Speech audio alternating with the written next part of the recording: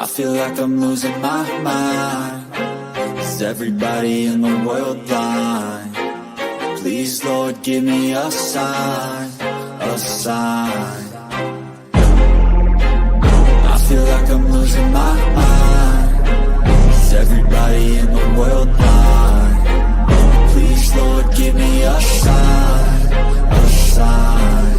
I wanna be the greatest. Everybody on the fake shit. I look around and feel like everybody is the fakest. I make this every day and I'm impatient, hoping one day I blow up from the basement. Statement, the top is so vacant. I don't hear shit that I think is amazing. Waiting for my day when I'm playing sold out shows for 1,000 faces. Hey, give me that crown, get in my way and to be put down. It ain't your place, all this my town. If I want that shit, then I'll get it right now. I'm losing it, the noose it fits. I'm losing shit, a stupid myth. You choose to live or choose to dip. You choose to fight or lose your grip and lose a gift. I feel like I'm losing my mind. Is everybody in the world blind? Please, Lord, give me a sign, a sign. I feel like I'm losing my mind. Is everybody in the world blind? Please, Lord, give me a sign, a sign. Yeah. There's no mercy in this world, just hunger-thirsty persons in different versions. Each new update, that shit worsens. Why? Pull back the curtain and you'll see the different vermin. We all have different burdens that all seem to cause disturbance. Yo, so do me a favor, don't treat me like a neighbor. Don't need the different flavors of your problems just to savor. I've got my own issues, I need a comb to get through. Don't need to groan with you, just go get your own tissue. I feel like I'm losing my mind. Is everybody in the world blind? Oh boy, oh boy. Oh boy, oh boy, oh boy. What's happening? What's happening? What's happening? What's going on, my peoples? Hold on. Hold up. Wait a minute. Let JT put something up in it. What's going on, people? What's going on, people?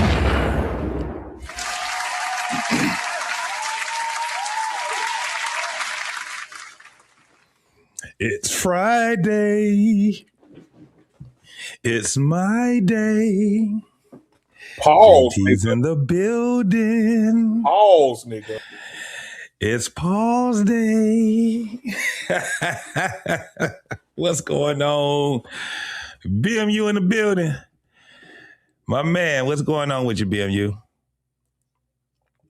Not much, man. Hey, just excited about the show tonight, man. Hey, y'all, JT in the building tonight, man. He got a couple of guys back here about to blow the lid off this bitch tonight. Yeah, man. Look at that. We got the old man right there. A Dick Payne is in the building. The toughest things any man has ever done is turn down a nice piece of willing, steaming ass piece of pussy.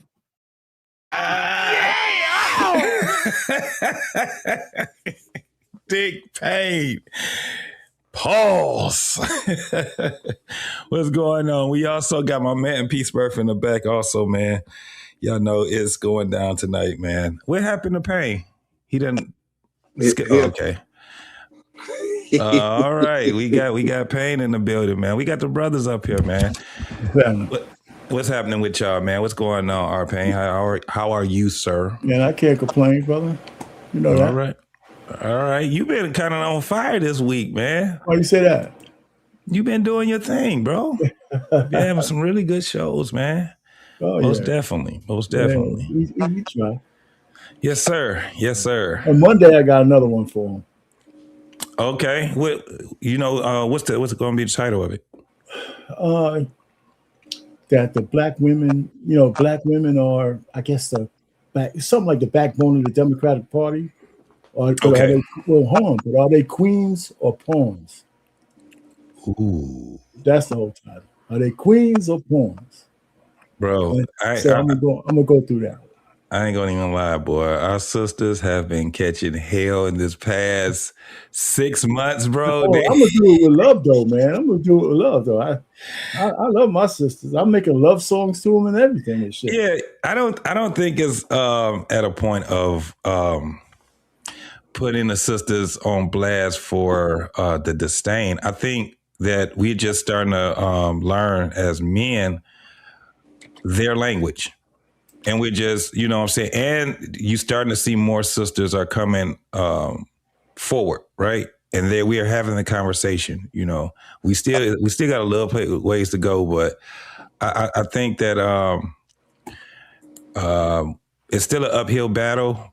But bro, I just these 6 months, I'm telling you, it's just, and it's not the men that's just doing it, it's the women that's doing it too. You know what I'm saying? I agree with you. Yeah. So I agree with you, and they deserve everything they get. yeah, most definitely. So, and it's basically, look, we just need a lot of our sisters and our brothers to change their behavior. That's basically where that comes from. You know what I'm saying? So, most definitely. Peace, Birth. What's up, bro? What's happening with you, my guy? Man, I'm fooling with y'all right now. I just entered to the shop to give me a quick lineup, possibly, you know what I'm saying? But, you know, we may be talking some crap tonight, so I'm on that type of time, too. Yeah.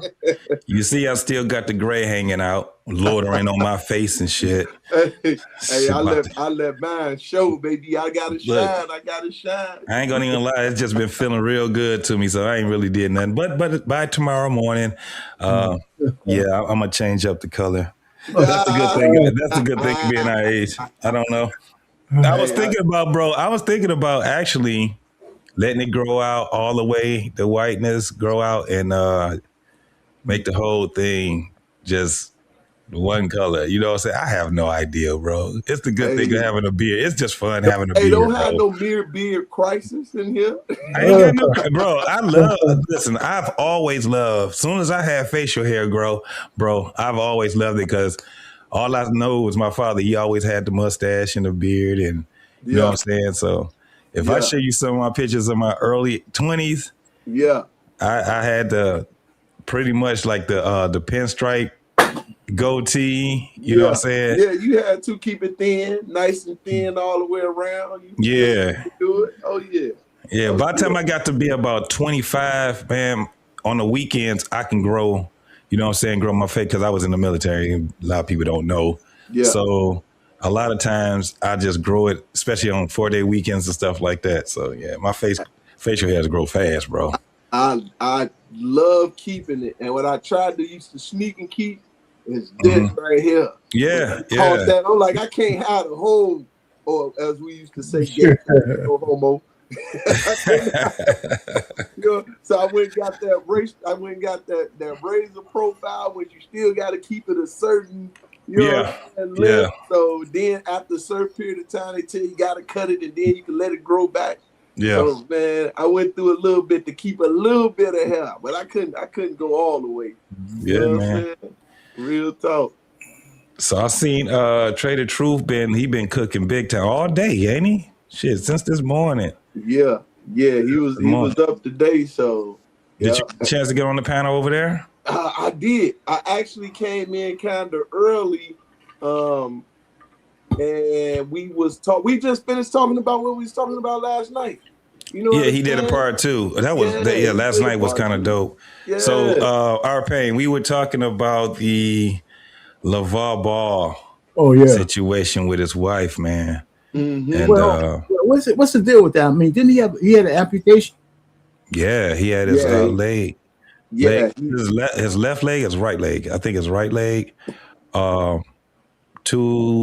think is right below the knee. I guess it doesn't. Okay, so he had diabetes, right? Yes. Yeah. So what's the deal with his wife? I mean, listen, he took care of her when she had a stroke. I know that much. Yeah. And he stayed with her. So 30 years. Oh, was she getting it on like that? I thought she was still kind of debilitated. I have no idea. That was the crazy thing. Let's brass tacks. So is she still strokeable or not? I don't know. I don't know. No. You still stroking that. Is his wife still strokeable or not? That's I what I'm don't asking you. know. No, his wife is. Yeah, he has a. She's pretty. She's still. Yeah, she's strokeable. You can JT, what still. you had to I'm you gonna get have to she could say get Yeah. typical Yeah, black she can woman. still. Yeah. And I mean, they can be beautiful at times, but when they get older, they kind of look mannish. You know what I'm saying? So that's the point of being with. You better stay with that man. Don't no other man look at you like that man look at you. Oh, unless she wants to have fun. Well, I thought about it. I ain't want to say it, right? Pain. I ain't want to say the fact that she had that stroke and was like, dude, the kind of asshole, and occasionally I want something different. You feel me? But I was gonna keep it to myself. But we barbershop talking, right? Yeah, no doubt. If you can't say shit in the barbershop, you can't say it at all. You can't say nothing. Wait a minute, man. Listen, fellas, let me ask you a question, all right? Listen, what's the only reason why a woman's going to leave a marriage if the guy ain't beating her ass or nothing? She wants to get fucked by somebody else. What else she going? What is she doing? Yeah. Why? I mean, we beat around the bush when a woman leaves a man, whatever the fucking reason she's saying, if she's still healthy and strokeable, she wants to get somebody else to bang that shit out. Period. And she's tired of her husband. He's no longer useful to her. And she's gonna extract whatever the fuck she can. And and that's it. Yeah. Everything else is just bullshit, man. Because that's 30 years, bro. That's crazy. Well, how old is she though? She might only be in her 50s. She don't have to be that old. She might be 59, 60. They probably got married young. Well, they both are. He's 63, something like that. Let me see. How old is I'm pulling it up now. How old is LeVar Ball? Well, I'm on his wife though. Yeah, he's in his 60s, so she might be a little younger than him. 58. She is 58. Whoa. She's still struggling with shit. 1967. 58. Damn. Yeah. Shit, man. All that shit's still working, man. And LeVar Ball is 58. Born October 23rd, 1967. So just a month before her. So 58. And both of them is kind of lame right now, and I'm using the correct term of lame. Yeah. So, hey, she may want to. No, she still has I think she still is using her cane though. Yeah, she don't need it. She don't need it when she laying down. So, and she's tall too. She's fairly tall. Mm-hmm. His wife is. That was his whole thing when he married her because she was an athlete. So what's the skinny one? What did he say? Why did she leave him? Did he say? I think it was just more irreconcilable differences. She wanted to do something different. He didn't go deep into it. He from what we gathered from the commentary that he gave in his interview. He didn't go deep. He didn't down her. He just said she wanted to go and do something else. It is what it is. And I'm looking at the quote now. LeVar Ball revealed that he and Tina Ball have filed for divorce after 30 years of marriage. She wanted to go and do something else. It is what it is. Heartbreak. Yeah. Oh man. They say he got a new girl. They say he got a new girlfriend, but is some little 25. Was that the girl that was behind him? Oh boy. I'm not for sure. If I can find it, yeah, little youngin'. You know what I'm saying, that he had behind him. He was talking some ass shit too, man. Yeah. I have to look at it. At what you call it. Yeah, so they showing a picture of her. Let me see. Things are awkward when LeVar Ball crashed out on his new girlfriend with cooking a delicious meal for Neon. So I think that was her. Yeah. See, hey, before we get to the main event, do you guys want to see the video? Why not? What video? Of him? Yeah, whatever. Him talking to the young guy. Yeah, go ahead. All right, let me put this up here. Let's do it. What's up, everybody in the audience too? If you're in here right now, man, make sure that you hit the like button. What We Know Podcast, Black Man Unfiltered. if you're over there on the Twitch side or Kick, make sure that you also show your love over there also. But yeah, and we are taking donations too, so don't be shy to hit that super cat. Yeah. All right, let's see. Oh, why did I do that? Here we go. Why did I go and do that and do that? Why did I go and do that and do that? All right, there we are. All right, let's go ahead and look at this. Shout out to my girl Reva. This is her video that she got. So we gonna go off of this take off of here. All right, here we go. Tina decided to go her own way. That's why you don't see it right here. But she want to go do something else, that's fine with me. We had our run. So even though she had the stroke and getting older, it was always beautiful in my eyes. I know how to rehab with Tina. It's not the soft stuff that people have been doing with her. She's an athlete. She needs rehab, a little more intense. Faster. Higher. There you go. 5 more. I'm going to do it for however long it takes to get it right. I had to get my foot and the fact that I had diabetes until I wanted to do something else. Now you're not as beautiful to me, but it is what it is. Real TV. Guys, it's Rebecca, and I'm back again with another video. LeVar Ball is going viral right now for basically exposing his ex-wife, and a lot of people have a lot to say about it. So we're going to go ahead and dive into the entire conversation. And of course, I'm going to give you guys my thoughts, my feelings, and my opinion on this entire situation. Now, if you're unaware of who LeVar Ball is, he played college basketball as well as college football. And then he ended up actually playing in the NFL for a little bit. Then, he ended up working as a trainer, and simultaneously, through building his life within the industry, he ended up having 3 sons and then successfully getting all 3 sons into the NBA some way, somehow. LaMelo Ball, 24 years old, currently a star point guard for the Charlotte Hornets in the NBA. Number 2, Lonzo Ball, 26 years old, now with the Cleveland Cavaliers. Number 3, LiAngelo Ball, 25 years old. He went undrafted in 2018 and had a brief professional basketball career in the G League. Now, people have looked at him as, like an honorable person, right? They've kind of looked at him for, inspiration, right? Especially if they have sons who they want to also get into the field. And they looked at LeVar and his wife Tina as a power couple, right? Like these two, they one was helping with the school while the other one was helping with the skill. So what was Tina's parenting style? I would say she got us very smart. I was gonna say that too. Education wise, anytime you need help, don't go to big fella, go to her. Now, him and his wife had been together for a total of 30 years, right? 3 decades. Now, just like long-standing relationships, right? They've had their ebbs and flows within relationships. One of their lowest ebbs being when she actually suffered a stroke, and he was the one who was very much instrumental in getting her back to health, helping her, doing her physical therapy with her. Hand back. No, Tina. No, nothing. You gotta go back. I'm telling you. You better put it back. Want some of these cherries? You want some? You gotta come in here, baby. You sure are good. I'll make you move.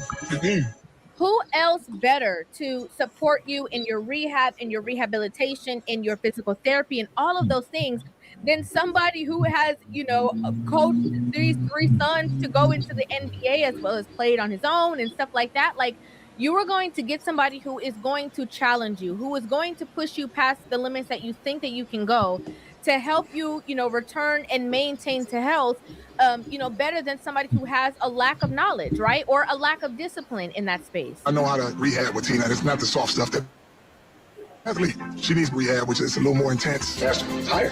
There you go. 5 more. I'm gonna do it for however long it takes to get it right. Good job. I'm proud of Tina, and I just enjoy her getting better each and every day. Now, he, nursed her back to health. She got better. Basically, is pretty much doing almost exactly how she was before she ever had any troubles. And then after that, he ended up having to get an amputation due to complications with diabetes. I had to get my foot amputated on the fact that I had diabetes. So instead of killing a big ball, they amputated my foot. So he sat down recently with streamer Neon, and he was talking to him about relationships. He was kind of like schooling him and giving him the game. And in said conversation, he revealed that his wife has decided that she no longer wants to be married and has filed for divorce from him. Tina decided to go her own way. That's why you don't see her right here. But she want to go do something else. That's fine with me. We had our run. Now, having a run in a relationship is one thing, but because of how publicly people saw, what it is that they went through, him being such an active, role in her life, it was hard for people to digest the fact that, he nursed her back to health, and then she decided that she no longer wanted to be there. So even though she had the stroke and getting older, she would never be like, oh man, she was always beautiful in my eyes until you say, I want to go do something else. Yeah. Now you're not as beautiful to me. He's like, she's been aging. She's gone through so many things. I've never, shied away from telling her how beautiful she is. I've never stopped showering her with love and compliments. The things that women complain that men don't do. He's outwardly saying, like, I continue to do all of these things. I continue to maintain all of these things. And now I look at her sideways because I, kept my side of the bargain. How could you walk away at this point? It is what it is, man. I mean, like I said, anytime you can find somebody you can stay in love with for a long time or for one day or whatever, if you can witness that love, that's good. I had that one. I mean, I feel like we could tell. I feel like we could tell how much he truly loved his wife, right? Like, even at times when they'd be at ceremonies and, they'd want to put the son in the middle, he always pedestalized her as well, right? Like, he always honored her being the only woman in the house, her, whatever the case is, he always, propped her up. And even when, he was doing things like, supporting her back to health and nursing her back to health, all you could see in the comments were women who were like praising him for, being such a stand-up guy and not leaving her, in the dust when that stuff happened.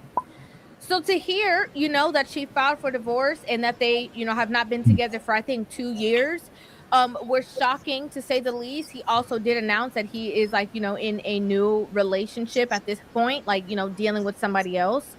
And I found somebody else, but it is what it is.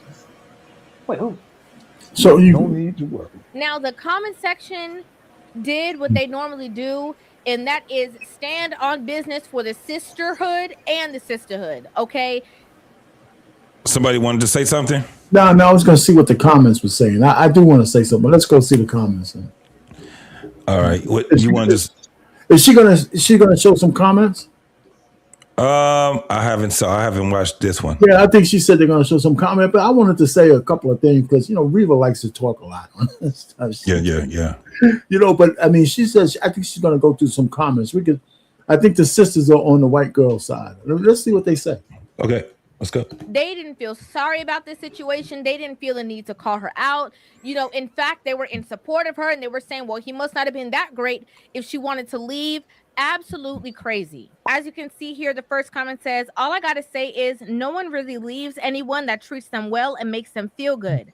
I don't really comment on people's relationships. We don't know what really goes on, and people can make things look really good. Okay, usually the ones stuck in their feelings are the ones who've done wrong. Stop it for a second. How many women do we see come up on TikTok saying I left a good man? Yeah. How many fucking women say I left he was a good guy, but you know what? The motherfucker wasn't good for me. So this comment is bullshit right there. Yeah. Women leave good men all the time. Yeah. Go ahead. Next comment says, I think we shouldn't take his word for it. For all we know, she probably wanted to leave all along, and it just so happens that he lost his leg when she decided to leave. We should stay out of this one. Next comment says, whatever, he got what he asked for, crying laughing face. Don't feel sorry for him. Next comment says, men are not nice patients, and just because he was by her side doesn't mean he treated her well. Next comment says, may he live in his preference. I thought that they always have the black men back, talking about white women dating black men. Now, obviously, a lot of people saw these comments. They saw that, you know, he was getting the backlash and people were skipping over saying like, hey, that's kind of trifling that you left him and he was there for you, regardless of what the situation was. And so somebody called it out. As you can see here, it says, where is the sisterhood on this? They always say men leave when things get hard. This man stayed by her side through her health crisis. He never left her. Then he suffered a life-changing amputation, and she's already talking about leaving to go do something more fun. If the roles were reversed, people would be outraged and calling the man every name in the book. Loyalty shouldn't only matter when it's convenient. He will find a much younger and attractive woman. She will be used for her money. Damn. Now, I think this is... What you guys think about that right there? What's up, Will? What's going on, big baby? Hey,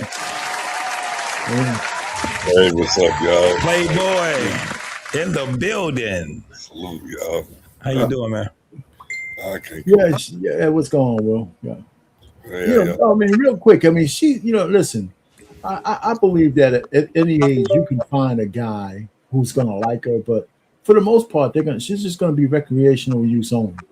Right, because the guy she wants is probably not going to want her, not the way she's going to want. So, but there'll be plenty of takers, right? If you're talking about just having sex, but LeVar Ball, he'll find somebody young because he has money. You know what I'm saying? Yeah.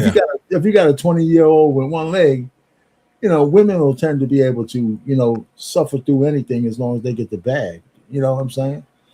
They tend to do that, especially a woman giving up the booty for chicken dinners and shit. I got a millionaire. I don't care if you got one leg.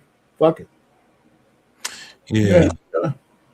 So what you saying? They out here with 2 legs and ain't shit. Let me try. That's right. That's exactly right. I mean, come on. Something.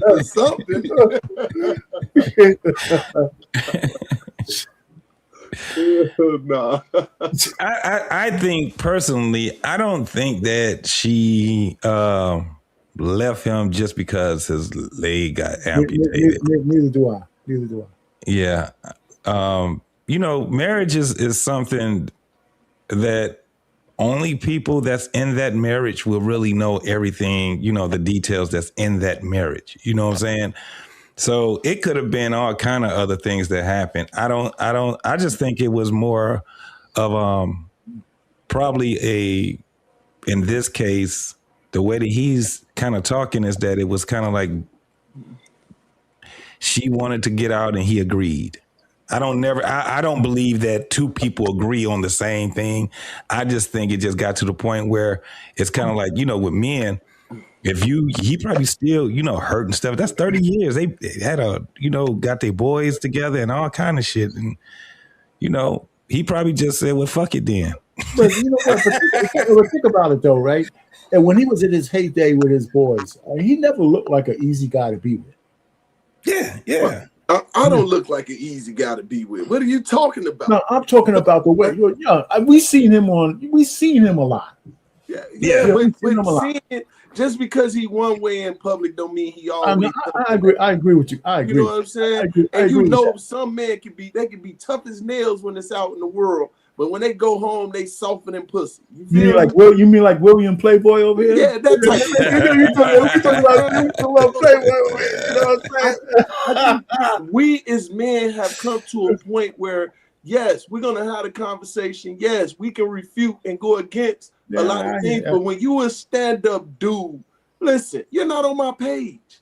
I'm a businessman, and this is a business. Marriage is a business, however you look at it. It's a business that may not be profitable as far as the world and the product, but there's still 2 people that's coming together that's saying, this is the part I'm gonna play, this is the part you're gonna play. And when you at a point whereas you hear nagging, you don't put your all in, listen, go ahead and do what you're gonna do. What am I to tell you? I done got that point to men as we had this conversation, right? They'll sit there and go back and forth over something that you heard me clearly stated my part. Well, let's agree to disagree. Hell no. We just disagree and I'm cool with that. Now we're going to continue talking because I'm not. And let's go about what we're going to do next. You feel me? That's all. Hold on for a minute. What's up, Eater Man? We also got Rockstar, but Rockstar, you may have to put up your camera, homie, because it won't bring you up if you don't have your camera on. Yeah, I just came up here to tell JT we beefing. We always beefing. When we Yeah, ain't I just beefing. want to let you know we beefing. Now what we beefing about I now? don't even want to talk about we beefing. I'm just joking. What's up, brother? How y'all doing?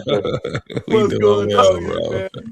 Yeah, man. What's up, Will? What's up, Art Payne? What's up? What's going on, man? What's going on? He's Uncle Smurf. I'm gonna start calling him Uncle Smurf. love, my nephew. I love you, man. What it do? Not much. I keep cooking. I'll just mess with JT. Every time I see him, I gotta mess with him. Hey, he said he ain't like your ass last night, so I ain't mad at you. Yo, that's my big brother. I ain't mad. I can't wait till I go to Detroit. I'm gonna hit him up on Instagram, Facebook, and everything I can. Let me know you here. He better show me a good time. I'm gonna talk about. I'm saying he let me come to his city and I ain't eat no good food. Detroit food is trash. I'm gonna start my YouTube page again. I'm telling you, that's. Hey, you crazy, man. do a whole hour at JT the Great Head. You feel me? I'm at his You head. see? I'll have recordings and say, remember he said that this was the best place to leave him in America. They ain't even got plumbing, Peace Smurf. I'll be like that on my live. look, hey, look at the water. Look at the goddamn water. I can see the parasites. Like how you see parasites, I can see it. Man, all this damn water, they can't find no clean water nowhere. 7 Great Lakes. These motherfuckers ain't got no good water. No nasty ass water. The whole time, boy. I promise. Yeah, man.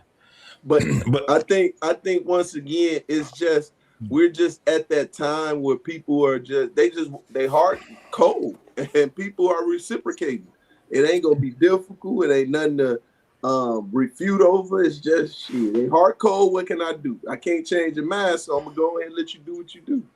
You know? I just think that this marriage probably just got caught up in the wash. You know what I'm saying? It's kind of like, I mean, motherfuckers have always gotten divorced, even after all that time. It's just in these times right now, it's just a fucked up message. You know what I'm saying? Yeah. Because it's like showing that, damn, nobody really is trying to stick it out to the end. You know what I'm saying? So that's kind of how it is. Because I'm just thinking like, she didn't put him on blast. She ain't never been in the forefront or nothing like that. They've always had, them two as a team on how they cultivated their boys. Just like you heard the one little clip where the boy said, if you want to get your education, don't go to big dude, go to mama. She gonna get you right. He was just good on other things and stuff. So they were definitely like a team when it came down to that. I just think that their story just got caught up in the wash, dog. I don't think that she out here trying to get new dick or nothing like that. It just took its toll. You know what I'm saying? I just think it had too many storms that they couldn't sustain. Like you gotta understand, it's hard to go through chemo, go through cancer, to go through that, and then his diabetes. He got his leg cut off, right? Like I just think that life was beating their butt. And he probably was surly as fuck, man. Somebody telling you that it's your life or your leg, you like, nigga, that's not a good. You ain't gave me a good choice. And I think both of them wasn't nice to deal with when they was going through that trauma. I think that's kind of what we don't talk about in marriage. Like when life hits you, the person that you typically take it out, and I'm not saying you should, is that person who land across the bed from you, right? Yeah, we want everybody to be the mature and say, "Oh no," but I understand, man. Losing, he's an athlete. Imagine him losing the leg, now needing more assistance. It sounds like he been independent, kind of how he talk. He been independent, and then I think she just felt that where he was at in life, she could not have helped him. Yeah. And he might need to bring in a young girl to nurse him and all those things, right? So it's hard. Like I said, it's hard. but I'm not justifying divorce. I want to be clear. I wish people would stay together forever. It sure sounds like. No, what I'm saying is, I can understand No, I hear you. the trials and tribulations, because before I lost my grandfather, I seen I seen a couple things. So my grandfather was married to my grandmother, and then she died, right? And I seen my grandfather take care of his second wife his whole life, and then I seen him start deteriorating before he died. Like, you know what I'm saying, going through colon cancer, all these different types of cancers he went through, and he was a tough person to deal with. And I say, like, shout out to his wife. She stuck it in. She took care of him. She nurtured him. And I think she should, because he took care of her for 40 years. So it's her turn, right? But I could just see that, once a man is not being able to be in that position that he's been in for his whole life, how it can be challenging. But I think she should have stayed. I want to be clear. Hey, go ahead, William. William had his hand up. Hold on, let me introduce my man, Rockstar. What's going on, Rockstar's in the building, boy? What's going on? What's up, brother? What's up, Tim? Yes, sir. Yes, sir. Damn, boy. I ain't get that, JT. I ain't get no. No, I ain't doing that shit. Damn you. You from Chicago. Hey, speaking of my defense, this is my first time on the panel on the show. So. Yeah, you ain't gonna get that next time. I'm just letting you know that's one time. I was feeling kind of salty about that shit too, man. A little bit. You know what I'm saying? Go ahead, Will, man. What you got to say? JT, though, no, to be honest, I think what we missing out on marriage now is for better or for worse. That's the main thing. Like, you took a vow unto God, or whoever you serve, but you still had to make a vow to your wife and your husband. I think that we know that LeVar Ball, he's very demonstrative. Like, he's the most demonstrative, but he did one thing. Well, he told everybody, my 3 sons are going to the league. Now, that came at a cost, and you could tell that maybe she didn't like that, but I know she's proud that all her kids made it to the league in some point in time. And people forget she was an athlete too. Right. So they both struggling with the fact that I'm not the same. We're older. The difference is, where were the kids to even help with the parents as well? They should have the best care ever. That's true too. That's true. You can tell that LeVar, he was very demonstrative. He was very vocal because he did do one thing. Hey, I'm gonna push all my kids, and he wasn't like LeBron and all of them. Good night, wife. He wasn't. He's not like LeBron and pull strings to get his kids in there. He just made the world be aware of their gifts. They were very talented.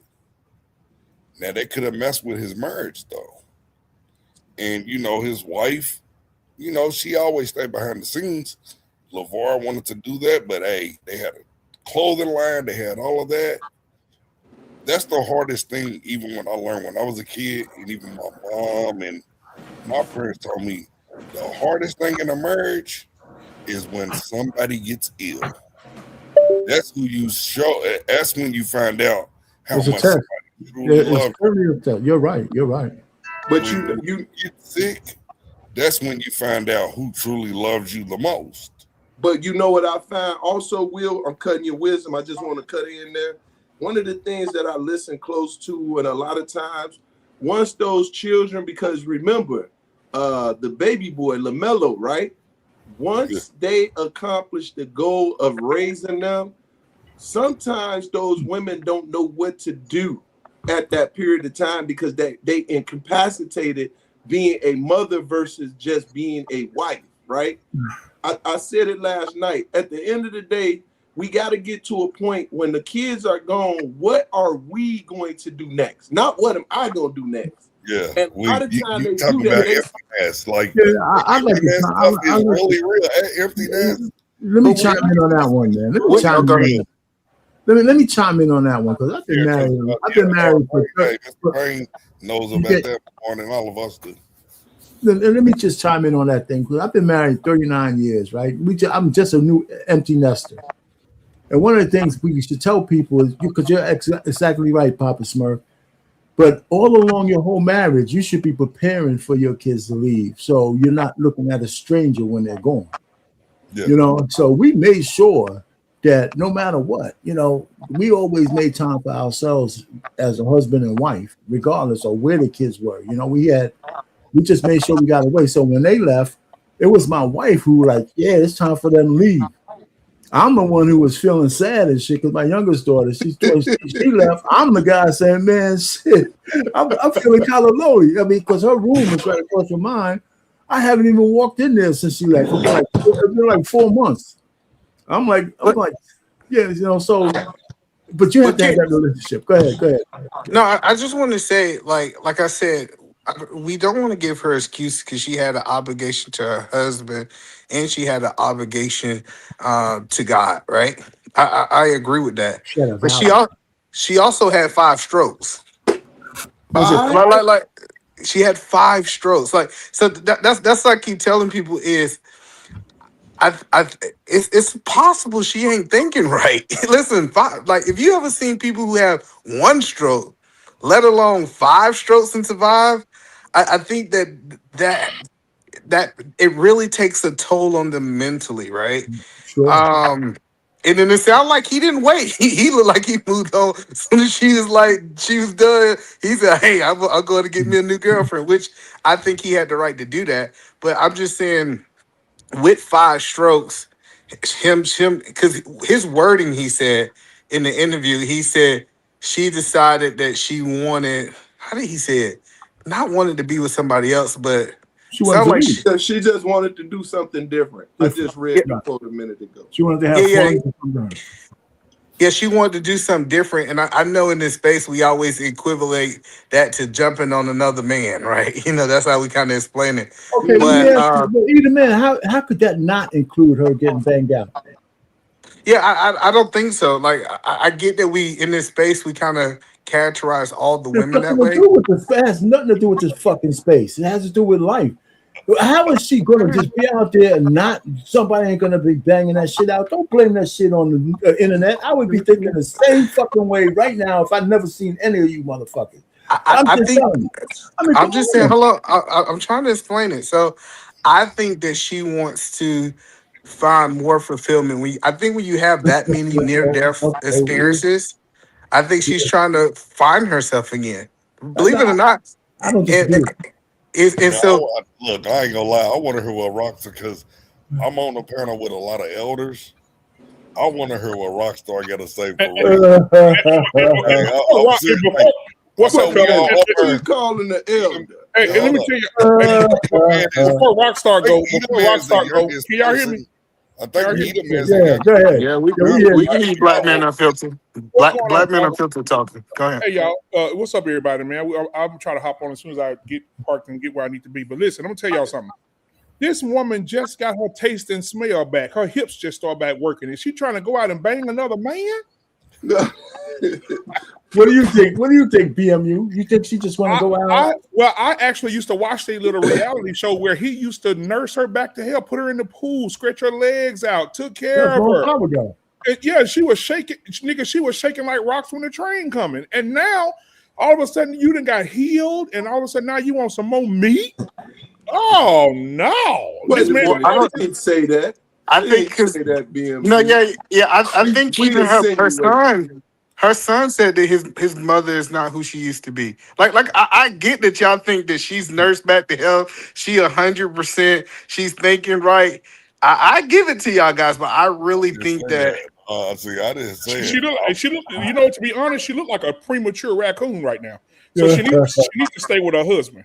Yeah, I don't think it doesn't. She don't need to be completely healed to bang somebody. My bad, Rockstar. My bad, Rockstar. You can go ahead. My bad. I'm sorry. Oh no, you good. You good. I'm just waiting on my turn, man. I'm just. Do y'all think sex? She might have took sex off the table and he couldn't deal with that. Yes, it's possible. Look, it's all possible. It's all possible. Look, man. It can. Go ahead, Rockstar. What you got to say, man? First of all, let me say this, man. Ever since this news came out, not as a man, but as a human being, I've been utterly disgusted by a lot of the rhetoric that I've been hearing on the panels concerning this subject. Okay, let's make one thing clear. Let's just for a second. Let's remove all our assumptions, right?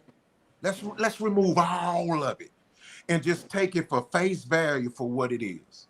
We talking 30 years, man. For better or for worse, like Willie said. Both of them had life-altering illnesses, right? One that lost a leg, foot, other one had a massive stroke. Both didn't have to go through rehabilitation or whatnot, right? Here's the thing.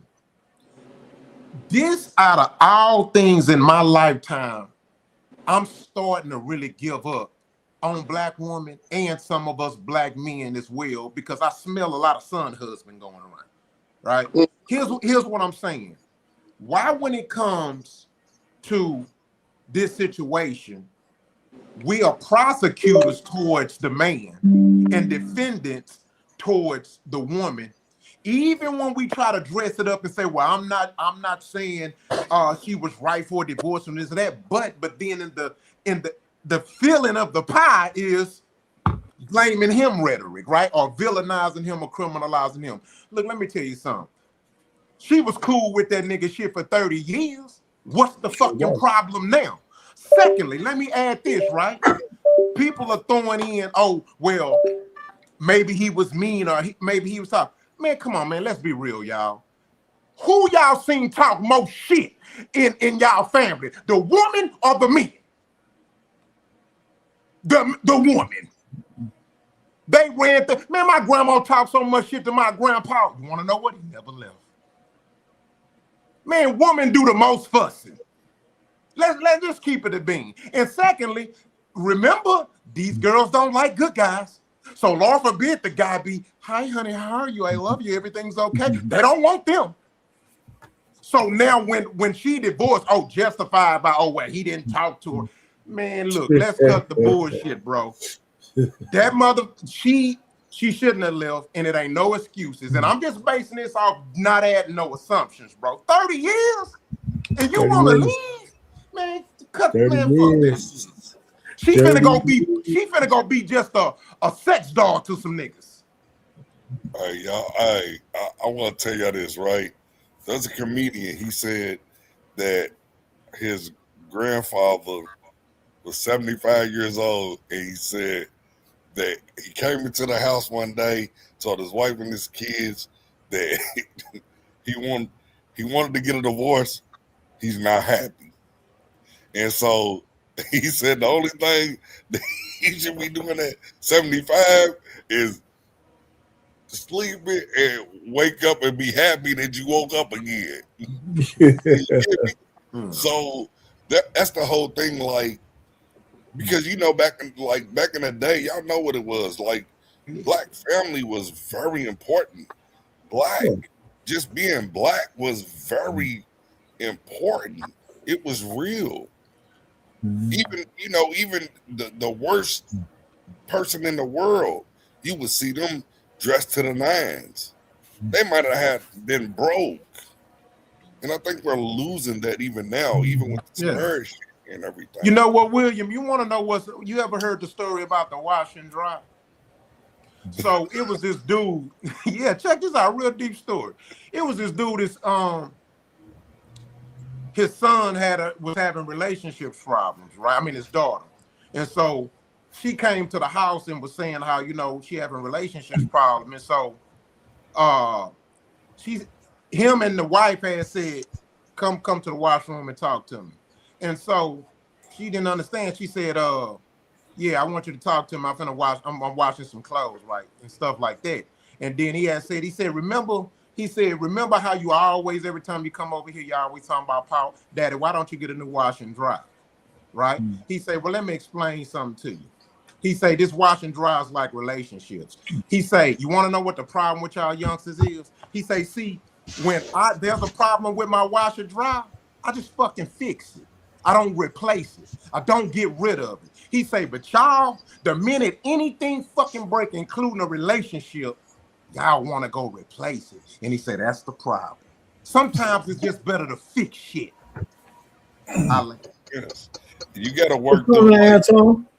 What's going on, old man? What's going on, fellas? Art Payne this too. Art Payne. Yes, sir. I've been married for 39 years.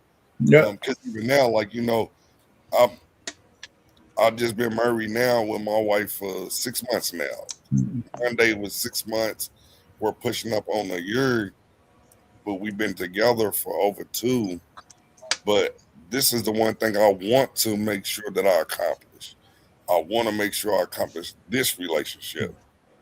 Every other relationship in my life I've dealt with, but this is my 3rd marriage. But this is the one I really want to accomplish. Right. I want to make sure this shit, we die out like the Bloods and the Crips. I already told her this is what it is, and guess what she said? Yeah, it's the same, nigga. Like, but hey, me and my wife. Let him finish saying what you want to say. So I know I'm not one word, and she said that, but Art Payne, you've been married for 39. They were married for 30. What is your method? Well, listen, man. One of the things that, first of all, I didn't find marriage that difficult.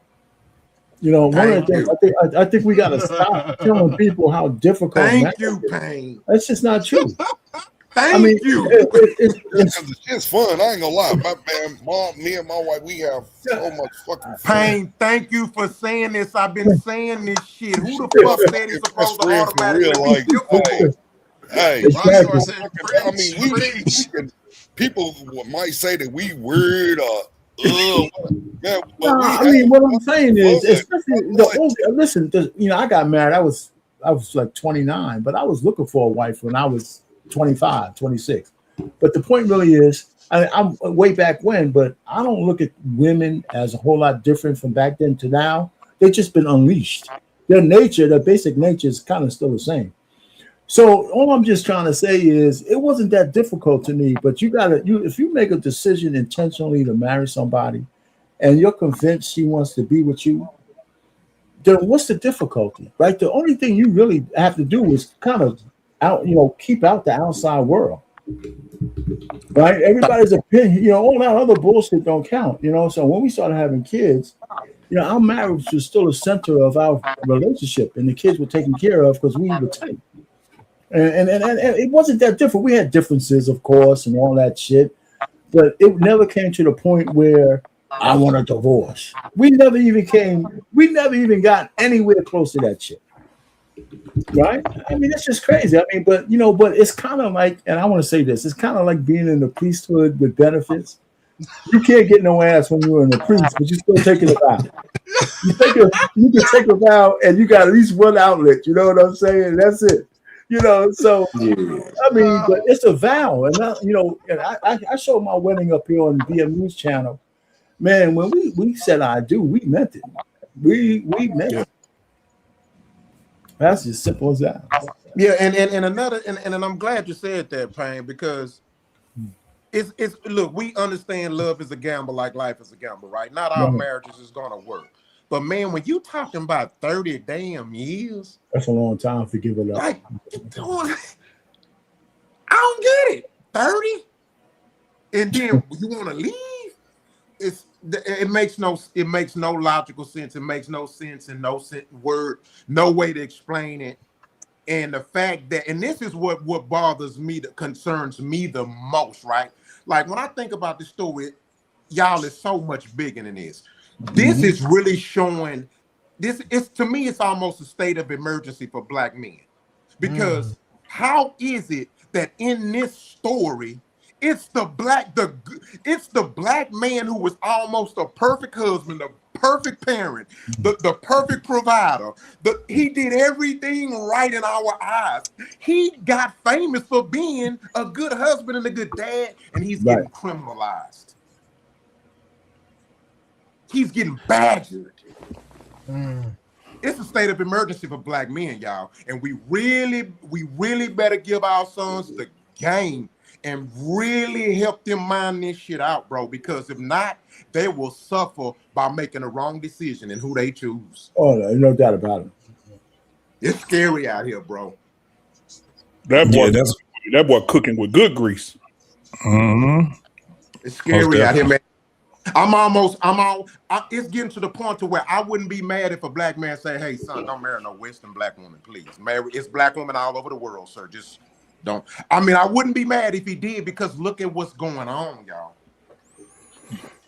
It's scary. To a white woman, though, rock star. I think just the. They supposed to be the most loyal, right? Now look, you love who you love. I ain't mad at that, but me, I love my black woman. That's a stereotype, right? That's right. I love my black woman. That's all I'm saying. See, the feminist movement was moved a black woman. She married her husband, and she divorced him because he's a millionaire. She gets something. She was a white woman and made all these. Back to the streets with you. made all these mixed races. All three of them rich. Matter of fact, they helped her get rich. So, like, I don't get it, man. I think it's just. I think it comes from just the lifestyle that's been lived in America. You know what I'm saying?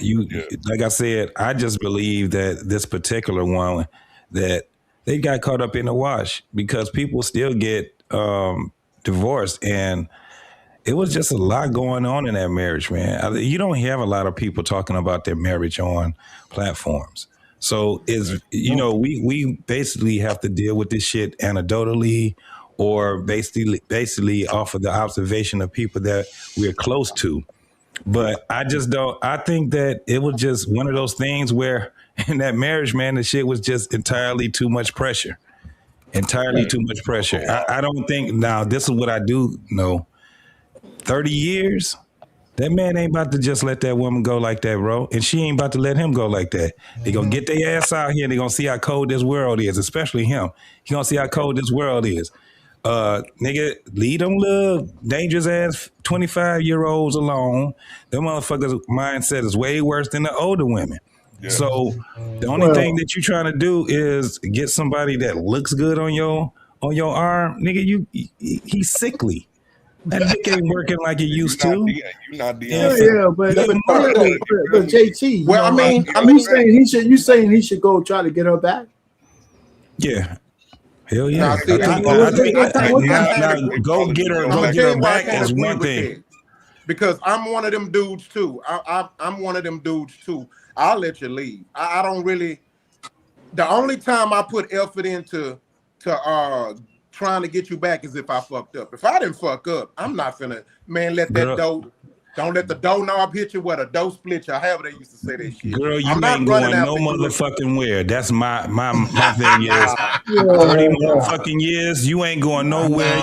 Because for one, I don't want you getting your ass out here and getting slutted and scudded out at the age you are, and then you're gonna be trying to come back to me anyway. So you ain't going no motherfucking way. So now you done got half, and then you bring your ass. Listen, you bring your funky ass. No, listen. Bring your funky ass back here. No, come on. Let's be bring your funky ass back over here. But here's the thing, though, JT. Here's the thing, though. Because I had you for 30 years. But here's the thing, JT. You're not wrong, right? I don't blame you. It's more than one way to skin a cat. I'm just saying how some guys are different. Because you not wrong. You pose to, hey, you don't let what's yours go. I'm just saying, for me though, if I didn't do anything, I'ma test you. I'ma see shit. Let me see. Walk out this motherfucker. Let me see if you're gonna leave. Bro, both of them motherfuckers can't walk no farther than 10 yards. Fuck that. You bring your crippled ass back here. We get a different room. We got all this fucking money. But JT, it makes it even more. It makes it even more of my point as to that's crazy that she left. You know what I'm saying?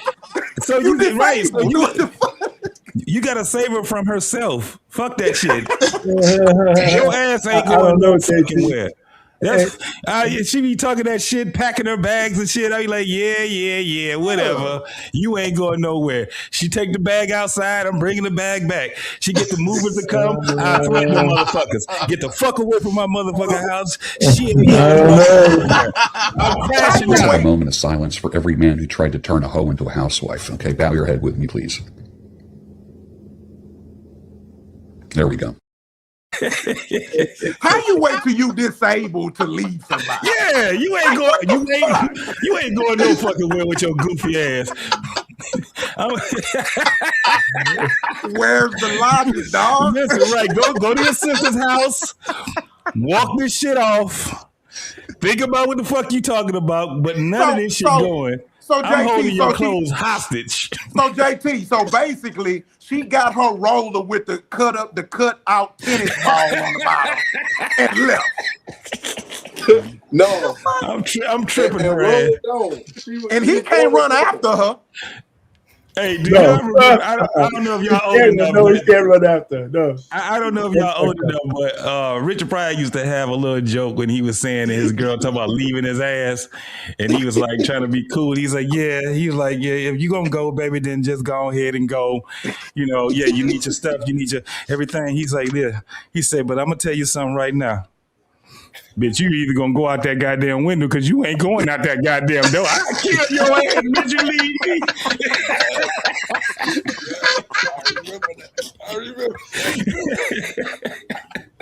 You ain't going no motherfucking where. The ball said, I let her go, man. She said, hey, Antoine, what you got, man? You got something? You got something? Go ahead, man. Oh, man. But, honestly, the best example I have in making it work are my parents, and they got 56 years married. Wow. So, yeah. How old were they when they got married? They were teenagers? No, they were in their, my dad, I believe he was actually, I think, close to 30. I think he was about 30. My mother was in her 20s. My dad's 85 now. My mother is 78. She'll be 79 in November. Okay. They knew each other growing up in Haiti. My mom came to the States in 64. My dad came to the States in 63, even though he left in 60. Let me just say this. You know how blessed you are to still have both of your parents? Yeah, man. Yeah.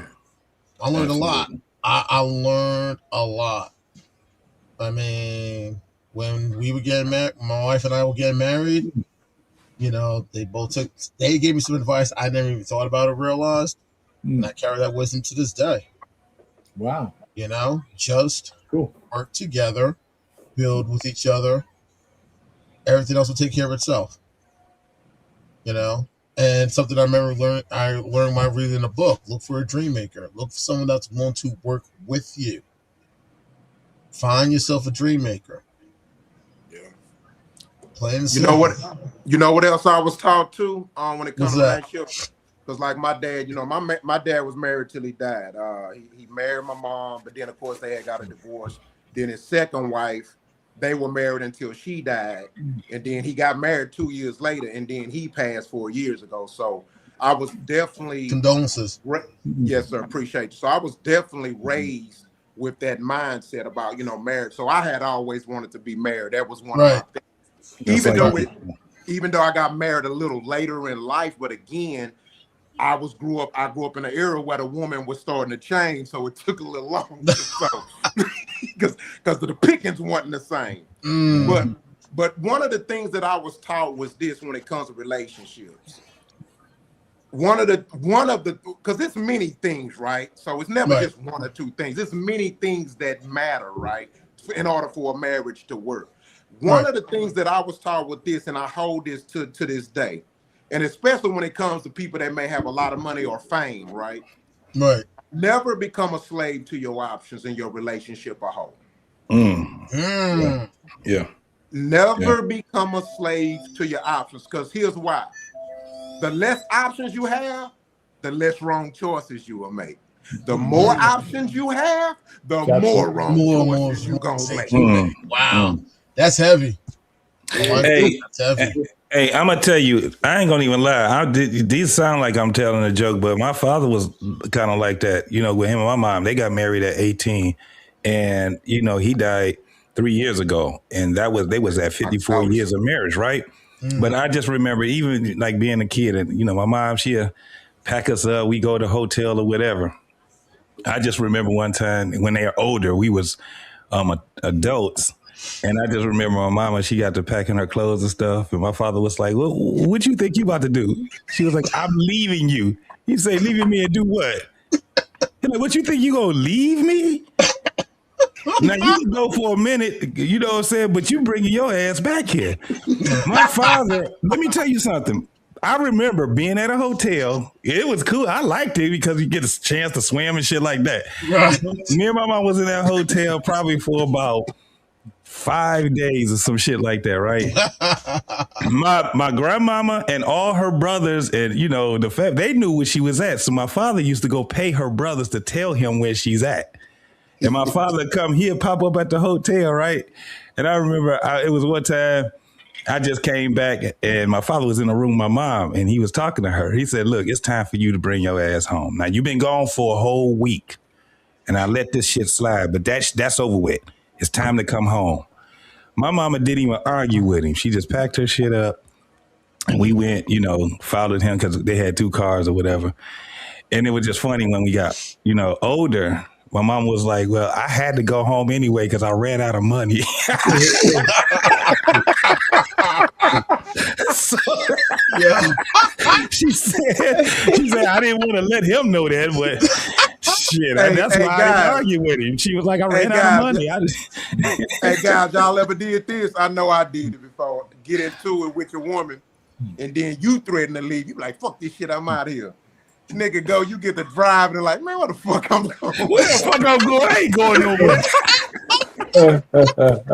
Look, go to the store, get you a little drink or something. Yeah, I go to my cousin, go chill with him about 2 hours talking shit. And look, and you want to know what's funny? He already know I'm going back home. Hell yeah. You get the man out, you be like talking shit. So what you say? So Rockstar, you say you been there for 2 hours, Rockstar. You said yeah, she learned her lesson. She learned her lesson. I'm going back home. That's it. You know what I'm saying? Yeah, that's funny. And then you start the conversation off with this. We got to stop doing this shit, man. This is some bullshit. I ain't gonna lie to y'all. I did that shit so many times. I'm like, right. Hey, JT, my first wife, though. Yeah. She said, if you walk out that door, don't come back. I did. Wow. Hold on, William. We were married for 7 years, though, y'all. And when she was like, if you walk out that door, don't never come back. And then she got mad because you never did come back, did she? Coming back. If she got mad. Don't come back. Whoa. What? And then she asked you. I already have my shit packed up anyway in my suburban. Like she didn't even know. She didn't even know. You was already. All she had to do was just say something. Y'all like she said, if you leave out of here, because you know how they do. They get mad. Don't you ever bring your ass back here. So JT, right. What the hell are we supposed to say about the topic tonight and shit, man? Oh, bro, I got it already locked, cocked, and ready to rock. Now, so the thing is this, and that's good that we can segue into this because do you guys agree with this? We got some dumbass fucking adults, young adults right now, and some dumbass fucking kids. Like dumb. Can I do something before you go get started, JT? I want to share something with the fellas about, you know, how baby boomers are cool and shit. Before we get on the baby boomer topic, just hang on. I'm gonna share this shit with you guys. Hold on. Oh, you got something for us to watch. Okay. Oh yeah, I got something for y'all to watch. Shit, our pain surgical with this shit now, boy. Yeah. I was gonna date shit on the.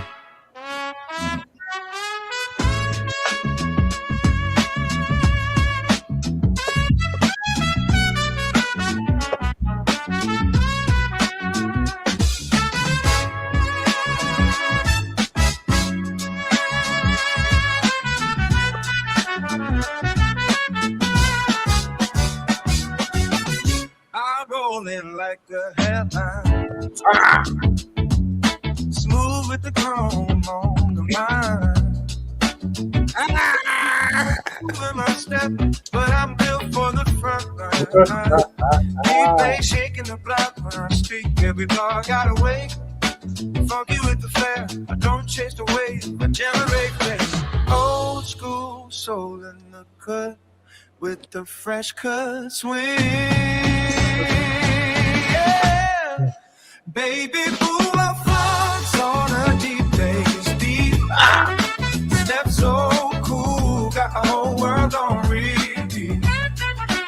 Hip hop pride with the velvet smooth heat. I'm the old school kid with a new school cheat.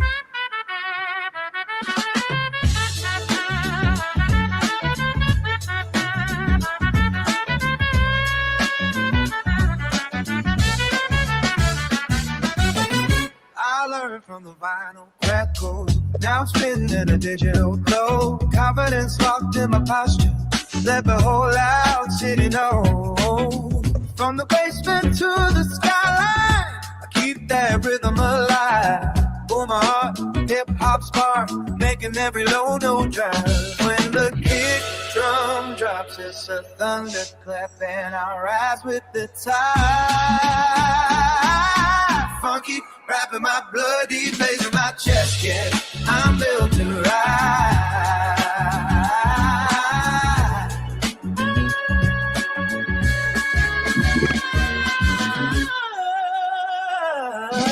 Still got the funk, still got the roar, still got the swing.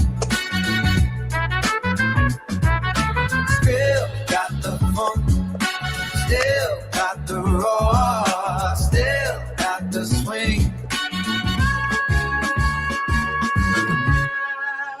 Baby, pull my funk on a deep bass beat. Step so cool, now the whole world on repeat. Hip hop pride with the velvet smooth heat. I'm the old school kid with a new skin sheet. Yeah, I keep it confident, loud and clean. Favorite baby boomer with a bass line.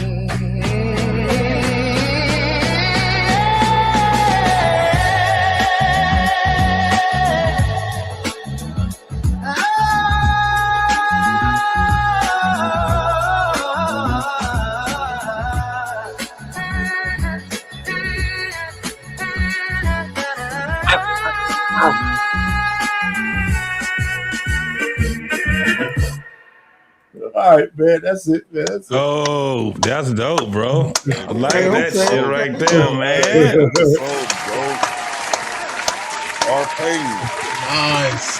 Hey, that is really dope. I got a show to do next month, 11th, because I do spoken word. Hey, man, listen, it's all free. There's no copyright on that. I'll put the link in there, man. That is dope as hell, bro. That's nice. Very dope. Yeah, I like it. I like it. Yeah, man. Yeah, man. So we're gonna talk about baby boomers. I thought that. Listen, I've been fooling around with it since this AI shit, man. And the whole thing is that's great because all the scenarios I come up with, and I just plug it into these tools, and it takes it and makes it real. You know, and I don't have to do much. Just give it a one-liners, a baby boomer funk, and they come up with the lyrics and the song, and then it's the audio. Then I can take that to another tool, make a visual, and I put the setting. I want to be in the studio. I want to have this. I want to have the cigar and all that kind of shit. You know. You probably need to put that right there for like right at the beginning before you start the show. I was gonna show it on Monday, but I thought since we talk about baby boomers, I'll give y'all a sneak peek. I'll give y'all a sneak peek. Hey, that was dope. Like, I love my boomers. You need man. to open up with everything that you do, because that was dope as hell. I'm glad that you gave us the exclusive. Like, I ain't gonna lie, like that's dope. Hey, me and my brother, we've been working on my podcast, and now we got our, I got my logos and stuff done. To through AI as well, and me and my brother have been working on that for a while. And we have another trademark. We already been it's already been trademarked, and we trying to do that with the HBCUs. Okay. Wow. Hey, man, that is so fucking dope. Like, and who gonna shit on the baby? I can't stand when they shit on the baby boomers. Exactly. My Will. parents are dope. You Yeah. know, my father's not here, but my mom, hey, y'all know her story. She got brain cancer. That motherfucker, she's still cool as hell. And hey, that's my baby. That's my real woman. She'll have you dying laughing. You can learn. I had to call her yesterday just to give me some mother advice. You know, baby boomers, I don't know why they do this on YouTube. You can still learn from them. And sometimes you need that. You need that wisdom. You need I that promise knowledge. y'all, I needed my mama so bad yesterday. I didn't know how much they hated baby boomers until I came up on YouTube.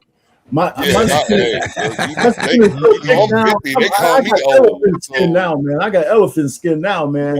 I just turned 50. They call me old. So you know that. Hey, but I'm like, I really needed my mother because she's an extension of my father, God rest his soul. But yesterday, I needed my mom. Yeah, I hear you, man. She got brain cancer and all of that shit. But she still has mostly of her faculties. But yesterday, I needed her. And she did not disappoint. And she talked to me and my wife. That's what's up. And that's good. When I tell y'all I needed that, a baby boomer, yes, I'm always need my, I'm always need my mom. Well, I'll put the link in the back chat. She's 70. Anybody wants to You know what I'm saying? She's 70. So, and even my mother-in-law, she lives with us. She's 76. So we can get that. But I needed my mom, and my wife needed my mom. Yeah. It's good. And then when I tell y'all, she had us feeling so much better because we working on our shit because our marriage is straight, but it's the extra things. Me raising my niece, my wife's helping me raise my niece. We raising my niece. Right. Yeah. It was so dope because my mom, that's that little girl up there, that's her granddaughter. But like she said, hey, y'all keep pushing. And my mom and my stepfather been married for 30 years. Oh, there you go. As well. It's just good to see, some of y'all heard been married that long and get that advice and everything as well. Yeah, they wives don't like their ass, though. No. They tolerate these niggas. Hey, listen, man. You know what, man? And JT, you said you're going to show us something, man. Listen, my wife likes to collect things, right? Yeah. She likes to collect things. I told her, I said, listen, you got to get rid of some of this shit, right? And then I thought, I said, yeah, because she can't throw away anything. So I got to make sure I'm the guy to throw it away. And so I told her, I started to think, wait a minute, let me think a little deeper. Since she can't throw shit away, maybe that's a good thing for me because she can't throw me away either. You know what I'm saying? She can't throw that away. She can't throw it away. So maybe I shouldn't try to change her, man. You know what I'm saying? That's a good one, man. See what I say about the baby boomers? Hey, I'm telling you, the only thing you gotta do is just look at her and be like, "What you gonna do? Leave? That's not an option." They ain't leaving nowhere. You know what? I'm sitting Papa there thinking Smurf, are you about married? it. Hey, Papa Smurf, are you married? Yes, sir. Oh, okay. All right. I think everybody up here is married except JT, who's been there before. JT married. He just ain't documented. He over Yeah. he over there, baby. Oh, he an illegal immigrant. Come on home. You know what I'm saying? Come on home, man. Yeah, go get your green card, I've been out JT. there. I didn't like it. I don't want to do it no more. Come on. Get your green card, Come on. JT. Come on. JT's the one who got to come home. All right, now JT's I the one who gotta come home. Bring your ass back here. Well, I'm going to if I do that shit, it's going back to the original. I'm not doing none of these new friends, these new girls. No, it's over with. Spinning the block is my thing. So I hear you. Man, get your foreign black woman, man. My wife Nigerian. Nah, I ain't going. Look, 7 years in goddamn Germany. Nope. That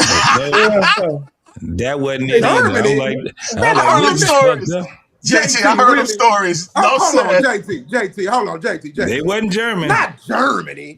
The only black woman out there is the one who come from America. Somebody lied to you. Shit. I'm just being sarcastic. Sarcastic. You go to Mannheim, Germany, you think you in goddamn on a South Africa somewhere, bro. No. I'm just being sarcastic. I know. No, it's but you know. But Germany, let's be real. The Western influence is crazy there. Yeah, hell yeah. So that's my point. So they kind of tainted. They tainted. Oh shit. It's just like being here. Shit, it's that's my point. Yeah. See, and a bunch of parts of Africa, they not tainted like that. So yeah, that's all I'm saying. Yeah, that's a big continent right there, bro. That right there. You I'd have been to find you some 4 countries out there now. So the one thing I learned about going to different countries is that the original people from there a lot of that shit is like America, because you got spaces, bro. Like they have a Chinatown in Germany. They got they got a place. They got places in Denmark. That's what I'm saying, where you would have shit, especially if you go to Belgium, the Netherlands. Yep. You know what I'm saying? Belgium right now is overtaken by a lot of immigrants. Like 90% of Belgium, not Belgium, the whole spot, but when you look at UK Brussels. Yep. I did. If you just look it up, man, you will see that Brussels is a big ass ghetto right now, and it's overtaken by fucking immigrants. 90%. Paris is the same way. Paris is the same way. Yeah, Paris is another one. Yeah, Paris is another one. I've been there before. New York City is another place. Let me tell you something. If you go to Paris and try to think your ass is gonna live in Paris, I guarantee you'll run your ass back to New York. Them niggas crazy in Paris. Yeah, that's all it is a New York and Paris. Man, the first time I went downtown in Paris, dog, I said, what the fuck is this shit? Paper all everywhere. You got the Eiffel Tower right there in front of you. Yep. Man, that shit dirty as hell. Beautiful. What arrondissement did you go to? Say that again? What arrondissement did you go to? What neighborhood did you go to? Matter of fact, I stayed the fuck out of the fucking neighborhoods over there. We went one night. I stayed in visitor. One night I went to a what I thought was an African club. It wasn't. It was a French club. It's just a bunch of black French motherfuckers. Shit was live as hell because I was young during that time. But bro, everybody smelled like butt crack in that motherfucker. And so, that type of a club. Instead of paying they give you a card, right? So instead of you paying to get in, you pay before you get out. Yeah. So basically the card was for you to have drinks and stuff like that, you know what I'm saying? Now if you lose that fucking card, was back then they had francs, so it was francs. They had francs. And it was 50 francs if you lost that card, even if you didn't buy anything. So man, you can have that 50 francs back then. Yeah, back then it was. Yeah, that shit was crazy, bro. So it's funny, man. So what you got for us, JT? What we got? We got some video? So yeah. So this is the thing. Now on the title is the white boomers and Gen X are just better at life.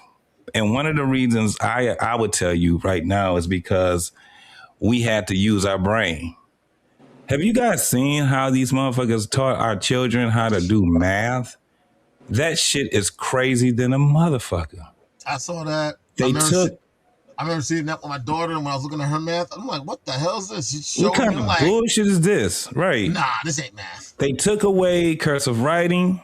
So I'm trying to figure out how motherfuckers are signing their names now, right? You know, that was one of the things where you can actually tell a person's, you know, how their handwriting is. So they can't read it, they can't write it.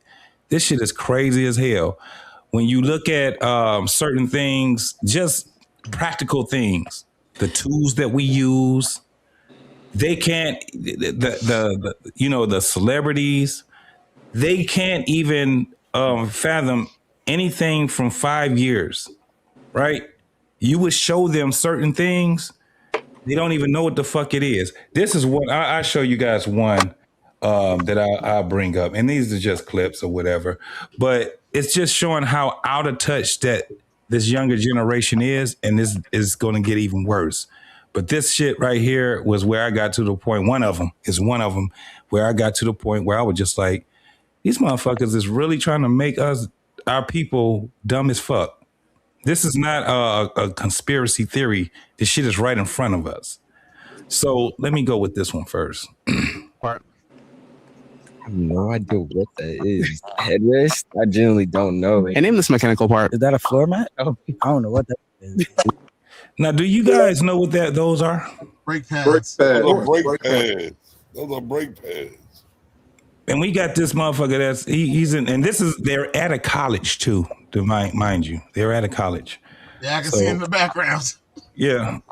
Roof of a car? And this mechanical part. Magnets. I don't know. And name this mechanical part. A seatbelt? What? I don't know what the fuck that is. And name this mechanical part. What's that from? That looks like a fanny pack. Like, And name this mechanical part. I have no idea. And name this mechanical part. Visor in the car, like you pull down. No. The radiator. Radiator. It looks like a rich person's eye mask. And name this mechanical part. It's like something you put together like Legos or something. It looks like a blindfold. Is it like a camera strap? Like a rear view mirror? Like I really don't know. And this mechanical part. virtual reality glasses. My little brother has those.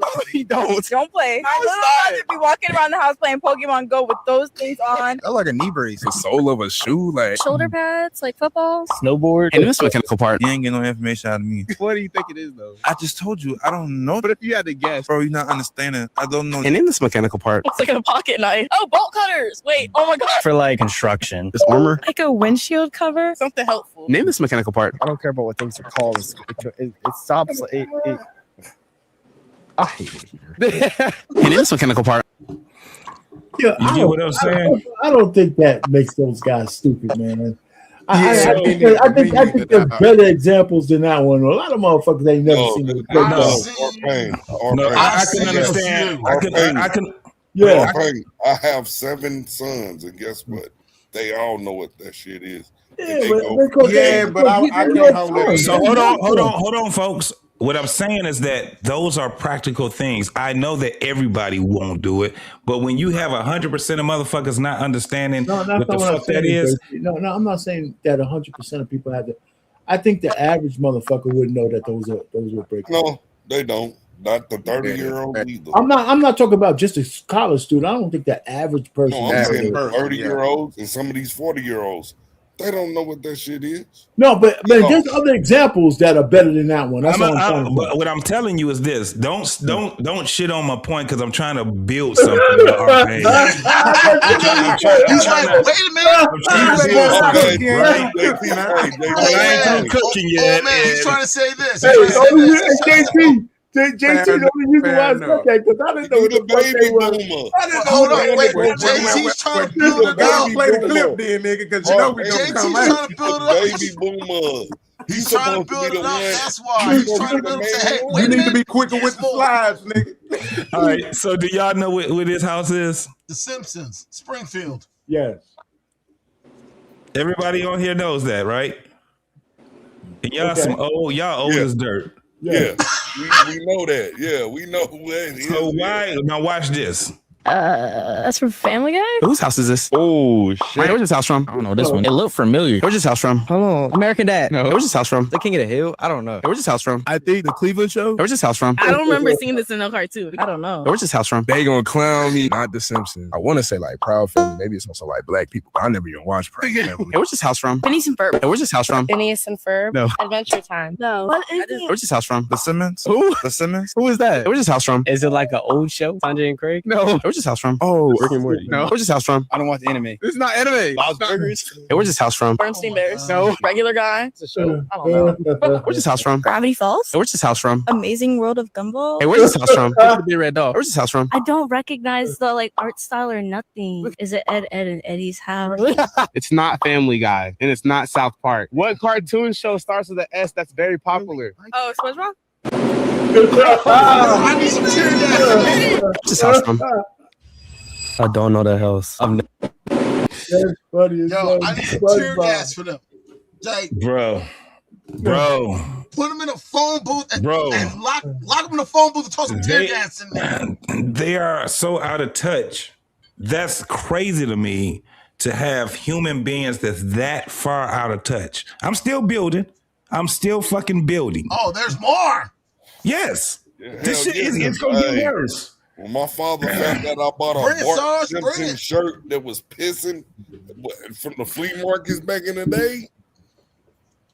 Listen, I'm just saying. our kids is out of fucking touch. Now, let me ask you something. Arpay, Yes, sir. let me ask And you. then Let me ask you to read that. Can you see it? Nah, I can't see that clear, man.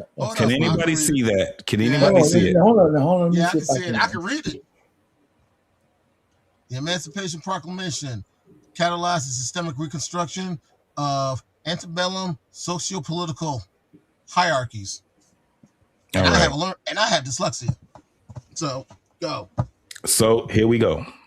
the Emancipation Read this index card. The Emancipation Proclamation Proclaim catalyzed a systemic reconstruction of outer bellum but it's hot, man. soulless political You sound it out. Yo, let's do another card. karaoke. Read this index card. The Emancipation Proclamation categorized. Read this index card. The Emancipation Proclamation catalyzation of stimulated systemic reconstructing of antebellum social political damn hierarchies heretics. Read this index card.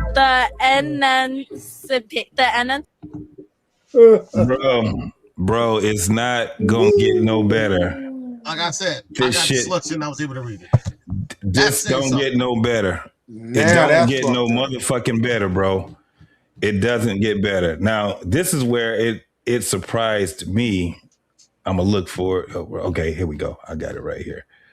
This shit right here is what really surprised me. Okay, here we go. This shit surprised the fuck out of me, and I'm like, yep, they out of touch. Zelma, I learned cursive. Can anybody read that and tell me what that says? Zebra. A zebra. All right. Okay. Good, class. Now watch this shit. In third grade. Read this word. Hey, the word up on there. You gotta go to another card. Read this word. This cursive? I can't read cursive. It's a Z or a Q. You tell me. What that say? Yeah, yellow. Read this word. Your spelling sucks. Read this word. Corella. That's a J. J. Cursive. Read this word. Cursive. What the Read this word. Creamer. Romo? It said creamer. Jarella. Next word. That was just a hard one. Read this word. Yalra. It's in like Spanish. What the Read this word. Zalan? Mama? What in the world is it? It's like a loop. Cursive. It's cursive. Read this word. Is that a word? Read this word. What is the first letter? Read this word. Zalero? Selena? Helpra. Read this word. Cursive, that's what this is? But what is it saying? I'm asking you. I do not know. Read this word. Telegraph. What's the first letter? Y or G? It's a Z. It has stripes. Zebra. Read this word. Oh my God. Hey, listen, man. We gonna, hey, man. Hey, Them people drunk, My man. 14-year-old. JT, nah, fuck that. Fuck that, People Ron. drunk. Fuck that. My 14-year-old writes in cursive. You JT. know all that shit. All my kids know all that, and my grandkids. At I least think some if of he them knew it did was that on a cursive. college campus, it would be a totally different outcome. No. It'll probably Yes, it say, would. Yes, it Really? would. Really? Yeah, a Okay. college campus Hey, is a hey, college JT. campus. All right. Put it like this. Put it like this, JT. I found this out here in Jersey. They're going back to teaching cursive starting the upcoming school year. They're gonna have to, bro. I don't know why so my point is, I don't know why they stopped doing it. They said it was They need more irrelevant. slaves. Just like the math. If you see, I wish I don't have the clip for the math. The math, dog, we talking about something as simple as 12 times 13. When you see how complicated they made this shit for these fucking kids, I said, ain't this a bitch?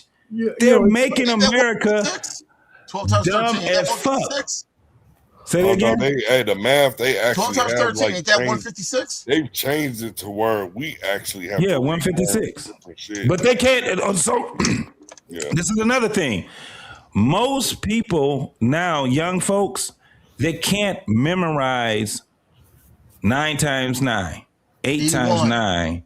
They can't even memorize. They actually got to write the shit down and count on their fucking fingers for a 6 times 9 type thing. 54. Sorry. Oh, habit. Right, we all all of us would know it because we had to memorize it because we had what they had the table, the timetable thing, and 12. yeah. So the way that they're teaching them math now, bro, that shit is heartbreaking. It's fucking heartbreaking. You know what it is also? I've realized, JT, here's the even crazier part. And no one probably didn't realize this. I didn't find this out until I saw something on Instagram. What are some of the shows that some of us remember growing up on? Reading Rainbow. Yeah. Sesame Street. Electric Company. The Electric Company. They just gave your boy Lamar, what's his name? They just gave him, they just gave him a huge award, man, for doing that thing. Reading Rainbow, man. That's the American and shit. It was more than in America, bro. Like I said, I was 7 years in Germany, and that was overseas and everything, bro. It was just the thing is that this is done. Remember how motherfuckers have already been talking about this shit for the longest, but it was always people telling us that it was conspiracy theory when we were saying that they're making America dumb, they're making America sick, I just remember in the 80s, motherfuckers was like, man, ain't nobody trying to hear that bullshit. I'm gonna go get this 40 right quick while you talking that shit. And the black folks were always the ones that's trying to warn one another. The things that we learned, especially being young, we try to give it to our people, and they be like, this nerd ass nigga talking that bull. Nigga, ain't nobody doing that shit. And now it's in front of our face, and motherfuckers are still acting like it's not a problem. And I'm telling them, listen, our kids have been divided from us. And every which way they putting a toll on their ass. By the time they realize what happens, it's gonna be too late for them. Have them vaping now than learning. Yeah, it's just at a point where we have to be a little more diligent on the things that I'm gonna do one more of this, and then I'm gonna show y'all something. This is what I mean also about them being disconnected from us. This is not that fucking old when they don't know what it is. So this is the craziest thing too. I don't, man, this shit is weird to me. I don't see why other people don't see that this is not weird. Electronic device. DVD player. Do everybody know what this is right here? Oh yeah. Tape deck. Yeah. Hell yeah. Hey, I used to record and everything on that. And they used to use this in in court. They used to use this shit in school when we used to have to that's how I learned how to write, dissertations and things like that by, saying it and talking about it and stuff like that, doing reportings and stuff like that also. And this is not that. So you got two things. You got one as a DVD and you got the other one that's a tape deck, right? Or a tape player or a tape recorder. We had certain ways.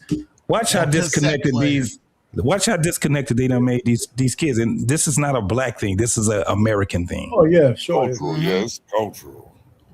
Hey, name this electronic device. Oh, that's a cell phone. Hey, name this electronic device. A radio? Name this electronic device. That's the thing that records the audio. I don't know what it's called. Hey, name this electronic device. That's a Nintendo DS. Hey, name this electronic device. I don't know. Hey, name this electronic device. VCR? No. Name this electronic device. Printer. Oh. Speaker. I don't know. Hey, name this electronic device. Hey, name this electronic device. Hey, name this electronic device. Bergreen's Codex, version 3 from the Sentient Era. Obviously. How the f could you not know that? What he said. Hey, name this electronic device. A 3D printer. No. Walkie-talkie. I don't know. Typewriter. Hey, name this electronic device. Hey, name this electronic device. Hard drive. Calculator. Copy machine. Hey, name this electronic device. Does it have anything to do with feet? Feet? What are you thinking? Like a feet shape? Hey, name this electronic device. Like a weight scale? No. Name this electronic device. DVD player. Hey, name this electronic device. Gentlemen, welcome to the wussification of our society. That's crazy to me, man. That shit is the weirdest shit to me, and I'm steady like, what the fuck just happened? They making our kids stupid as fuck. Well, of course, man. That album was pretty much obsolete before they were like 5 years old. But the thing is this: our generation knew 8 tracks, practical things like that was 200 years old. 100 years old. I'm hearing you. I'm hearing. I'm just making excuses. This shit is less than this. This shit is not even 50 years old. Well, let me ask you a question. You think they would look at a phone with the rotary shit and not know how to dial? They wouldn't even know how to dial one of those. Nah, they won't. Yo, old man. One of my nieces asked me what a rotary, how the rotary phone works. That's the parents' fault on that, I think she was like 10, 11 years You're old at the supposed to time. pass on everything we learn. I'm conflicted, y'all. I'm conflicted. I'm gonna tell you why. How y'all conflicted though? Like I'm finna explain. Even now, the reason why I'm old school conflicted music is that my because parents- so I get the reading part, right? My I get kids that and part. grandkids know all the music. I get Yeah. it, right? I understand. My son ought to change the tide too, but a lot of them don't. But my point is this. Like, for example, if I put a flash, I can put a flash drive in some of these older people face, and they ain't gonna know what the fuck that is. It's the same shit. I mean, we No, involved. it's not. It's different. Yes, it is. I'll tell you what, look. Do you know how my common a mother-in-law, flash drive is? But there are people in their 50s, even 40s, that you can put it in their face and they ain't gonna know what the fuck it is. Rockstar, my mother-in-law is 76, but guess what? Every day she texts all of us. She on Facebook, all that shit. So, but not all of them know how to do it. No. So, Rockstar, that's not the point that I'm making. I'm telling you that the majority of these young folks don't have anything that they connect to us with. We've always connected to the next generation.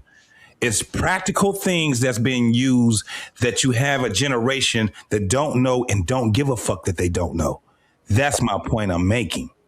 No, I get what you're saying. I understand the reading part, but when we talking about an old tape player, why should they care to know what the fuck that is? See, this is the thing, because guess what? Hold on. I'm gonna tell you what. Can I say this, JT?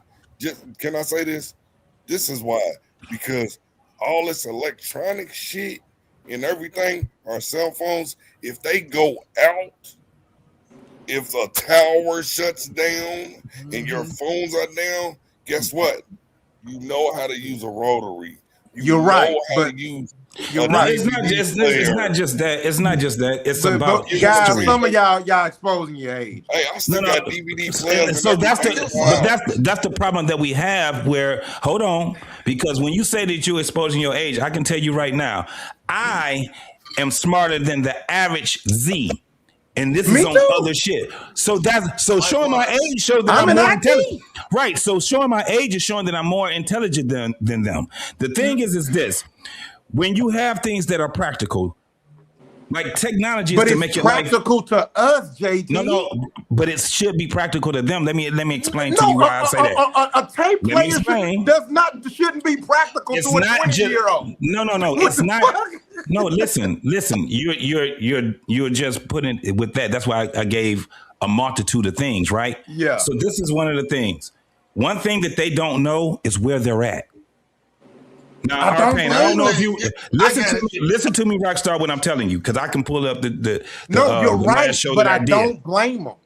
No, that's not about. I can't hold it against them.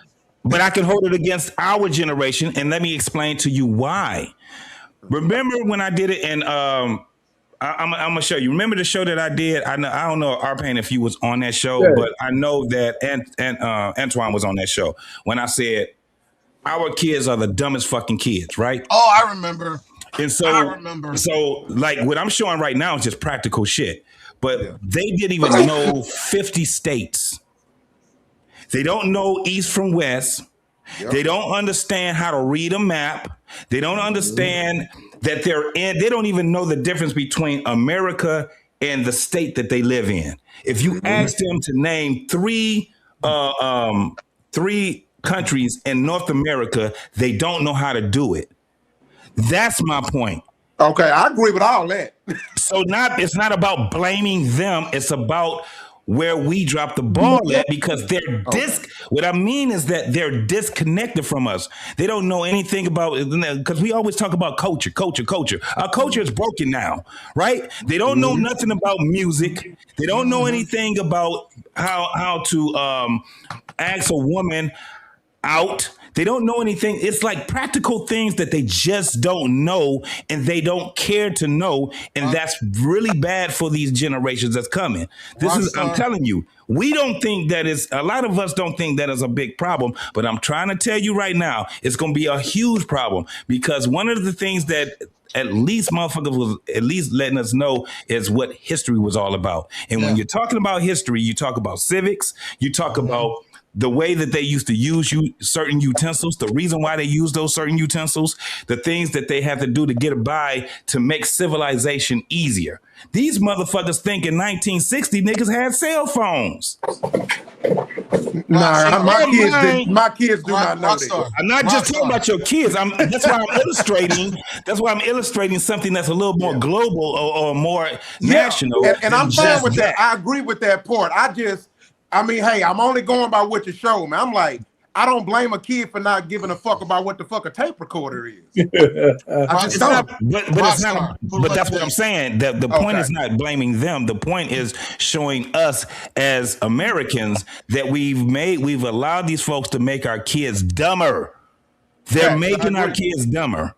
And when you start getting to some practical shit like the simple shit like that, and they don't know simple shit, how they gonna get to the more complicated shit when they don't even know simple shit? Exactly. The best way I can describe it. The fact that kids nowadays have no sense of direction, and I've said this to young people, and I've said this to young people straight up. You the type of person that'll get lost going across the street. That's how bad your sense of direction is. That's how bad your situational awareness is. Plain and simple. And they look at me like I'm crazy. I'm like, I'm telling you the fucking truth.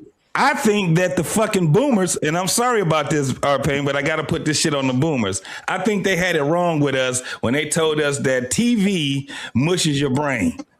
That's bullshit. We some smart motherfuckers because of TV. Oh, come on now. JT, think about it. We had reading, like I was saying before, we had Reading Rainbow, we had Sesame Street, we had 3-2-1 Contact, we had Electric Company, we had Square One. No, the dumb motherfuckers is the niggas that's using goddamn social media. That mushes your brain. I don't think the baby boomers gave us more.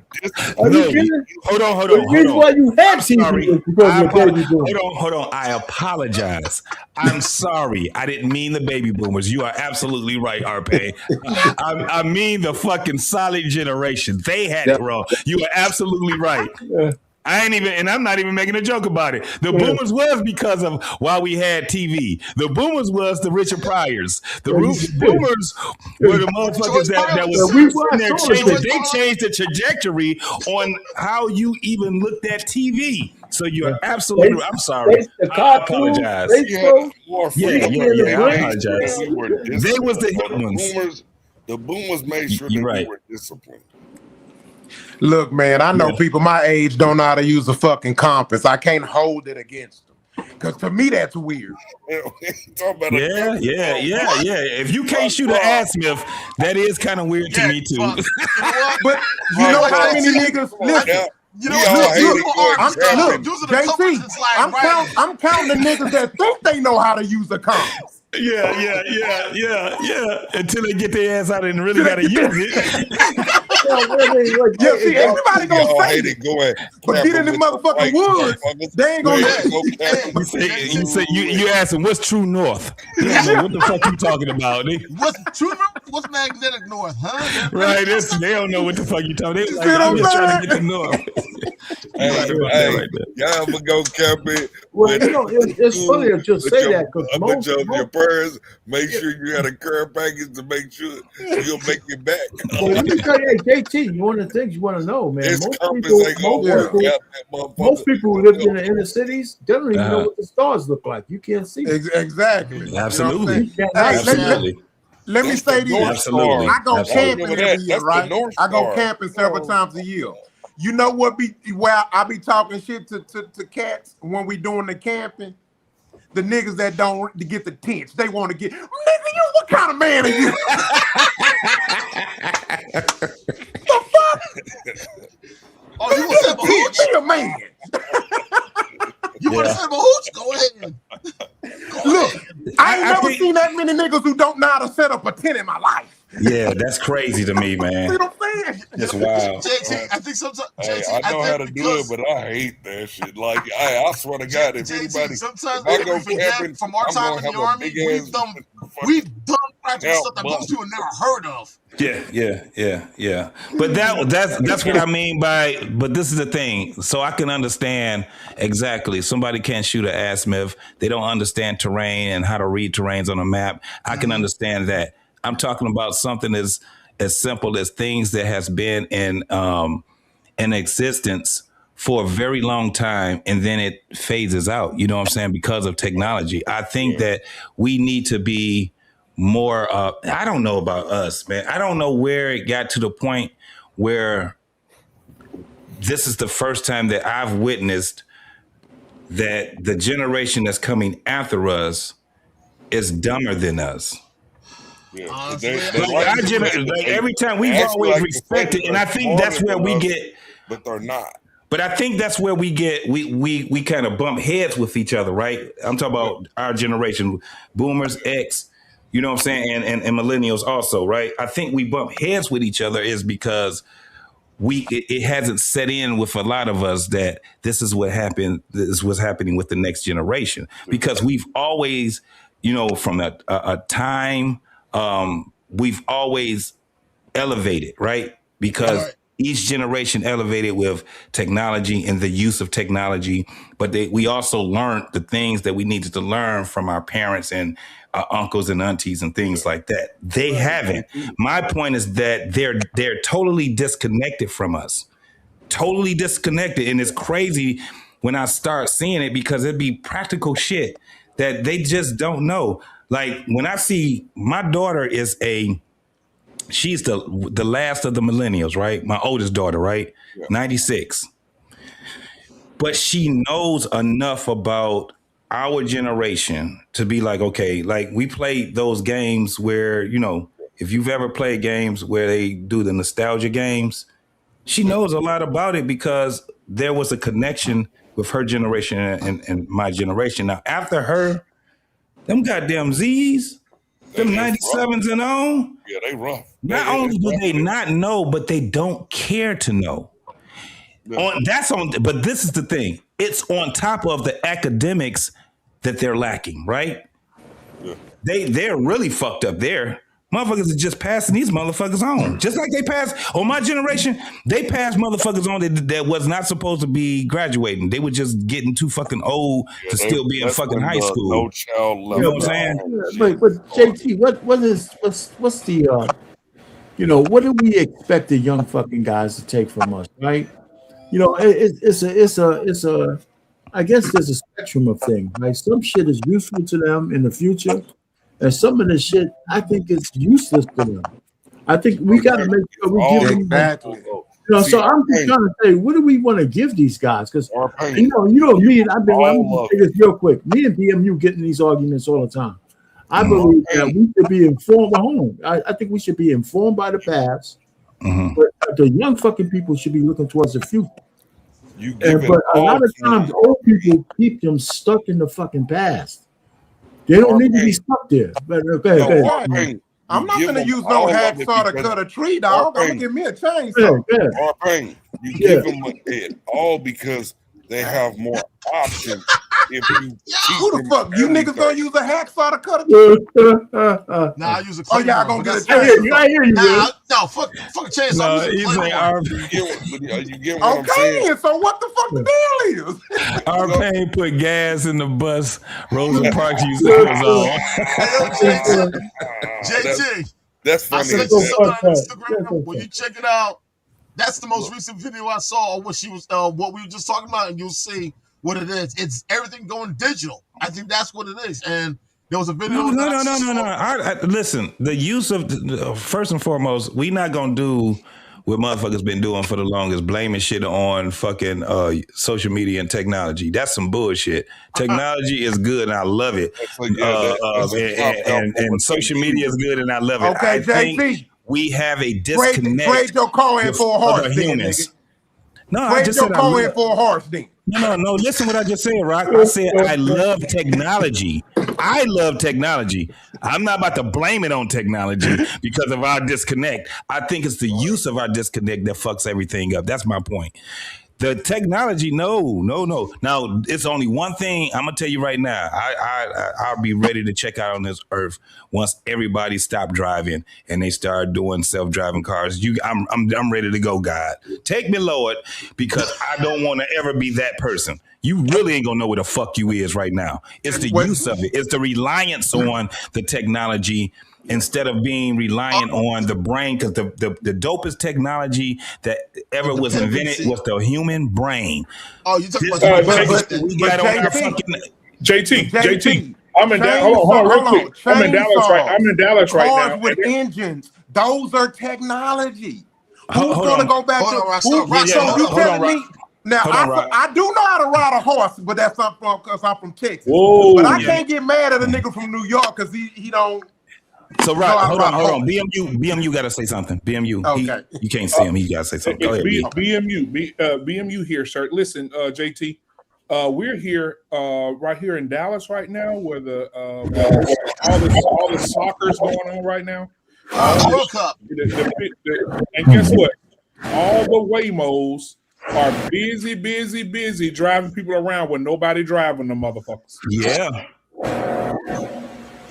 Somebody got some bad background. Somebody got some bad background. Who's that? It sound like two raccoons having sex with a muffler.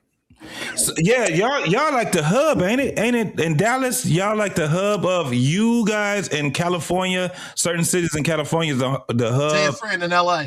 In LA, yeah, y'all like the hub of these motherfuckers getting driven around by robots and shit. Yep, exactly. Yeah, that shit is. Take me now. Once they start making that 100%, no, they ain't around here. I can tell you that right now. I'm from the Motor City, and let me tell you one thing about the Motor City. And this is the season for everybody to bring the muscle cars out, the motherfucking motorcycles. Like we big on shit like that, bro.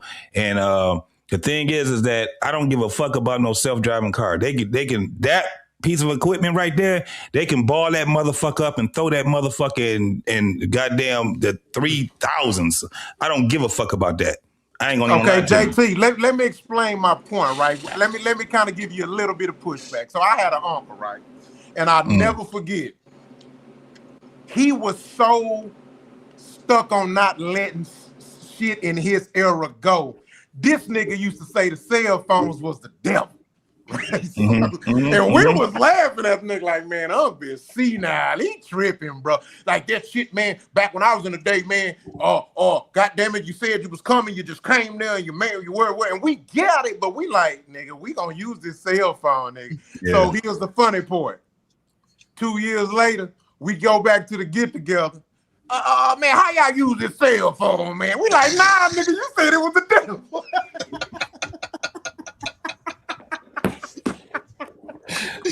Hey, was that a flip phone he was trying to fuck with, or did he get the flip phone right quick? We went in on that nigga. We was like, nah, you said that was the devil, and no. You didn't want to deal with that shit. You know the nigga old when you see he used two fingers to try to fuck with shit.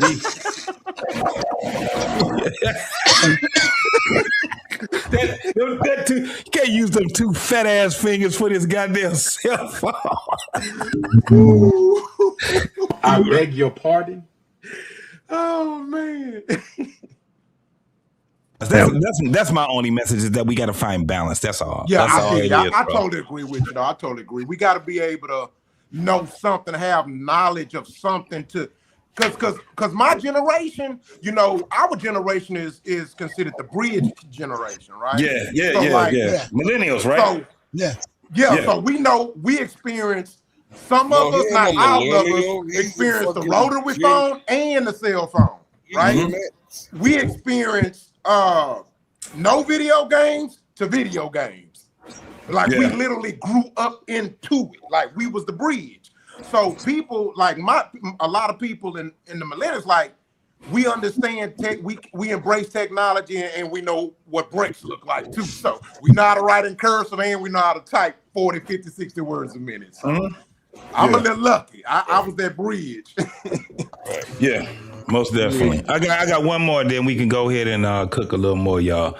I'm gonna just do this one right here. BMU sent me this one right here, so let me go ahead and put this on here.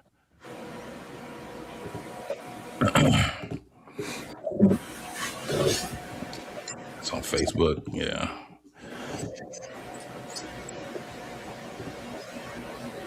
Oh, that's shit, Antoine with the background noise. Antoine, mute when you're not talking, Antoine. Hold up. All right, where the fuck? Oh, there you go. Here we go. Now we at the point y'all just putting these kids in the world and they can barely read. They can barely read. In the words of Joe Clark, we are creating a permanent underclass.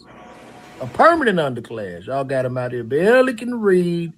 Meanwhile, doing all them prom celebrations. You popping bottles, coming at the counting stacks, and the kids can't pass the minimum basic skills test, and nobody cares. Nobody in the community is marching, protesting, praying, holding hands. Nobody's doing anything as we just race to the bottom of society, and we just put them out. This is not just nothing, just because the school system gets so backed up, they can't hold them in. Because you look up, you got a 25-year-old in the 9th grade. Now you done broke laws and everything. You can't have these grown-ass men around these children, even though they don't even have the proper education. And this is where we at. And nobody seems to care. Nobody seems to care. I guess nobody cared till we just wake up, all of us, or a lot of us just back in chains or just under some type of system, a slave system or something. This is unreal to me. I can't believe this. And they just passing them. Superintendent closing the blind eye. I guess they walking around just giving them the answers. Just nothing matters anymore. Yo, man, let me say this. I know we're laughing at this, but let me also say that what I'm saying to this guy is there ain't nobody coming to rescue our black asses. It's happening. Yeah. That's the point. The one thing that I think, is that the black community in general has an accountability problem. We have an accountability problem. It's as simple as that. I mean, we went all crazy with the child case, but nobody said a goddamn thing when 40 people got shot in Chicago and 8 people died. Where's the marches? Where's any of that shit? So I just think that we're playing with each other. We're playing with ourselves when we feign this outrage and don't do things that we need to correct ourselves. And when people talk about that, they get vilified. And say, hey man, if it's not the white man, then it's not a crime. So I just think we're fucked up. And let me put it this way. I think y'all are fucked up because I'm on the other side. Yeah, you guys got a whole lot longer to live than I do. And this shit looks bleak as fuck for you people, man. And I'm just saying, we got forces out there trying to replace black people with illegal fucking aliens. in your neighborhoods, giving them money, your tax dollars, all this shit. And we're sitting down here, clapping and hating Donald Trump and all that kind of fucking thing. And we're being replaced. And so I just think, man, I'm sitting back here and saying, there's no problem in the Black community that we shouldn't be trying to solve ourselves. That's how I feel. But we can't even address it because we can't talk about it without pointing the fingers. So the fact that our kids can't read, we know why their kids can't read. One, because we have a whole fucking bunch of baby mamas and fathers who are alienated from their kids, and women can't raise men. I don't give a shit how anybody says that one-offs when a guy makes it to the NFL or the NBA and all that other bullshit. Women can't raise men. And you know what? Black men ain't fucking deadbeats. Most of us want to take care of our kids, but if you got to give up a left nut just to see your fucking kids, after a while, you want to move on. Because this chick is mad that you got another girlfriend and all this shit. It's not that easy to just go ahead and co-parent with a fucking hyena. And you said, well, you're a man, that's your kid. Well, you didn't want the fucking kid in the first place. She decided to have the kid because you don't have no choice. So we're just fucked up, man. I look back and say, I give you kickback on that, OG, and I'm gonna explain why. You did have a choice when you entered into that woman, understanding the chances of having a child is 50-50, right? Listen, I think we get it. I hear what they're saying, but listen, a woman always has the right of first refusal. Nah, bullshit. Yes, she does, unless you sexually assault her. She can tell you not to put your Johnson in there. So we start giving up. Hold on. Here's another thing. Here's what I hate when people try to protect these fucking bitches, right? All I'm just trying to say is this. Let me finish before you cut me off. Wait a minute. Let me say this. Let me say what I gotta say. A woman has a right of first refusal, and I did not say you're not responsible for what happened. You decide to give up your choices when you stuck your dick in her. You give up your choices. You gave up your choice. So that's just that you give up your choices. You gave up your choices. And I didn't say you shouldn't give up your choices. But to try to take agency from the woman to blame the man. No, fuck that. I'm going to put it on us first. I had a choice to have 5 daughters. When I stuck my dick in that woman, when I chose that woman to stick my dick in her, that's when I gave up my choice. Well, I didn't say that was wrong. Hold on. I just let you cook. Now watch this.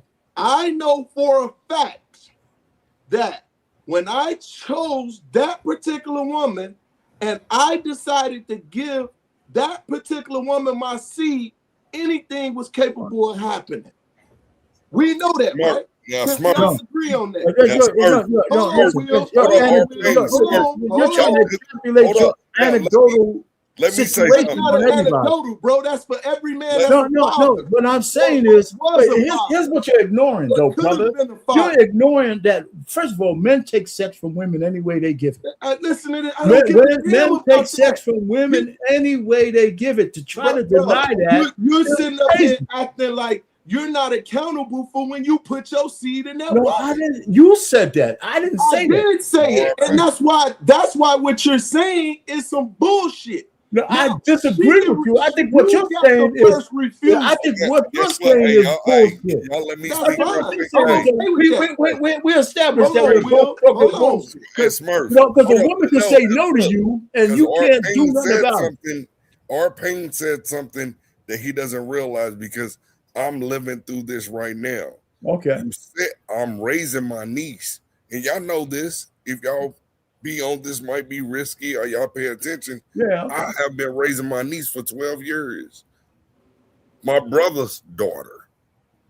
Every man is not doing what the hell you just said or Payne.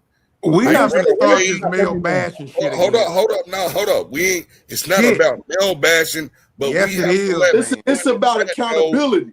But he never said that men are not held A lot of accountable. men He are never not. said anything. He never defended the bullshit nigga. Rockstar. But what happened is he called women out. He said something about women issues and instantly and guess what though? But he said that men are actually men are not trying to fight for their kids like More that. men are in their no, life. they're not.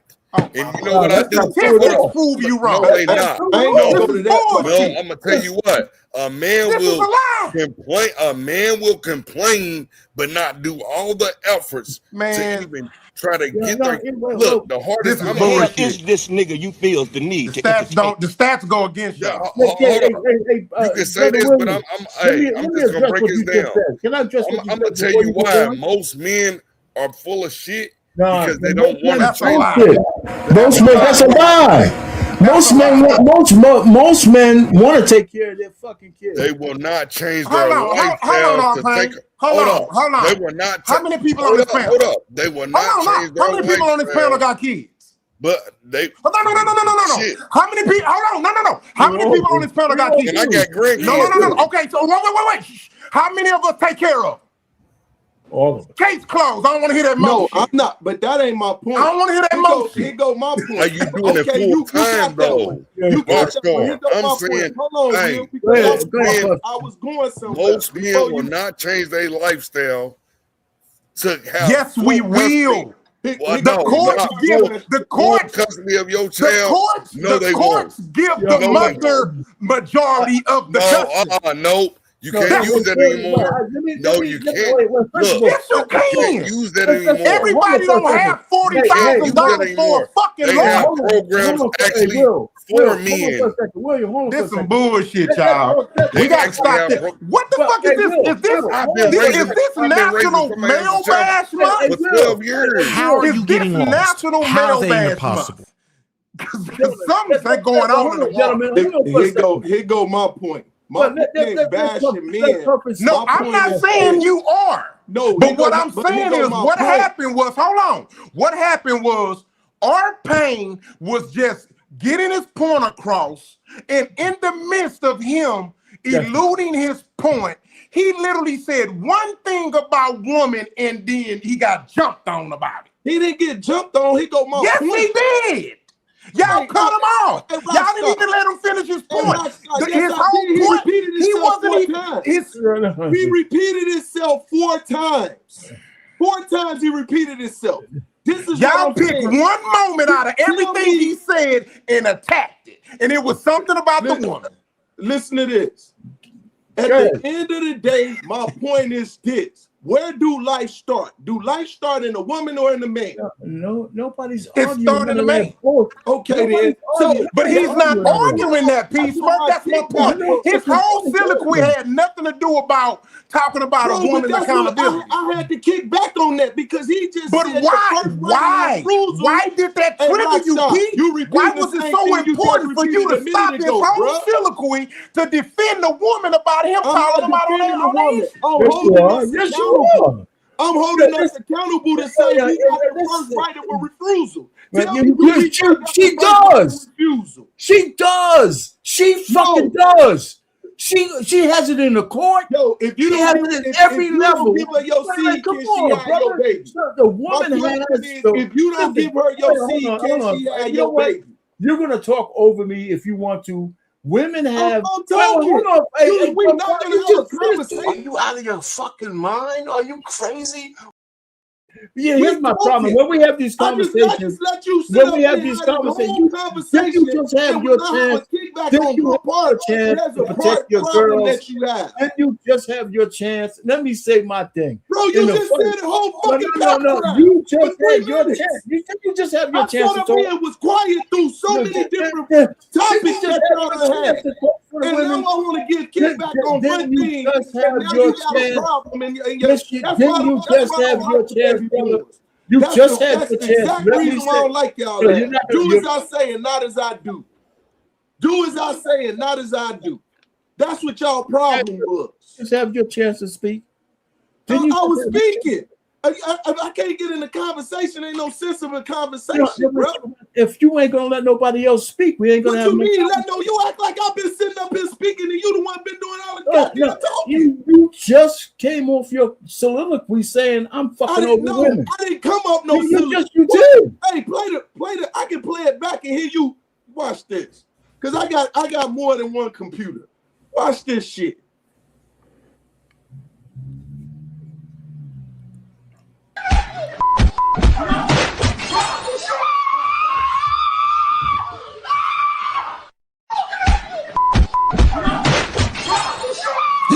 Boy, the silence was hilarious.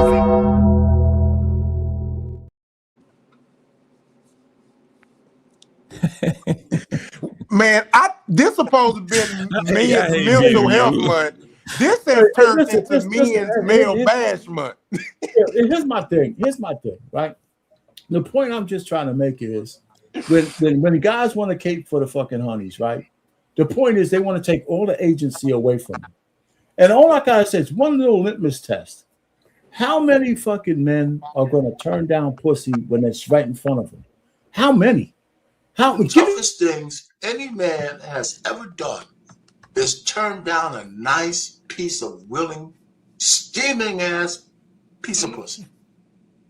A lot of men try to say women don't have the right of first refusal. Most men want to fuck everything that walks. A woman, if she ain't protecting her vagina, it ain't up to the man to protect it because he's not going to do it. Most men ain't going to do it, right? And so most men ain't going to do it. So if it's true in the court of law that if a woman says no, you got to stop, that shit's true in the bedroom. So a woman always has right of the first refusal, and everybody who tries to take that shit away from her is crazy. And how many women tell men take that fucking condom off because if you're going to do that, we ain't having sex? Give me a percentage of men who are going to say, you know what, let me go home. Give me a percentage.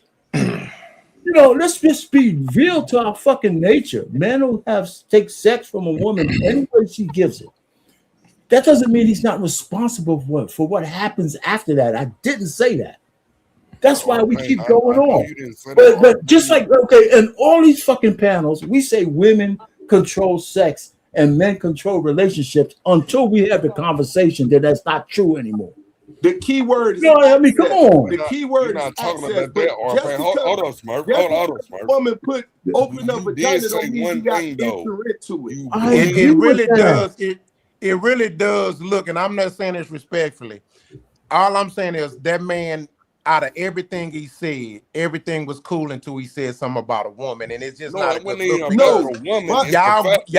Okay, here's my point. Why are y'all fighting so hard? Hold on. About him talking bad about a woman. Why are y'all fighting? Listen to me. Why y'all putting so much energy into fighting that man about something he said about women? Why?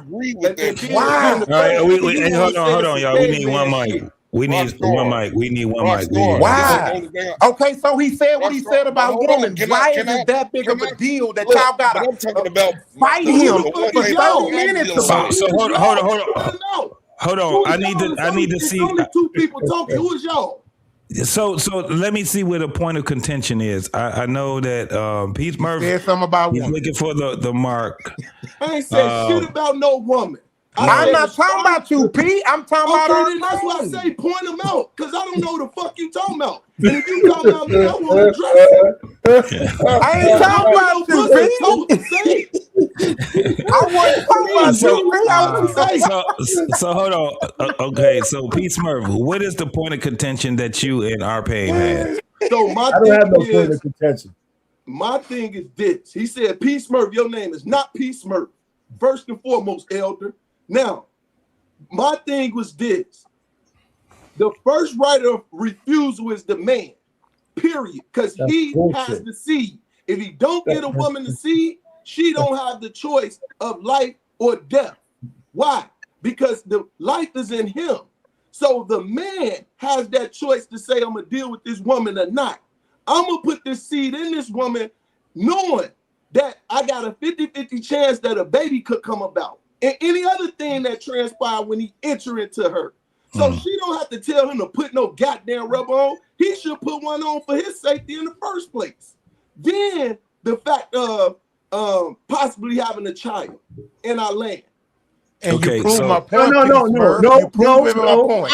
I gotta What- say, our pain topic had nothing to do with nothing you just said. Okay, He just so I'ma brought up ask- a woman within I his gotta point. So Rockstar, let me ask. What the fuck is you talking about? Wait, so hold on, y'all. Let me. So our pain. You heard what Pete Smurf was saying. Well, first of all, I disagree with what he's talking about. I hear in theory and ideally he's talking all this bullshit, but nature dictates otherwise. Men take sex from women any way they give it, period. Not every man, but enough to make a difference. That's why we're in the situation that we're in. And women, listen. So women have the first right of refusal for sex because that's how it's in the law. At every fucking level in the law, if a woman says no, you can't have sex. If a woman tells you to take off condom, right? You can't wear a condom. Yeah, you're supposed to pull up your pants and leave. I want motherfuckers to give me a percentage of how many fucking men are gonna give up the pussy when they're in the cut after they were covered in this bitch for 100 fucking days. And now she says, well, if you keep the condom on, we ain't having sex. That motherfucker's fucking her. He's doing it. So what I'm saying is, we can't stop. We got to stop taking agency away from women. We say sex, women control sex until we come to the point. Now we say men control sex. We don't. They do.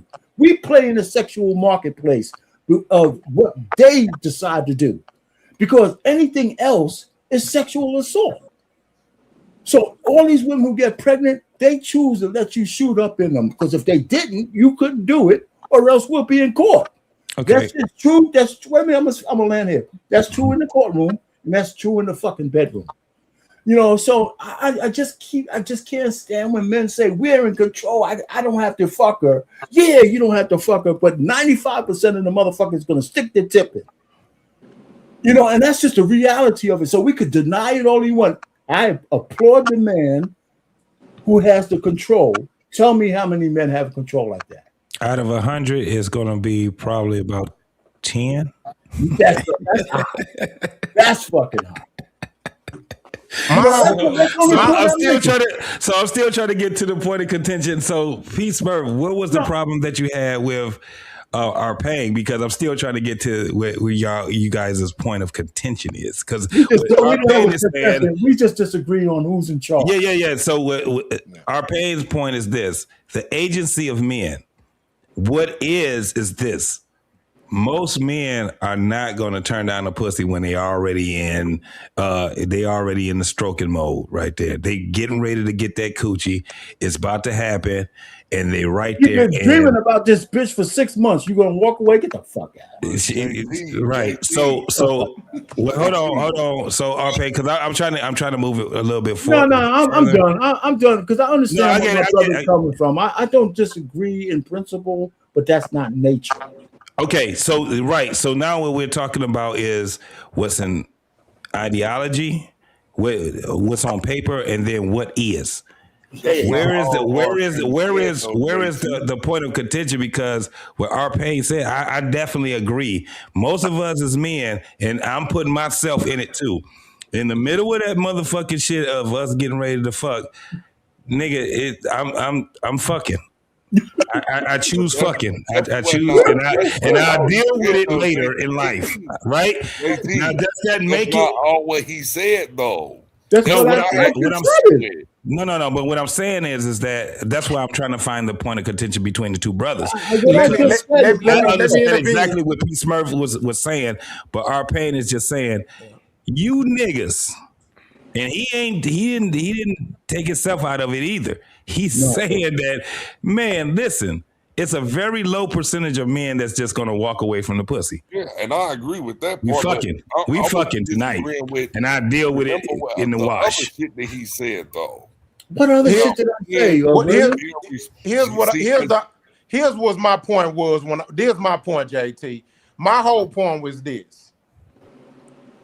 What our pain was doing when he was speaking, he was basically explaining and giving examples of his reasons as to why, as far as the millennials or I mean the subject we was talking about. Within that and within his soliloquy, he brung up one of the many issues as to why these kids are dumb as fuck. All I was saying to Willie and P. Murphy is, y'all allowed one statement he made within that soliloquy to derail the whole conversation, which had nothing to do about women and their issues. Yeah, I could understand that also. I didn't say nothing about the women. He said something about men, and I disagree with the fact that he's saying most men are good fathers, especially if they abandon their damn kids. But that was after that was after it was derailed. That was the only thing that I had contention with, because like I said, I'm raising somebody. No, that's a good point. But that's your anecdotal experience, Willie. I get it, but all I'm saying is, I don't disagree. Yeah, because most men that I know, they take care of their kids. I want to blame the women, but it's easy for a nigga to walk away. Especially no, it's not, nigga. We can go to jail. JT, we can get on child support. It's not as easy as you say it is. Let me answer that. First of all, most men don't have children. Open it all the way up, but most men don't have children. Well, most men don't have children. I got you, Will. Let me just say this: most men don't have children.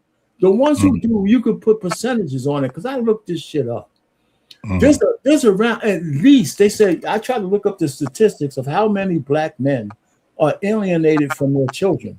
So they don't take statistics that way. They had a general statistic that says that when they find out about child alienation, 25% of the women are responsible for alienating the father. So that's the whole diaspora, black, white, everybody else. It's not far-fetched to think that in the black community, that number's higher. Yeah, so we see, wait, let me just say this on my land. How many examples do we see where some fucking honey is making it like almost impossible for a goddamn man to see his kids? It's not like I'm just making that shit up. And so what I'm saying is that shit's real. There's a lot of men trying to see their kids and they're getting fucked in the ass because the woman don't like him because he got a new girlfriend or he's just whatever. We just saw Brittany Renner fuck over her because he was stupid enough to bring his girl with him. But you know, I mean, the point really is this shit. I'm not making this shit up. Guys want to see their kids, and I just saw a whole bunch of court cases where a woman is going to go to jail because she don't want the kid to be with his father. How many men on these YouTube streets come up with a confessional once they get grown that their mother was the fucking problem in the first place? I'm not making this shit up. Yeah. So what P. Smurf, and correct me if I'm wrong, P. Smurf. What P. Smurf was actually saying was that we as men, and this is, I'm gonna say need, right? I'm gonna use the word need. We need to have more agency when it comes down to how we pick the woman that we want to have sex with. Thank you, brother. That's what he was saying. He was saying that so that's why I use that word of the need. So I don't think that our pain is disagreeing with that. I think I think you guys didn't have. That's why when he said I don't have a point of contention, I just think that he was saying what is right, and you were saying no, nigga. When it comes down to it, your ass, as soon as you get, because y'all was saying the same thing. As soon as you get that woman, you're fucking loving, you also know what's about to come behind that. Now, once you do that, it's a wrap. I agree with that. All the fucking, she got everything. All the power. She got all the fucking power right now. I have a question. Go ahead. I have a question for everybody on the panel. Maybe this is just spark another part of the conversation. We talked about this last night.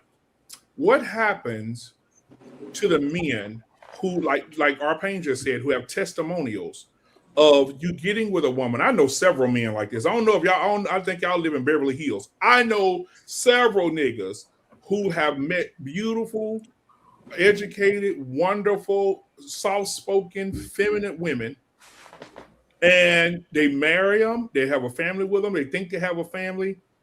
And around year 2, year 3, whatever she suppressed before she met you releases itself from that woman. And that woman can be the biggest bitch and destroyer of your life. If you got 1,000 men and put them in a Walmart parking lot and said, hey, raise your hand if you're married to a woman who turned into a fucking demon 2 years after you met her and you never saw that demon before, I guarantee you 85.3% of the motherfuckers will raise their hands. Yeah. Yeah. We have to. So when we say be careful, when we say be careful of the women that you pick, those women, I'm telling you, women. I said this last night. I don't want to turn this into no Bible study, but the devil's biggest trick is convincing people he did not exist. And guess who's the closest thing to the devil? A woman. And she will convince you that she is the most beautiful, the most enchanting, the most respectful. And when that ring get on that finger and she had that baby and them hormones go south and her attitude go north, you a bitch ass nigga. You ain't shit. And I'm going to fuck you over. I'm going to take these kids. I'm going to leave you, get alimony, get child support. I'm going to take half of your life because I feel like it. We don't address. Check this out. There are women that literally have divorce parties. Yes. So what the fuck? I ain't never seen a nigga have a divorce party. Most niggas that get divorced are usually depressed as shit. They need to go drink something and smoke something with their closest friend. Yeah. ain't no celebration. This shit right here. I'm right. It's like, nigga, now I gotta find out my next move. I divorced 2 of them. But you know what's crazy? We try to get over somebody by getting under somebody, but that shit don't work either. It's just like my ex-wife. You know what's crazy? You know what's crazy, Rockstar? And I'll partner with that. Rockstar? Yeah. They're celebrating failure. Exactly. Celebrating. You can't make this shit up. Hold on. I've never seen a nigga throw his own surprise birthday party. I've seen women do it. I've seen women do some shit like that. That's fact. Now, what about the woman that marry themselves? Marrying themselves. They marry themselves. JT, they telling their friends, JT, bitch, I'm throwing a surprise birthday party for myself Friday. Y'all coming? Right. And they're gonna appoint the bitch to be the host of it. So when I come in, yeah. And look, and when it come to men, y'all already know, women will say it all the time, boy, it's hard to throw a surprise party for a man.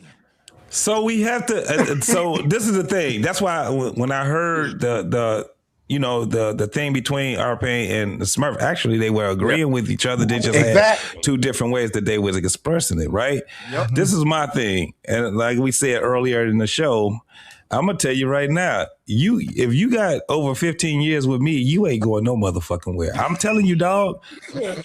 Fuck you. Bitch, you gonna do some other shit with your goofy ass. Look,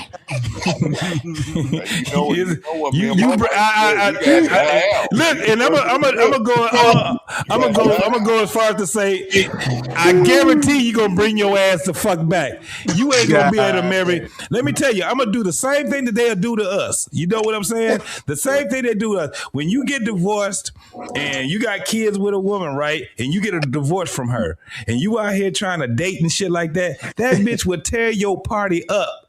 She will fuck everything up with that. You and the woman that you with, she will try to fuck that shit up. Let me tell you something.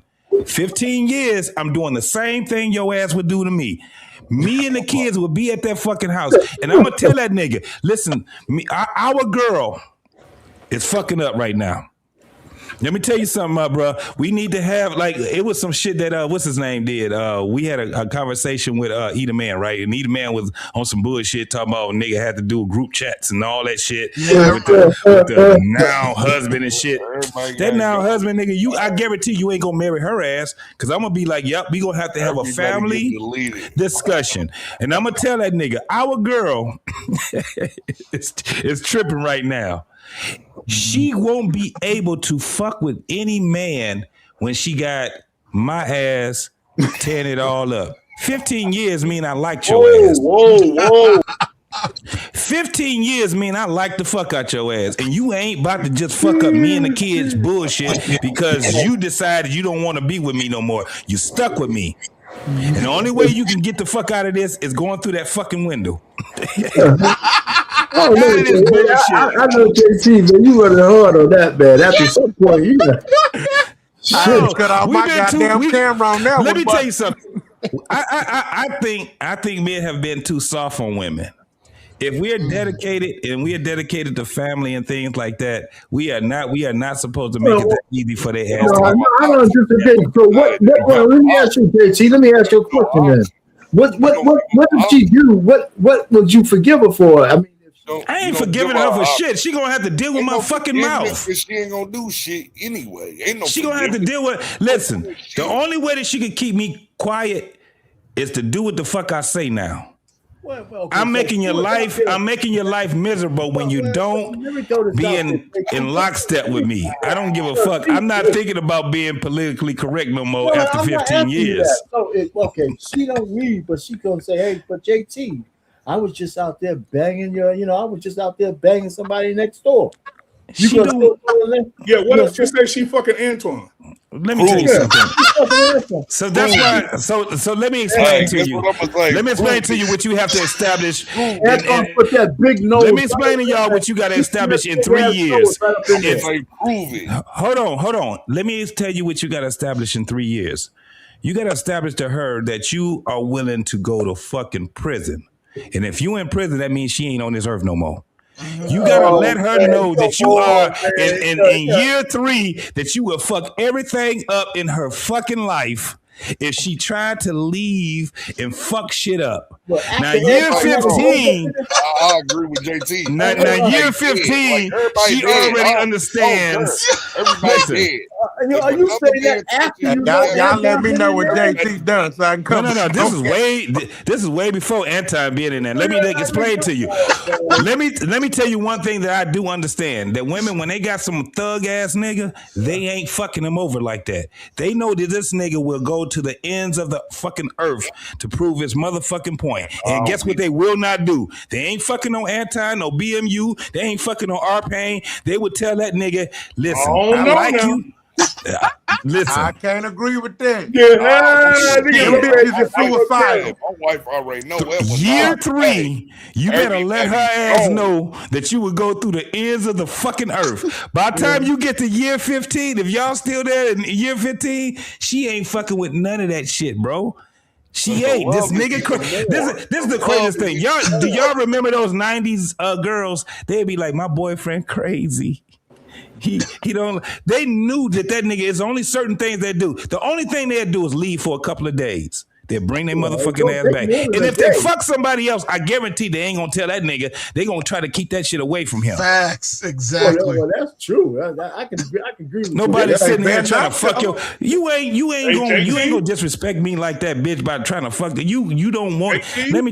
All those women that did that shit. I just say this. And they got it. We got social media now. All them bras that did that shit. I did a show on this shit. It was a broad that sat there and she cheated on her boyfriend and all that shit. And they did a fucking live. And right after the live, guess what happened? They was on the motherfucking 5 o'clock news.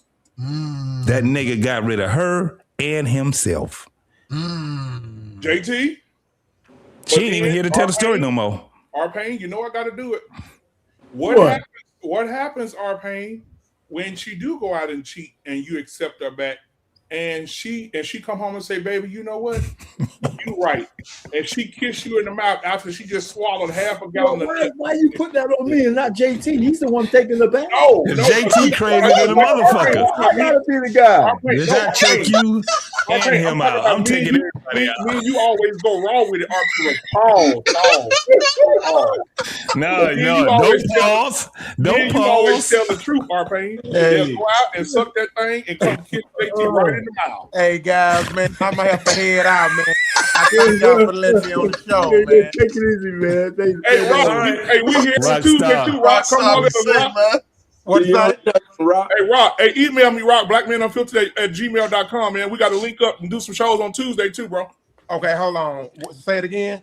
blackmanunfiltered@gmail.com. Okay, then I got you. I'm finna email you my info now. Wait, hold on, Rockstar, before you get up out of here. I saw your Yeah. videos, homie. I said, this motherfucker had gold fronts. This nigga is hood than a motherfucker.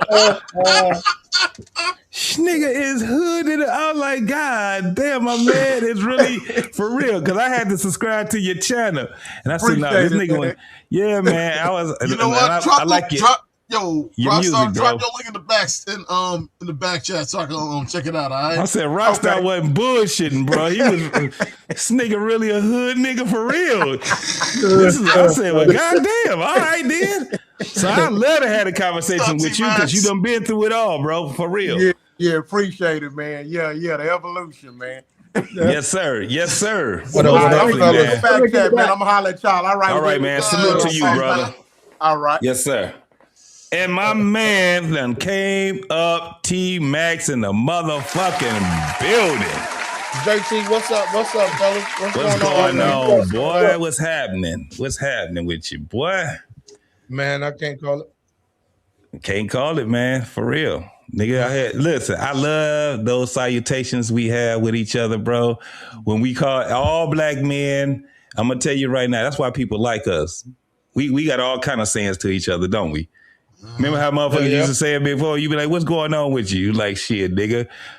Times are hard, but I ain't complaining. Can't complain. Yeah. That's black man talk for you, man. For real, bro. Most definitely. Hey, what I found out is the motherfucker better not be with JT for 15 years plus. It's a wrap. It's a wrap. Hey. You gonna be miserable with me, and I'm telling you, it's over with. It's a done deal. I done been through it, and nope. I like you, and I want you. And I'm gonna keep you. 15 years is over with. It's That's a long motherfucking time. That's a long goddamn time. You ain't about to fuck my motherfucking shit up now. I'm out here an alcoholic and shit, and my motherfucking mind. I can't talk to nobody and shit. You know, it's hard for men to be able to talk to some motherfucker. It is. You're telling me we need to burn this motherfucker to the ground. Hey, look, it is. It is. And that's what I said. 15 years is our fault. My faults are yours and yours is mine. Yeah. We ain't going nowhere.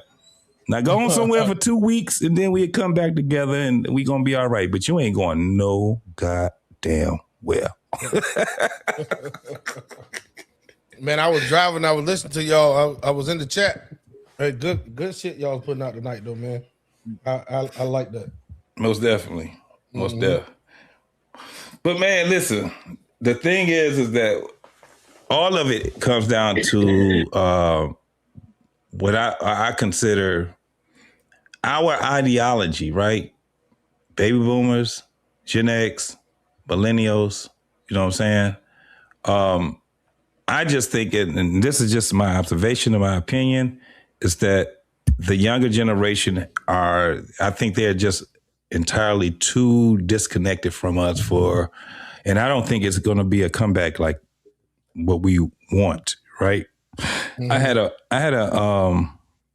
argument shit with the comedian Jeff Brown, my man Jeff Brown. Jeff, if you even looking at us, bro, come on back over this way. I already know he on stage again. You know, he doing this thing. And but we had a conversation about that. It was about family and tribalism and stuff like that. And I just remember when Jeff was like, "Yeah, we need to get back Big Mama back." And I told him, "Big Mama ain't never coming back. That shit is over with." And me and him had a big ass argument over that, right? We don't need Big Mama back. Right. We need men back. That's what. Yeah, so that was my problem with what he had said, but I understood exactly what he was, where he was coming from, That might be all what he saw. And that's like a lot of us. So when I hear the young folks, when they say y'all old, a lot of times when they say that, they're saying that we're outdated in our thought. They're saying that the things that we look at now, it's not going to be what they see, and they don't show any value into what we say. I think that that's where they're going wrong at, because at some point we have to have balance, and this is what this platform is about. I think that we just need to have balance in the things that we say. JT, did you ever ask these young fucking guys what are they looking for? What do they expect? Did you ever get a cogent answer from them on what they? No, they're lost. Like I talk to more young men than I do to young women, right? Yeah, I'm talking one of the reasons. Yeah. So one of the reasons is because I got daughters and they bring a lot of men around, shit like that. So those men, no, they don't have the answer. They don't have the dog. That's why I illustrated what I illustrated. They don't understand shit when it comes down to history. And I'm talking about as far as 20 years. That's not really a long time, especially if you, me, our Payne, and Antoine's age and old ass P. Smurf age and all that shit. we understand that 10 years ago, like shit, that motherfucker go fast as hell. The older you get, this shit go fast as a motherfucker. You be like, God damn, it was all right 10 years ago. People a lot too. Like I got at my house. Okay, I got my 3 younger ones. It's me and my wife. I also have my sister-in-law, and I got her kids. And they're all either like my youngest nephew that's living with us just turned 14. He's 14, about to turn 15. The oldest, her oldest, he's about to turn 25 in August. And they come to me and they be asking me stuff about, what do you remember about this time period, so on and so forth. So they engage in me and everything else. But when their friends come by, they just like, yo, you remember this? You remember that? Yeah, I'm that old. I remember that shit. Yeah, I do. My boots are older than, put it like this. My boots for basic training is older than my nephew, and he'll be 25 in August. Yeah. Hey, he's still living with you? Nah, he's staying with his girlfriend right now. Okay. But they're not afraid to come and ask questions and everything else. And I tell them, if y'all want to know about certain things that happen, yeah, you can read it in a book, you can look at it online. But if there are people that's still around that remember that time period, go ahead and ask them. Because anything they tell you, it's going to be totally unfiltered, and they're going to let you know. Like, one of the things that my wife and I always like doing, we always went to Barnes & Noble. And there are times I have a conversation with these high school kids, especially the kids that do AP U.S. history. Mm-hmm. And they talking about stuff that happened within the last 20 plus years. And I always tell them, if you want to have a real understanding of a lot of stuff in history, talk to your parents, talk to your grandparents, ask them those questions. Because reading about it in a history book is one thing, but talking to people that were alive in that time period, you get a lot more depth. And I ain't even told them the simplest things. Go to a library, pick up an old newspaper, pick up an old magazine article, and then you get a real understanding of it because you can feel it. You can even smell it. Little things like that. Like, these young people don't realize how disconnected they are. And yeah, you do got some that just don't care. Can't worry about them. You got those who do care. But unfortunately, you got those that are not taking the time to talk to them. Let me ask you a question, though, Antoine, right? About this disconnection that we keep talking about. I would imagine certain things are more critical than others, right? I mean, like I said, I think everybody should be informed about our history. But that word informed, I guess, has levels to it. And I just think that, when I bought a lot of books for my daughters to read about Black history and all that kind of stuff. But the one thing I didn't emphasize in my house is dwelling in the past. I didn't build an albatross to put around their necks and say, hey, listen, we've been fucked over forever. I argue with BMU on this all the time. I said, because I think it's more important for you guys to see yourself in the future, just be informed of what happened to us in the past and make sure you could see the potholes that might come up. But, and that's just the way I live, right? Because I couldn't make any excuses for myself, and I want my kids to make it for them. But I know that's not common for the people I know, because everybody keeps saying I'm all fucked up, like I'm forgetting the past. It's not true.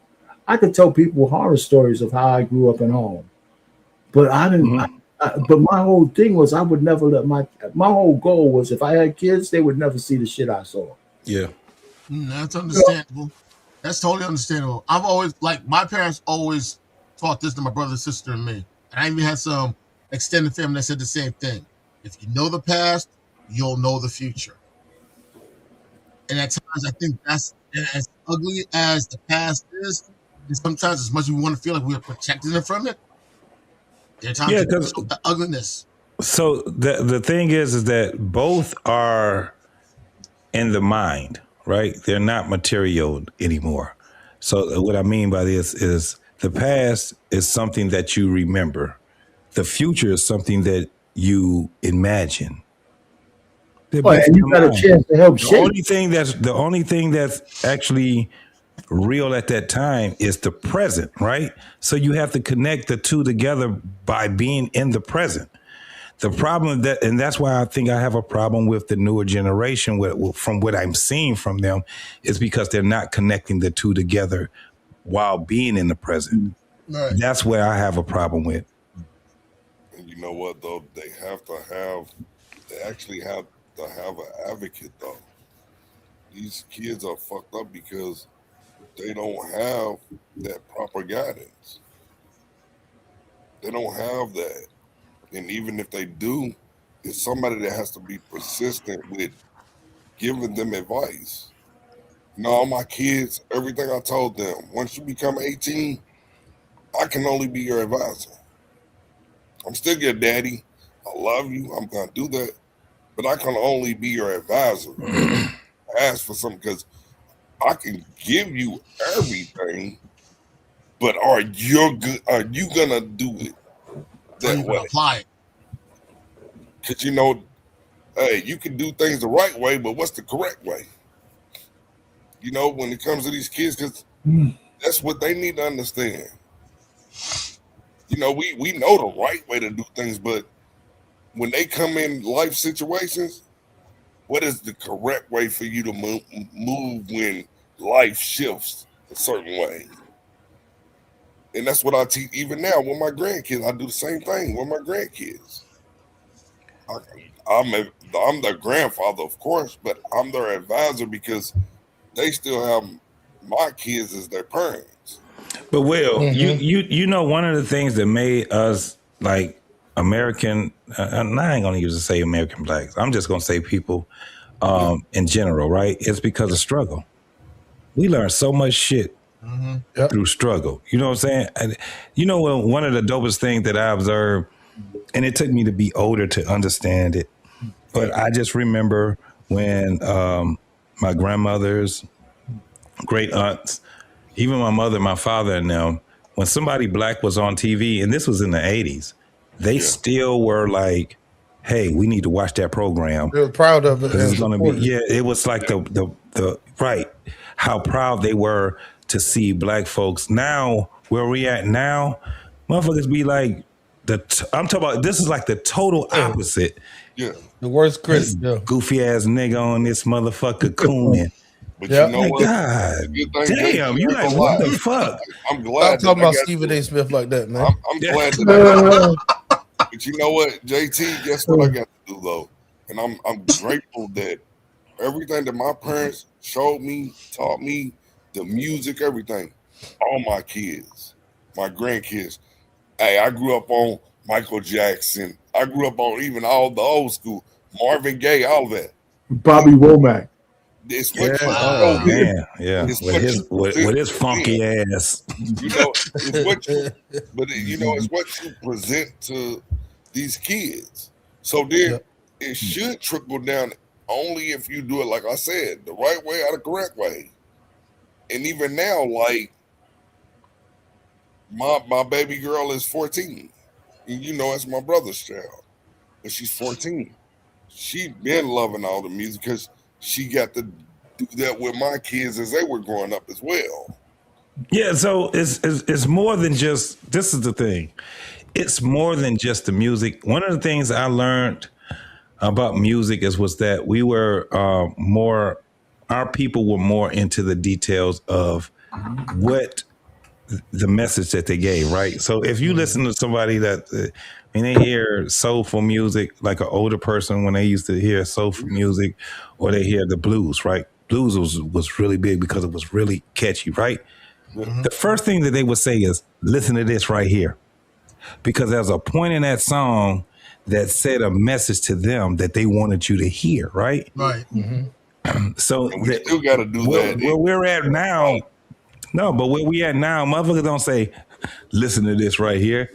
They just bobbing their head to shit they don't even know. And looking at you, expecting you to get what the fuck they getting out of. Yeah. So that's what's crazy to me, to see motherfuckers that's bobbing their head and there's no message that comes with it. There's no contrition that comes with it. Messing up at though, JT. That means we all need to study.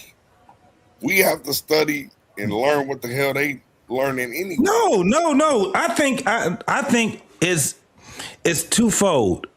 I think that I have a problem with kids or young adults not knowing and don't care that they don't know. And it's funny to them, right? Because the thing is this. Once we turn 12 to 14 years old, we had to, and the adults used to tell us, I'm not giving you the answers to every fucking thing, right? Right.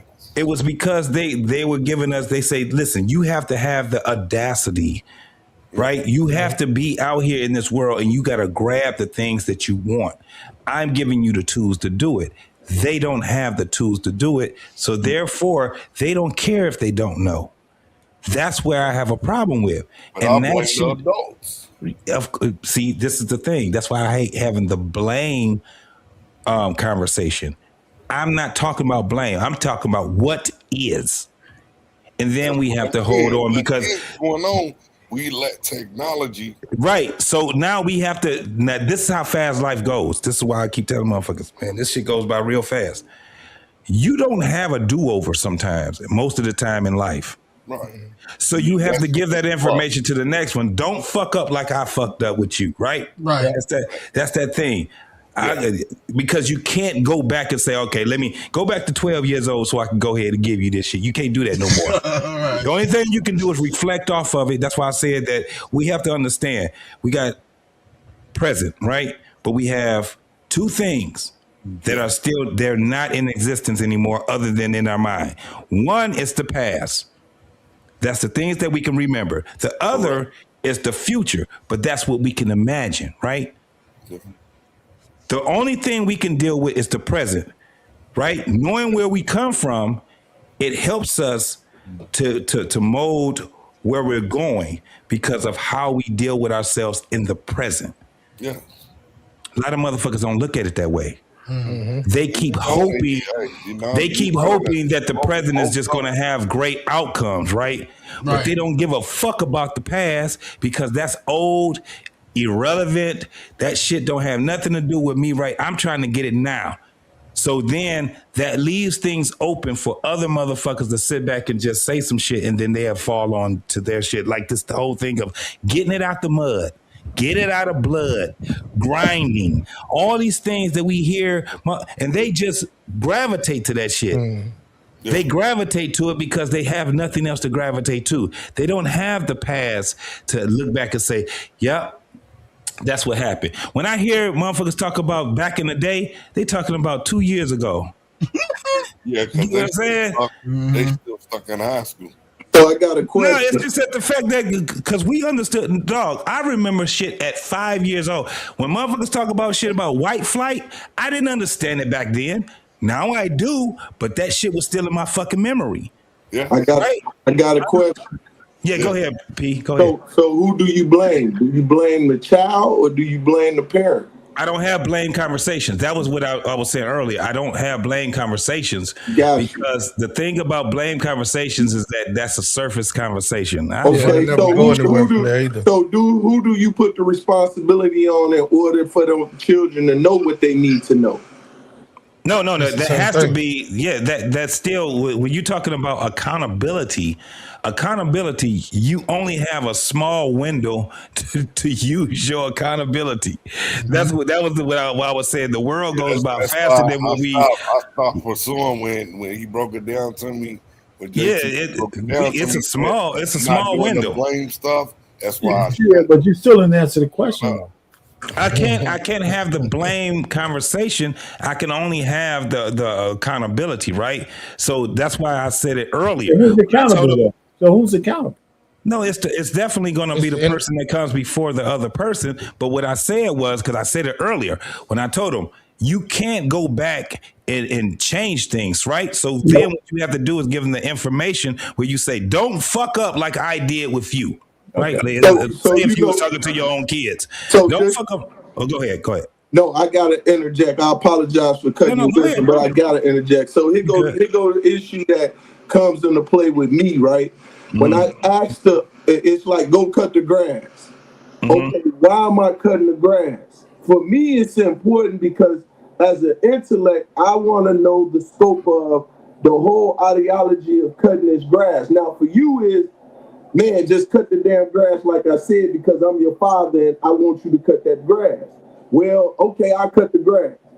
Then the next week comes, right? Not saying, hey, son, one day you may have a home of your own. And one of the things that go into play is the upkeep of this house. And because of the value of this home, one of the things you have to do is keep it upkeep to a certain point. And there's laws that's put into play that will, anyone that goes against keeping those ordinances into play that affects the value going down, now your investment goes down. So now when I say that, oh, okay, that makes sense. All right, then that means I should keep the upkeep of my car up. Oh, yeah, you should do that. Okay, that means I should keep the upkeep of my shoes up. Okay, that means that also. Okay, well, it's important then for me as a man to upkeep these things so that I can keep the value in that in which I invested my money in, right? So I think one of my biggest problems is when I used to always hear do as I say, not as I do, and I ask why, is goddamn it, don't ask me why. No, I get it. And so you're right. So let me go anecdotal a little bit. When it came down to maintenance on my house, right? I just remember my father, it was certain days, my father, first and foremost, a lot of things he started out doing with me, right? So to your point, P. Smurf, a lot of these parents, they need to first and foremost do it with their children. So my father, he showed me, and I remember when he looked and seen the first time I ever and I was 8 years old, that I had a lawnmower in my hand. And my father, he said, here, he showed me how to start it up and all that shit. And then he said, go ahead and cut. He seen where I was lacking at because I just started putting a motherfucking lawnmower over the fucking grass, right? Hold on, boy. No. That ain't how you do it. And he showed me, this is how he just showed me his way. And to this day, I do it the same way. I outline my grass, right? I do it that way too. I do it from outside in. Yeah, and then he showed me different ways on how to cut. The reason why that you cut this way, right? It was just those things. And then after he's introduced those things to me, now it's go outside. The grass needs to be cut, right? Or then it got from that to him cussing my ass out. You know that motherfucking grass supposed to be cut along. Look how long that grass is, right? So that's how it should be. Most parents don't have that. So they think, and to your point, just do it. Don't worry about all the other entails and shit like that. Just do it. I think that was a part that kind of where we at right now with children. I think that's one of the things where you had a lot of parents that were saying, don't ask me why, just do what the fuck I said, right? Because I think too many parents took that shit literally. That's true. And now look where we at now. These motherfuckers can't do a motherfucking thing right now. They're so separated right now because you got some motherfuckers that's 6-year-old millionaires, right? They just have something different, but they're so separated with each other. I get what you're saying, JT, because one of the things my father always had to, when my brother says to me, it was just take the initiative. Take the initiative. If you know something has to get done, just do it. Don't wait for me to say it.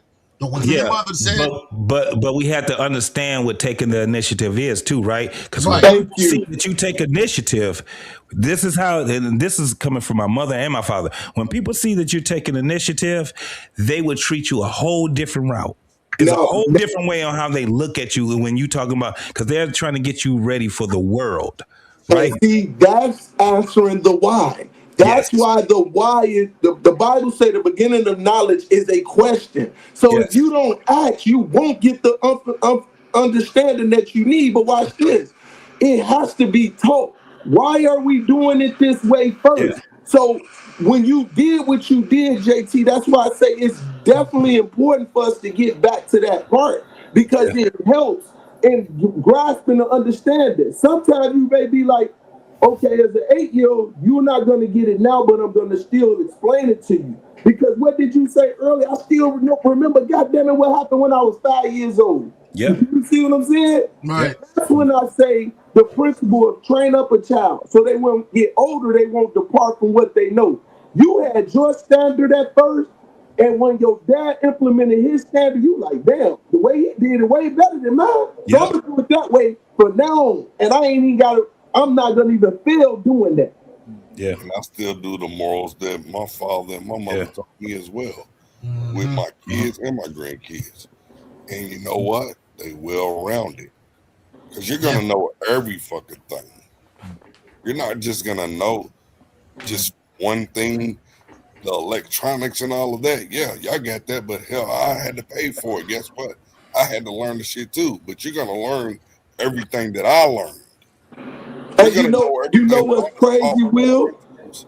Every principle that and morals that I was raised with, they're gonna know that, because I'm gonna be active. That's the whole thing. That's what I was saying earlier. As men, we have to be active with these damn kids.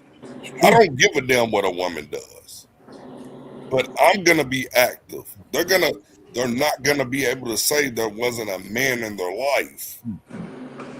They're going to be active. That's why the kids I mentor, they can't use that excuse of I didn't have a man in my life. I didn't have a no, because you got me. You got Will. You got a Will. No matter what the hell it is, you can't use that as a crutch to be a piece of shit. You're going to be a man or a female, whoever I mentor at that time. This is what I learned. I'm going to teach you this, the basics, because we can say the basics, right? Is that okay? Say the basics? We can teach them the basics of discipline, respect, structure. That's the whole thing. They're not structured anymore. But if you give them structure, they don't have it, and that's the option. I don't let kids walk through another door. You can't walk through this door. This is where you can walk through. You walk through her, because I will kill you myself. And excuse my French, y'all. Before the streets take you, I'll do it myself. Because you can't go to the streets. You got to read when you get home from school, you got to read an hour. Even if you don't have homework, you got homework when you come home. That's what I do. Hey, an hour. You got to study something. Whatever you're great at, guess what? I'm pushing that. I'm pressing that. You got an hour with that. So watch this. You know, one of the funny things with you saying that, let's say technology, what OG Kane just showed a minute ago, there's a lot of kids that don't understand, even though they got technology in front of them, how to utilize that tool. OG just sat up here and showed us a video that he created from AI, which ain't even expected for him to understand it. But we expect the new generation or the current generation or the generation that came up to understand it. I got a diesel class that I'm in, right? And I may be, if not the oldest student, no, I'm lying. I'm the second oldest student. The thing about it is, the teacher go to ask a question, right? And everybody looking at each other. We got the book and we got the computer. right? The computer, right? The computer. I say, you know the crazy part? I said, you got a computer in your hand and don't even use it to the ability that you truly can in order to advance and help you in life. Now watch this. I tell purposely, the teacher, he got to be in his 70s, early 70s. Wow. Say, you trying to be cool, teacher. I say, you need to be smooth, purposely picking with him. So a young lady asked the question. Now listening to him teach and listening to her ask the question, I peeped that she didn't understand what he was saying. So I said, do this, sis. I say, Google this real quick. And the teacher was like, no, don't Google. Go and do this. I say, no. I said, better yet, while I'm doing it, I Google it on my iPad and I showed him. I say, this is why I told her to Google it. He said, whoa, we got all the components and everything. I say, exactly. You was about to kick against a tool that she could use, that she could understand, right? Because specifically you wanted her to go to the book. Let's use both of them together. So I'm glad you got there because I was wondering where you was going. It's about knowing it all. See, I don't just want to know one thing. I want to know it all. So all the kids around me, my child, all right, we gonna do all this shit. Because mostly now school is on the computer, but we still going to the library. Yep. So you're gonna know all of this shit because you're gonna be the most lethal weapon that you can be for this world. You're gonna know the computer shit. You're gonna have all that.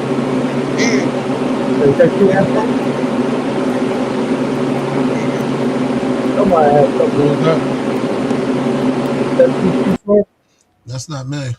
But you're gonna know all of that, and on top of that, I guess it might be driving. You're gonna be able to battle this world at every facet. Exactly. See, because they say that this new generation or what have you is the smartest generation. Bullshit. Yeah. I don't call bullshit. I still No. T-Mac, you got something to say on this topic? Because I know you've been quiet. See, there's two different components that we don't. I'm just listening, man. Listening. Oh, my bad. But you only there's two more components though. You have to teach these kids common sense and discernment. Mm-hmm. Because without discernment, that's where a lot of grown people fail at life. They don't have discernment, don't know what it is. So here's one thing, though, William, that I think we all have to understand. And it's just an old saying, I think we all know that when the pupil is ready, the teacher will appear. One of the things is that folks have to be ready to receive the information you want to give them. So I think one of the challenges we have is putting, like, I think you might be doing this with your family and whoever you mentor. We got to put people in the position where they want to learn something. Yes, sir. Right? Because when they're in the position to want to learn something, then you could actually teach them. Because if you try to tell somebody something and they don't want to receive what you say, they can't hear you. Yes, sir. You know, so I think that's one of the things that one of the toughest challenges is, and I think JT tries to bridge that gap, right? When they see an old fucking guy with a beard here and there and all that kind of shit, not me, not only you guys, but you know, they might say, well, what are you trying to tell me? Because all that shit is in the past, and what you say is not relevant to me right now. And first of all, maybe some things aren't, but a lot might be, you know, because what they say, the best experience is learning from somebody else's experience, you know? So I'm just saying, so we got to get put, so the guy who knows how, the guy or gal who knows how to put people in a position that they want to learn from you is a person who's winning. And I agree with you, but you got to look at it this way too, R-Pain, because you know this well. It's like how you deal with women. Mm-hmm. You make them think it's their idea when they actually follow what you already know anyway. Laugh on that one. So it's true. I'm telling the truth. Because, hey, how many times have our kids or our women or, you know, how many times have you told somebody something for 2-3 months and then you let it go? Oh, such and such told me this, and you thinking in your head, nigga, I told you that at Yeah, first. 100 times. Yeah. Mm-hmm. Mm-hmm. So that's the whole thing. It's like it's a shell game, to be honest. Life is a shell game, but it's just like with our women. They know the hell that we got their best interest, but sometimes they just have to see it for themselves. That's true. Yeah. Our kids. Hey, we always hard-headed teenagers, I do believe. Yeah. We knew the game because our parents gave it to us. They told us what to do, what not to do. But guess what? We still had to do. We had to try it. Like we had to try it. And then it was like, damn. You know what? Before my father passed away and everything in 2020, but years prior to that, I told him, Daddy, like, I should have did everything you said the way you told me to do it. My life would have been easier. And he just laughed. He just laughed. But he was like, hey, I'd already told you. I'm like, Daddy, So- you was really So let's ask the question, though. Let's ask the question based on us. Is it true, the statement up at the top? Are baby boomers and Gen Xers, are they better at life? Are they actually better at life? We actually, we folks? are. I'm gonna tell you why. Because for one, we're more financially stable than them. Oh, they getting money, a whole lot of money now. Shit, these niggas are broke. These motherfuckers are broke. These niggas are broke. Hold up. But Niggas broke. But they are horrible at budgeting. See, we got taught how to budget your money, how to save your money. These motherfuckers, guess what? They'll pay what, $15 to get some food dropped off. Hey, Will. 15. Hey, Will, let me tell you, these motherfuckers are broke. I don't give a fuck with nobody. I travel, dog. And when I travel, you just said it. I know how to budget my shit, right? When I leave my fucking home, trust me, I'm leaving my home because I have backup plans. You dig what I'm saying? If I'm flying, I got a fucking credit card where I'm going to get me a motherfucking rental car. No doubt about it. Motherfucker sit back and some shit go haywire. Guess what I can do? Get in my motherfucking ride. I can go, nigga. I got money where I can go and I can say, let me get this plane ticket. I know I'm supposed to been going 2 days before, but I'm ready to go back home. I can get on that motherfucker, change that bitch up, and I'm back at the crib or whatever I need to be doing, right? These young motherfuckers be coming, man. They Now mind you, JT, I'm only talking about the young motherfuckers on YouTube that say this shit. That's why I say they broke. That's why I say they broke. Why I They told broke you, as shit. I know what the hell we do because anytime you look up an old man, and I'm talking about older than all of us, he still got that big ass knot in his damn I was shirt. just about to say that though. Listen, one reason why a lot of them are broke. Yeah, he got money in his wallet, and then see what I learned from them: don't put your wallet in your back pocket. Put it in your front. Now go ahead, T-Max. Yeah. No, he good. He cooking because I was just about to say the reason why a lot of the young folks are broke or spend recklessly is because they was never raised up in a generation where it was painful for you to reach in there and pull out something tangible and give it to somebody. That shit hurt when you saw a 20 leaving and a 50 leaving, but these bitches is tapping and screening and all this other stuff. Yeah, so they don't see it. Yeah, it don't affect them the same. Look, I tell They all can't my feel it. kids They can't feel it. Yeah, they can't feel it. That not getting lower and lower. You like, God. And they mentally don't want to look at the account to see what the hell it looked like. Come on. T-Max, one of my brother, he got grown kids, right? He was like, well, I don't have this. He said, did you pay your rent? Do you have food in the refrigerator and everything? Well, I'm broke. No, you're not broke. You're living. You're being grown. Yeah. Because you have everything you fucking need. Just because you can't order DoorDash, go to the damn grocery store. You're gonna get more food. Nigga, I'm trying to told you. I'm trying to told you. So guess what? Your food's gonna be better than anywhere you go out to eat anyway. Yeah. Y'all know what's ain't gonna be on you for an hour, and then you hungry in the next 2 or 3. And they cheap. These motherfuckers are so Will, these motherfuckers are cheap, like me. If I get a motherfucking a hotel, guarantee that motherfucker got a kitchenette in it. To the least. If not a kitchen in that motherfucker. You know what I'm saying? They would sit back and spend all that fucking money on some luxurious ass hotel, what they think is luxurious, and they ain't even got a fucking microwave in that motherfucker, bro. And then the shit that Continental you eat ain't even breakfast. seasoned. So, Yeah, that's true. That too. I mean, because I got to have the seasonings. I gotta have all of that. We going to the motherfucking groceries. Look, I get somewhere, go to Miami or whatever, bro. That motherfucking place that I got is gonna have something where I can cook some motherfucking food, right? Fuck going them expensive ass, nasty ass restaurants that they got, man. Fuck them restaurants, nigga. We about to go over here. We gonna go to EB. What's the other places that they got with all that shit in the South that they got? We going to get food. Oh, you go to cook our own shit. You go to Kroger's. Ain't nothing like having somewhere where you can have a grill. I'm lighting that bitch up and I'm going to agree.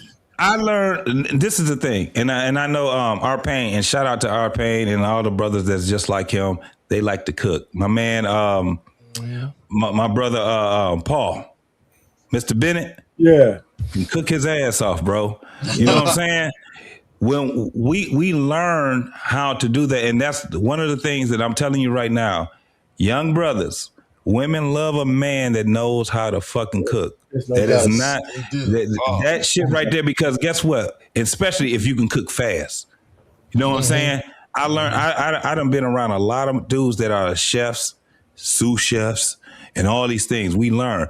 One of the things I learned, like I like struggles. A lot of motherfuckers don't like spaghetti. I love spaghetti, right? Yeah. And lasagna and chili mac. I made a chili mac. My mama can cook. My mama can cook crazy, bro. But my mama, she tastes my chili mac and she seen like that box shit ain't got nothing on my chili mac. Like, I do my shit. Nigga, I'm talking about simple and that's a simple. That's a, you know what I'm saying. That only takes 10 minutes to make. But bro, was a chef. He went to school for being a chef. Then he became a dietitian, and he was an accountant. But most of us, but check this out. Yeah, but most of us as men, he's the president of DMA nationwide. Yeah, but most of us, HEB, BMU. I think BMU put that in there. But most of us as men, we know what we love to taste, right? Because when we cook, whoa!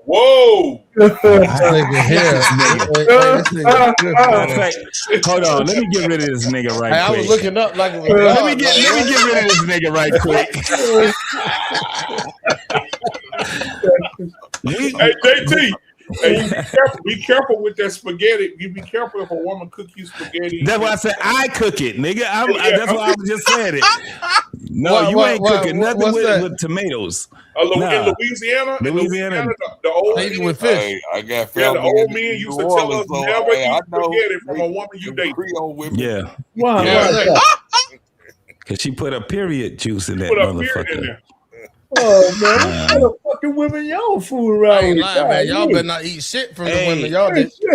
Fuck everything. My wife from North Carolina, right? Hey, R-Pain. William. Hey, them women in Louisiana had you eating that fucking spaghetti. They didn't drop some of that period in. Had you walking? Yeah. But naked down You talking about Roots? I ain't gonna lie, BMU. But I ain't gonna lie though. See, I'm allergic to seafood, so I didn't get. You know what, man? BMU was full of shit because he been down there licking those chicks when they on their period. His ass is caught right now. That's why she. You don't leave no spaghetti. His wife spaghetti forever. You must be on something or coming off. Yeah, I ain't going nowhere, y'all. Like for real, like I ain't going nowhere. R-Pain, that's some foul shit, you big You ass. know you been down there like Hey, I don't know what you the Stop North projecting, Carolina nigga. Stop women, projecting. but hey, I don't know nothing. Hey, them North Carolina women. Only thing I can say is they know how to burn, and What they part of North Carolina your wife from? They know how to cook. And my wife, ooh Lord, I ain't going nowhere, y'all. When I tell you, yeah, whatever she did, keep doing it. So I can honestly say this. I don't know about all that other shit in the South, dog, but I do know that Louisiana, them motherfuckers can cook their ass off. Yeah, no doubt. I done been to Memphis. I done been to motherfucking Nashville. I done been to Alabama. I done been to all parts of fucking Florida. Ain't shit better than New Orleans, dog. Let me tell you something. You go there, and I'm gonna tell you right now. I done went to a couple of restaurants, bro, and they were cooking as if they was at the fucking house. I said, this shit right here is something different. Like when you go to Nashville, right? I went to Nashville. They got this Nashville barbecue. Nashville, that shit nasty. That shit bullshit. Memphis barbecue. Louisiana that's that spot, bro. Let me tell you one thing I learned about Louisiana was that is a culture. Yes, sir. So motherfucking rich, bro. That fucking culture is so motherfucking rich, dog. What was that shit on Mondays that y'all did or Sundays that y'all do? Fat Tuesday. Not Fat Tuesdays. Not that. So not that one. It's something that y'all do. Y'all watch shows and cook food for the week or some crazy ass shit that y'all be doing in Louisiana. Everybody say that you do it. I can't even remember. You know, my girl. What's her name from Hamp's channel? Sherelle. Sherelle was saying that on Sunday or Monday you do something. I can't even remember what the fuck she said. She's from Louisiana. Yeah, she's from Louisiana. And when she said it, I asked everybody that's from Louisiana. I think except for you, Black Man, it's something.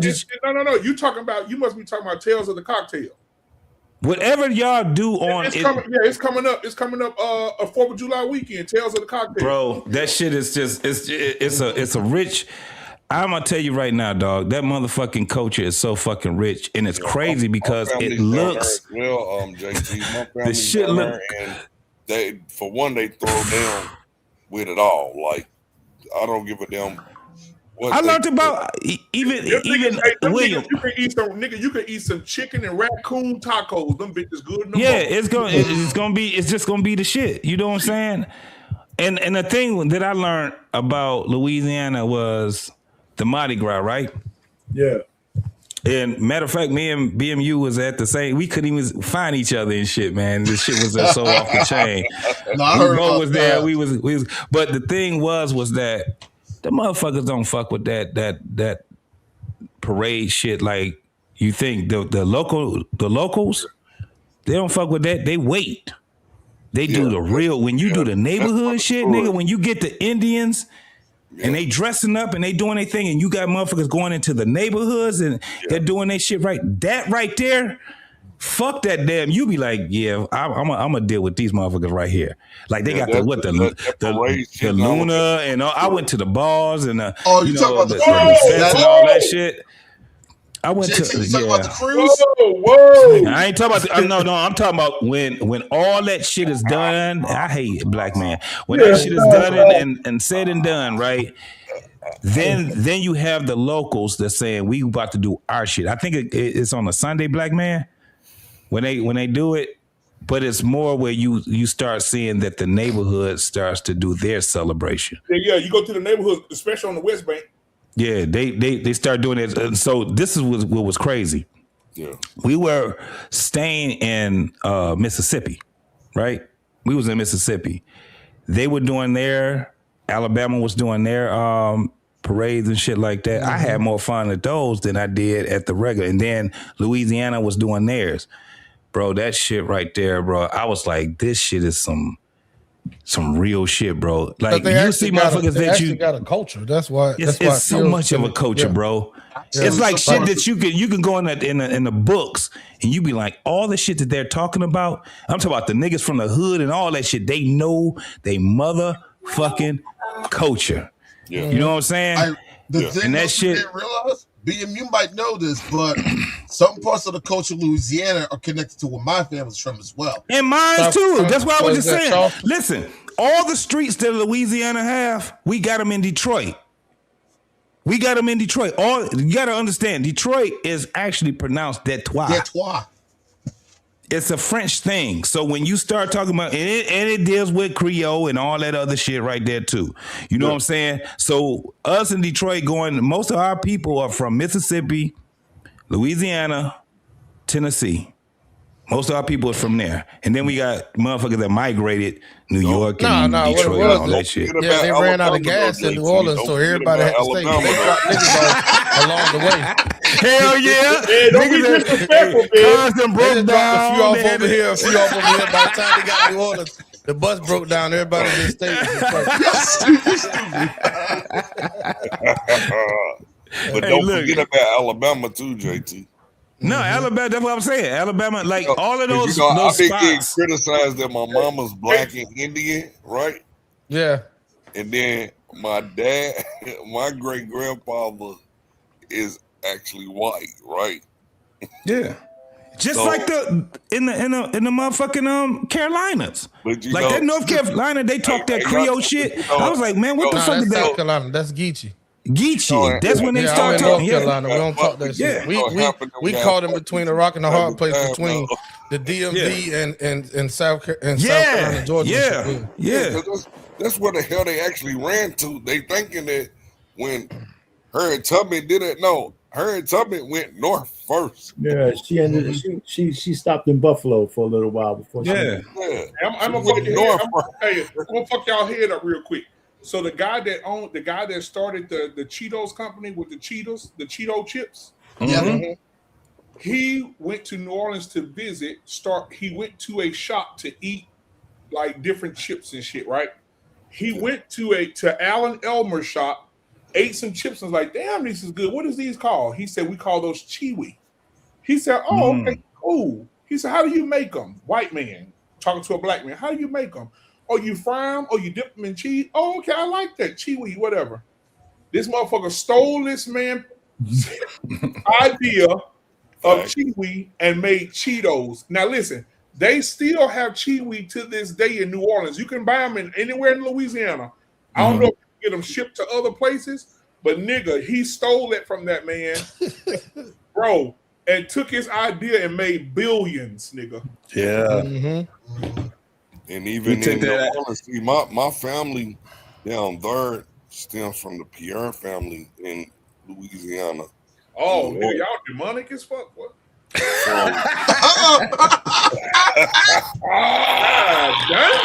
Dang. Whoa, Really? bitch. That family right there, boy. That family right there had you walking down Bourbon Street butt naked with a Popeyes gift card.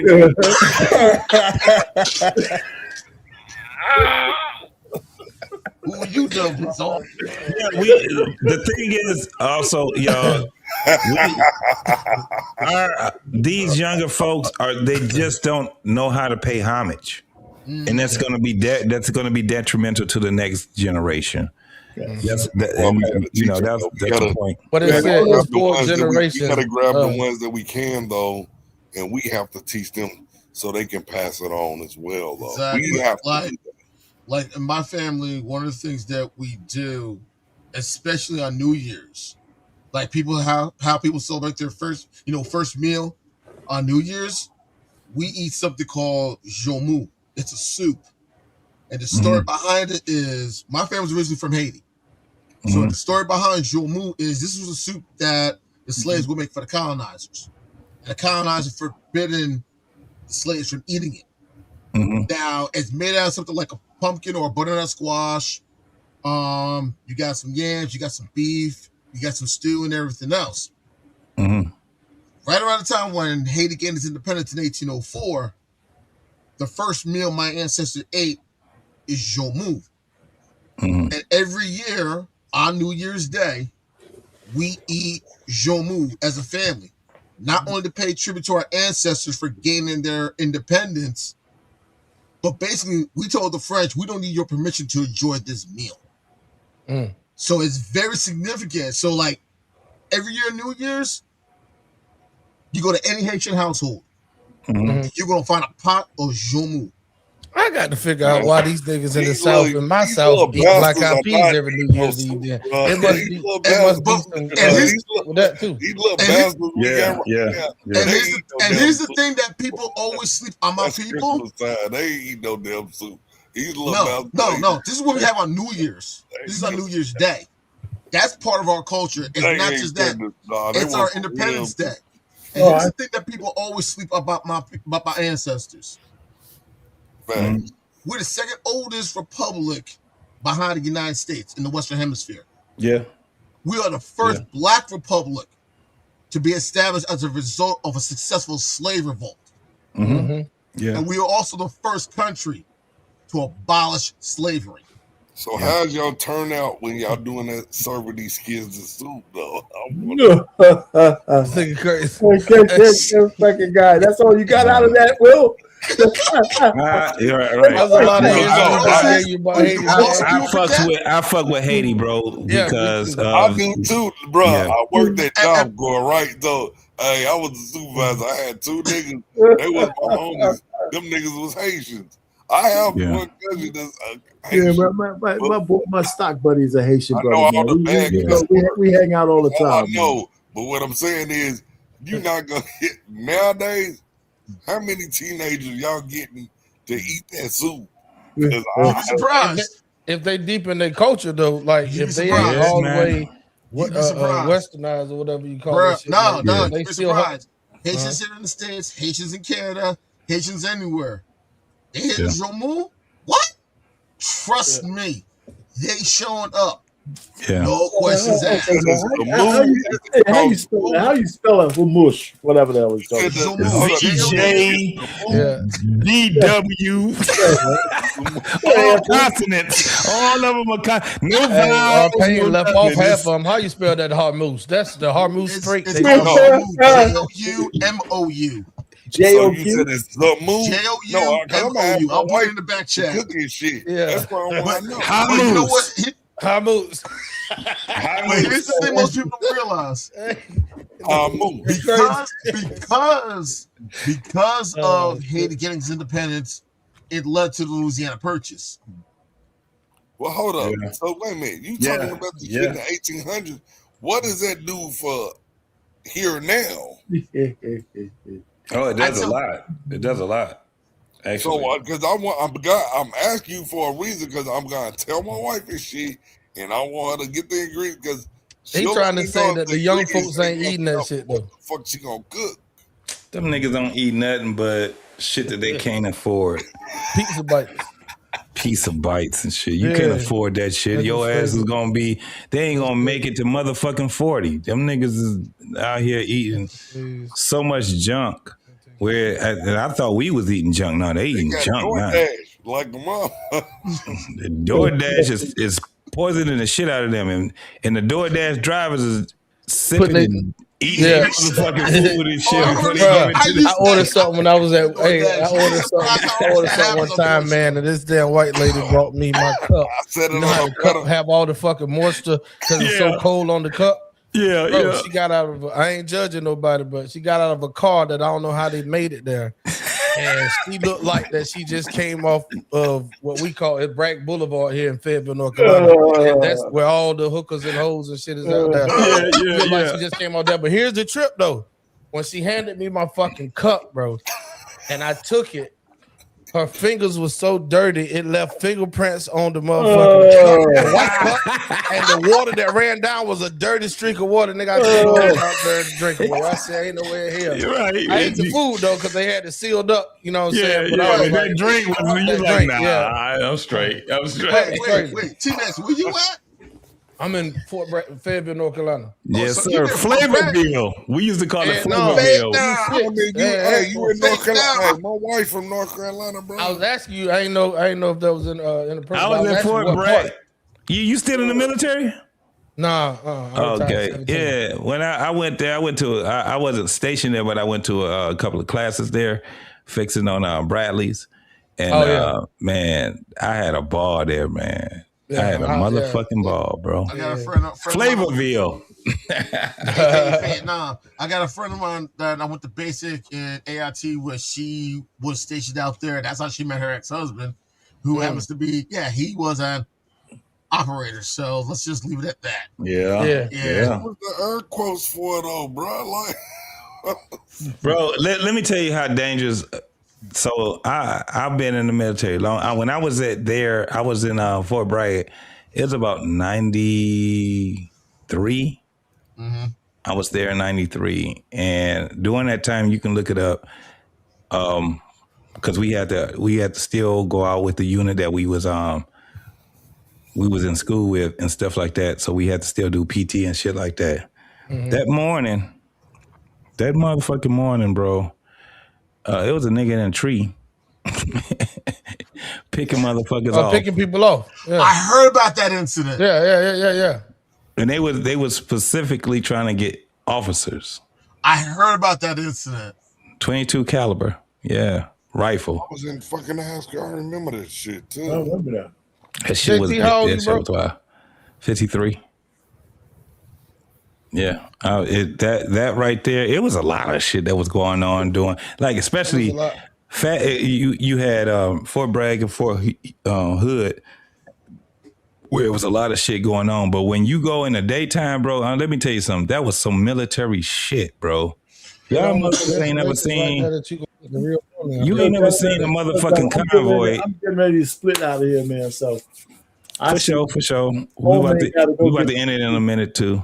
Anyway, pictures to the story. I don't know if we answered the question. We can answer about a lot of stuff. It's a Friday. Yeah, my wife. Yeah. No, I think we you know, we can forward the conversation. Yeah. It's really great. Yeah, so I'll be back on Monday at 7, man. So I think we have. Wait, what was it that you said you was talking about? We're going to talk about how Black women are one of the powerful forces in the Democratic Party, but are they the queens or are they pawns? Oh, Okay. that's a It's dope. gonna be, I love that's gonna be good. flag That's a dope talk. Yeah. No, shit. Our pain been cooking with fish grease for real, bro. No doubt. So we're gonna hook it up, man. Talk about it. So I've been working on the script, man. What I'm gonna say and shit like that. So I was gonna debut my song on it as a icebreaker. So I'm gonna still do that shit. Man, this That's dope. Like, hey, R-Pain, that's dope. This nigga think he did it. He think Take that, pause. Let me tell you, man. Yeah. As we proceed, I ain't gonna lie. what y'all need. Your podcast. Our pain, motherfucker.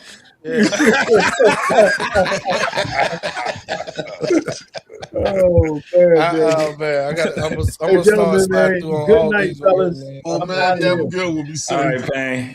Most definitely. All right, Hey, Max, I was watching some of your videos. You know, I gotta research my peoples, man. When I see it. You had that shit with Jay Prince on there, man. That shit had me laughing like a motherfucker. Man. That nigga crazy than a motherfucker, bro. You got to control that motherfucker though, because he'll just go. Like, that's my dog, but he'll just go and go and go. That nigga is entertaining. I ain't gonna even lie. Yeah, he's totally entertaining. You got to feed him while, you know what I'm saying, while he on one, you got to kind of feed him. You gotta reel him back in. Yeah, reel him back in. Yeah. Oh, so he got to get back on track. He pops up on our panel, and I just be like, oh shit. Yeah, it's like you gotta just sit back. Everything we talk you saw the one with Mommy 3 Love and Jay loud. Prince on there? That's the one you talking about? Yeah. Mommy The one 3 y'all Love. did, Yeah, y'all did one. It was y'all reviewed him, and then y'all had him to come up, and this nigga had that zoo suit on with that fucking hat when he. Hey, so I hit Jay Prince and told him to put that shit on, right? Because Jay Prince would come up there any kind of way. I'm like, well, this one right here with the fucking pop the balloon shit that he went on, we want to bring him up to be. Boy, hey, look, that dude is. Wait a minute, he was on Pop the Balloon. What? Nigga, Jay You Prince ain't did not hold him up, seen bro. Hold up, Jay Prince is on Pop the Balloon for real. Yes. Yeah, not the one with Arlette, but kicking it with two It was a coats. T-move. It was a T-move version of Pop the Balloon. But look, that Is it nigga on was YouTube, dog? I gotta look at this shit. Yeah, for real. I'm about to get it to you right there. You had a mama and her two daughters on that bitch. Wait a minute. Yeah. Those are the girls that they wind up Are you coming to cook JT? for me. No, are you Right? serious? Nah, he dead ass. Wow. Yeah. Ain't that the And ones Jay that Prince they went came off to the on crib Jay and Prince all went of off that? on them hoes, bro. Yeah, he went off on there. Oh, I gotta see this. I gotta see this. Jay Prince went off. Nigga, it's some moments. Look, I got shit ready to clip. I don't be trying to be, you know what I'm saying? I don't try to go in on Jay Prince because I understand the type of person he is. So I got shit that I got clipped. You know, sometimes he just get me to a point where I was like, nigga, I'm about to destroy the fuck out of you. But I'll be like, for what? You know, he get me caught up in some shit. I'll be like, man, why? Here, go right here. We got the footage. I Let me want to be see. old school. You way coulda and say, said, roll that tape. Yeah, I'm about, man. Jay Prince something else, bro. Jay Prince is something else, man. That nigga went up there and he killed him. You put it in there already? Nah, I'm about to right now. Okay. And the timestamp, I'm gonna put the timestamp. Whoa. What the hell they talking about? I don't know what he was. Every time he come up with help, I'm gonna call you the pause police. Now what you woeing about, nigga? Hey, here go the timestamp, JT. Okay. That's the timestamp with it. Let me go here. Let me put it right here. That nigga crazy. Man, he cooked them. He cooked them though. What that? Yeah, that nigga had, man. That nigga said when he stepped to that one, you know, they moved down the line in front of the girls. When he stepped to that one girl with the red hair, as soon as he stepped in front of her, he said, "Oh shit, what's up, EBT?" Yeah. Oh shit. That nigga funny as hell, man. That nigga do be funny, though. Like, it's like you be like, because yeah, I got it. I'm nigga, we talking about something. Hey, hold on, I'm gonna be right here. And then he just go left, and then it's like, motherfucker, nigga, what? Yeah. No, you know, once I get caught up in, and I'm trying to be serious on shit, and then you got a nigga like JP and a couple other niggas, they irritate the fuck out of me. And then once I calm down, I'll be like, no, that's my nigga, man. He all right. Yeah. I got a lot of people like JP where I'm from, so I definitely. Yeah, I'm definitely not in the you know, trying to destroy the brother. You know what I'm saying? It just, you know, we've been doing this social media shit for so long, man, where, it's been years, man. Like, you know, it is what it is, man. I was hiding for so long. Got with hemp and them and shit. I've been rolling for damn near 3 years. I thought you was going to be down there this weekend, man, to see some niggas get knocked the fuck out. Oh, man, you know, I can't leave my Oh, mom. yeah, that's right. You just told me about that, yeah. Oh, shit. Yeah, them niggas having fun right now, bro. Matter of fact, they probably doing they live, did a bro. live. Him and 2K and Mr. Fantastic, yeah. All right, let's get into this shit right here with your nigga JP. Nigga, this shit is all motherfucking comedy, bro. Here we go. All right, go ahead and give your name and age and what you do for a living, bro. I'm James. I go by J Prince for president. I'm 40. And I have my own food truck, my own hot dog cart, and I raise my kids. Wait, and listen to the balloons though, bro. Listen to the balloons.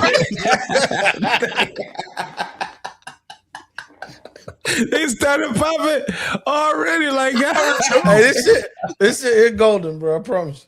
Hell yeah! All right, here we go.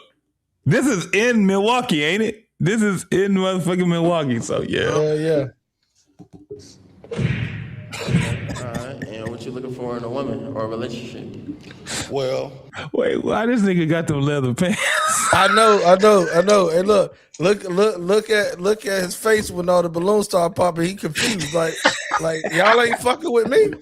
Right. Shit, I just done spent a minute on this motherfucking shit right here. Bitch, I'm killing their ass in the morning. They don't like me. All right. I want a woman to allow me to be myself. I want her to be herself. I want a woman that's very feminine, nurturing, mothering, caring, and have a good fertility. Good fertility. Fertility. Oh, Yeah. What you talking about? Oh, God. Y'all fertility fucked up? Hey, pause it real quick. Pause it. So if y'all know JP, he said all the talking points that he say on YouTube.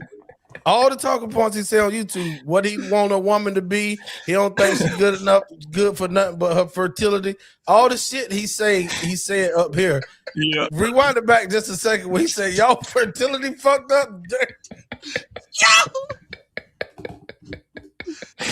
Food truck. Wait, that motherfucking food truck now. I ain't gonna lie. T-Mac, nigga came up here. He had me on one. I was like, nigga, where's the fucking food truck at? You and this guy, I'm tired of you and goddamn Dr. Umar Johnson. Where's the food? And where's the fucking food truck? Oh, shit. That nigga was so mad at me, bro. All right, let's go with it. Car done raise my kids. Okay, all right. And what you looking for in a woman or a relationship? Well, I want a woman to allow me to be myself. I want her to be herself. I want a woman that's very feminine, nurturing, mothering, caring, and have a good fertility. Good fertility. That nigga said fertility. Fertility. Yeah. Oh, God. Y'all fertility fucked up?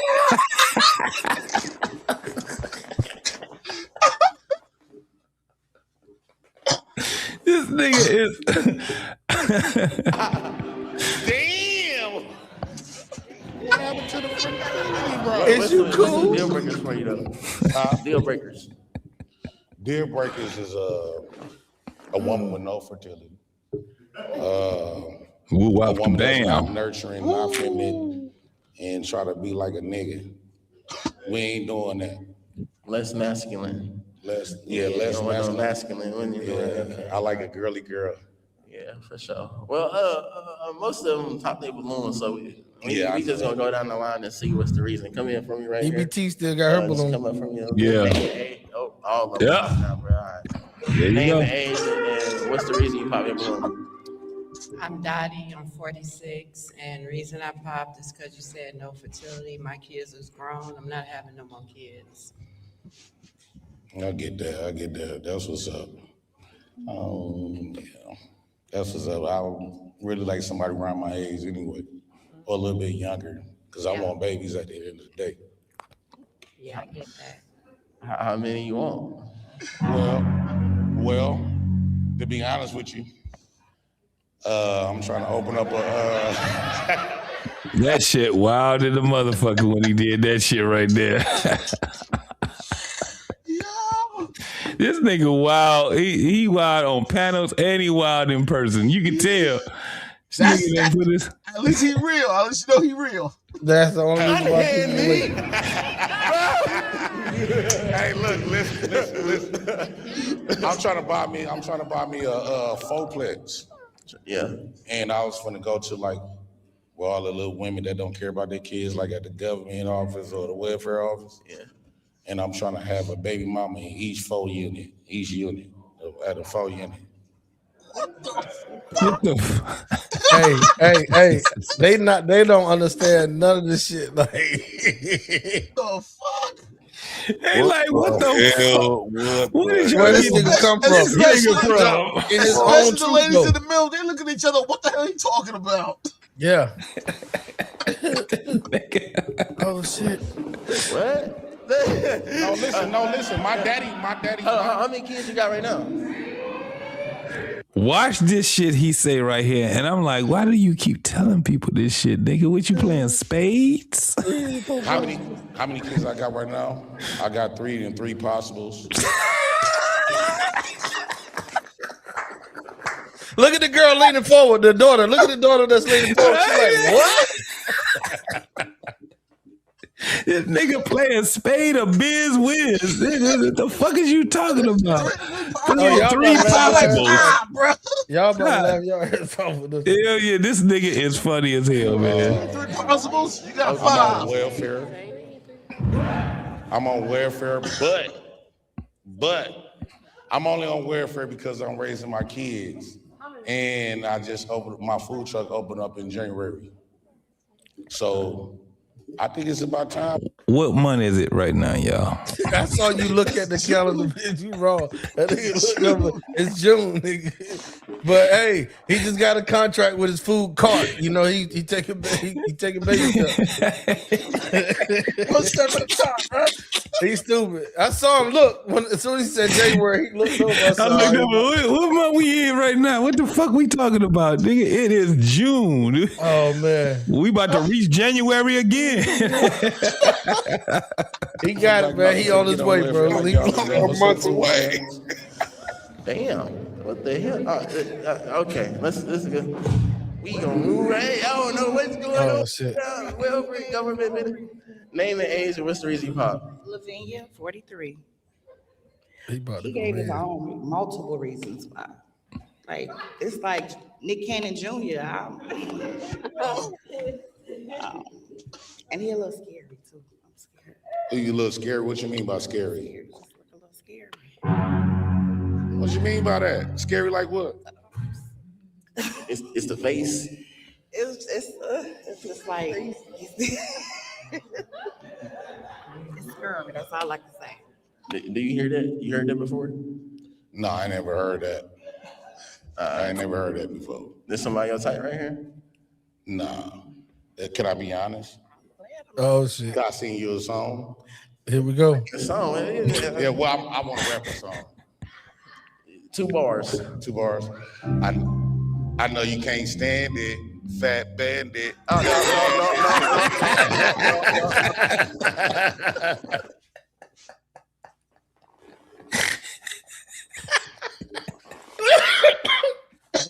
That nigga crazy. Look at the girl. Look at the girl face. The one that was leaning forward. Now look, check this out.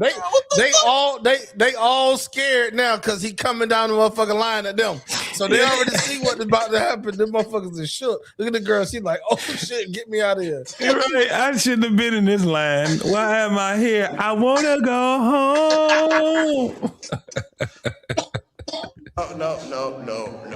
I mean, they do. No. Yeah. What up, though? Shit. What up, though? Okay. Name and age and what's the reason? Oh, man. Amaya, 23, a lot of reasons. What's the reason? Top reason. They scared. Your attitude. It's just, What's wrong with my attitude? you're doing too much. I'm doing too much. They nodding their head. My balloon. Yeah. Before you heard me speak. That's why we have a decision. Huh? That's why it's our decision. Right. I think that you look nervous. Not too much of my sister. We can move on. Yeah, for sure. This somebody else type though? Nah, I like my kids chocolate. Okay. Name and age for you, and what's the reason you pop? This one got a little fight in it. Raising kids is a very intentional, it requires a lot of work. So for you to carelessly say that fertility is a requirement and that kind of explains the previous history, So I just... You're feminist too. Yeah, hell yeah. I understand that, but I think a woman that don't have no fertility is pointless. Because at the end of the day, the point of a woman to me. And I think those cornrows have been useful about 15 years ago, but it's pointless. Shout out to my sister that did my cornrows. Built the ass, you know what I'm saying? God damn. This somebody else type though, bro? This somebody else type, bro? No, it's not my type. I have a brain. That's not your type. Let's move on. She got teeth. Well.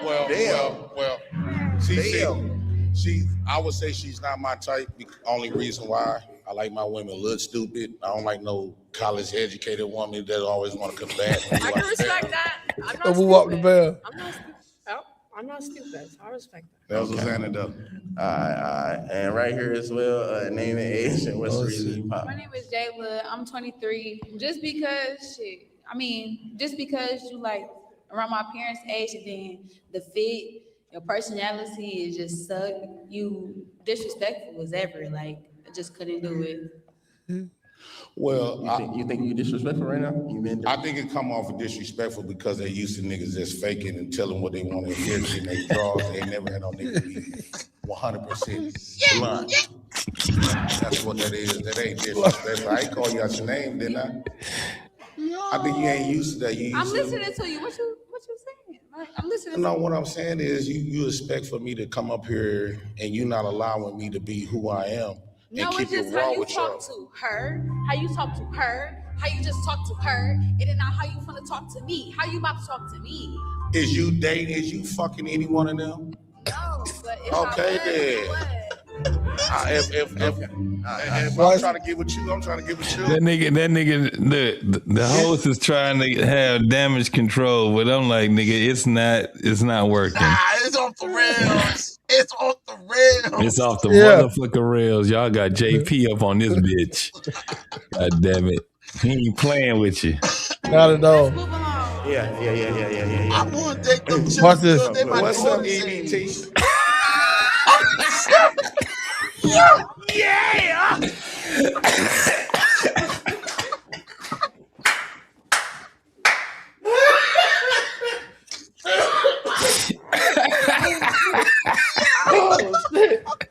Oh shit. What's up, EBT?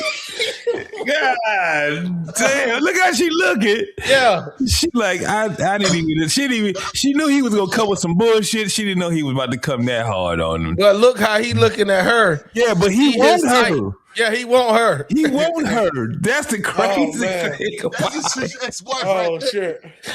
That nigga like, fuck that balloon. We gonna talk after the show, EBT. And rightfully so. That shit is funny than a motherfucker, bro. Let's keep going. Come on, man. She got red hair. I know she get food stamps. I don't get food. Make too much money. You make too much. She capping that. She don't make a lot of money. That bitch get food stamps. She definitely get food stamps. Her stamps. ass the fuck out, bro. Oh man. And she about to show you how she capping. Watch this shit right here, bro. Look at her. Look at her. She like, I thought I was gonna get some dick tonight.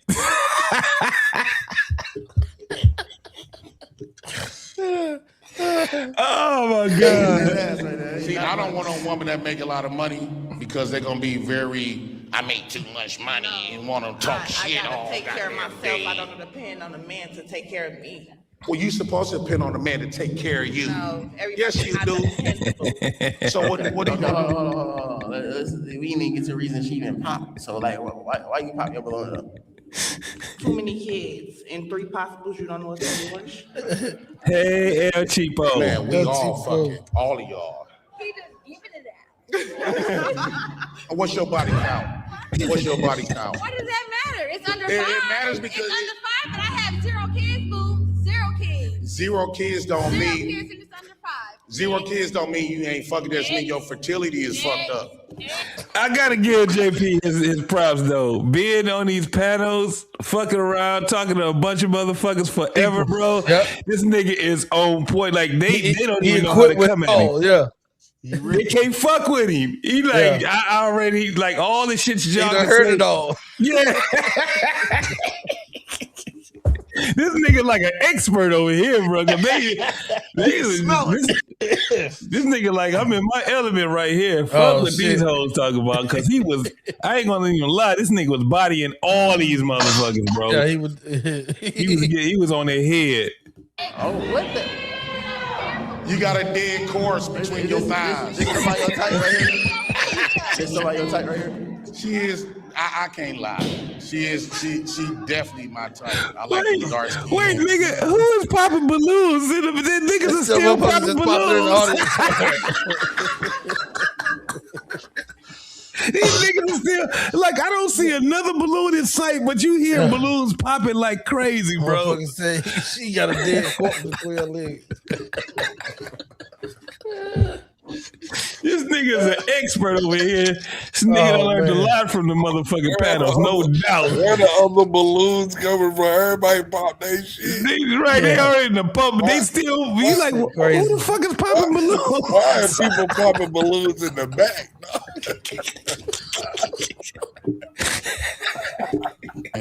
I like I like my women ponytail, big booty with an ankle bracelet on.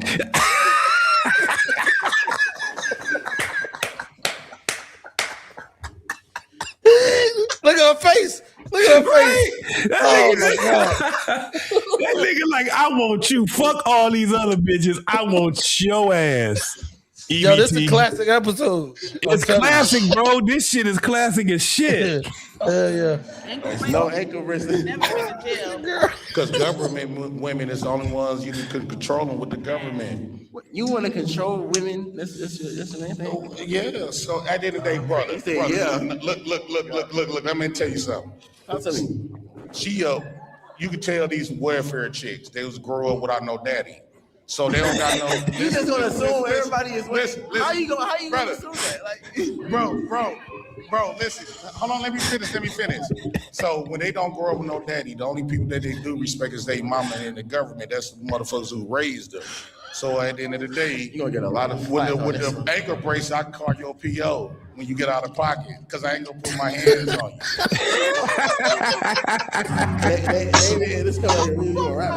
David Hayes and what's crazy. I like now her you looking with at the the hat audience. on, though. What's happening, baby? Because he is a contradictor. Like, he contradict a lot of stuff that he say. Like, you want a woman that's on government assistance, but you just said up there that you is government funded. On top of that, you got 3 kids, 3 baby mamas, well, 3 kids, 3 unknowns. And, you're not intelligent enough to know exactly what you want or what you're looking for right now. I definitely know what I want, but here's the thing. You want a welfare government control. You want to control the woman. I'm quite sure. Looking at these 2 black women, I know they grew up on welfare just like I did. If I'm receiving welfare, I grew up with my parents, my mom and my dad. My dad never went out to go get milk and never came back. So I do have my dad in my life. But majority of us didn't though. Yeah, that's you said all of us up here ain't got no dad in our life. And if you had your dad in your life, you won't be wearing that weave in your head. Come on.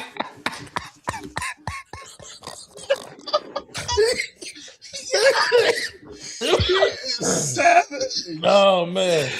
Hey, I gotta say, bro, I done saw this already, but I didn't realize this nigga was really cooking, dog. He was cooking. This nigga JP was out here. He was on their head, bro. Yo. Put my hair off, first of all. I can go bald head. Come on, let's go. Let's go. Hey, JT, watch he try to shout the channel out.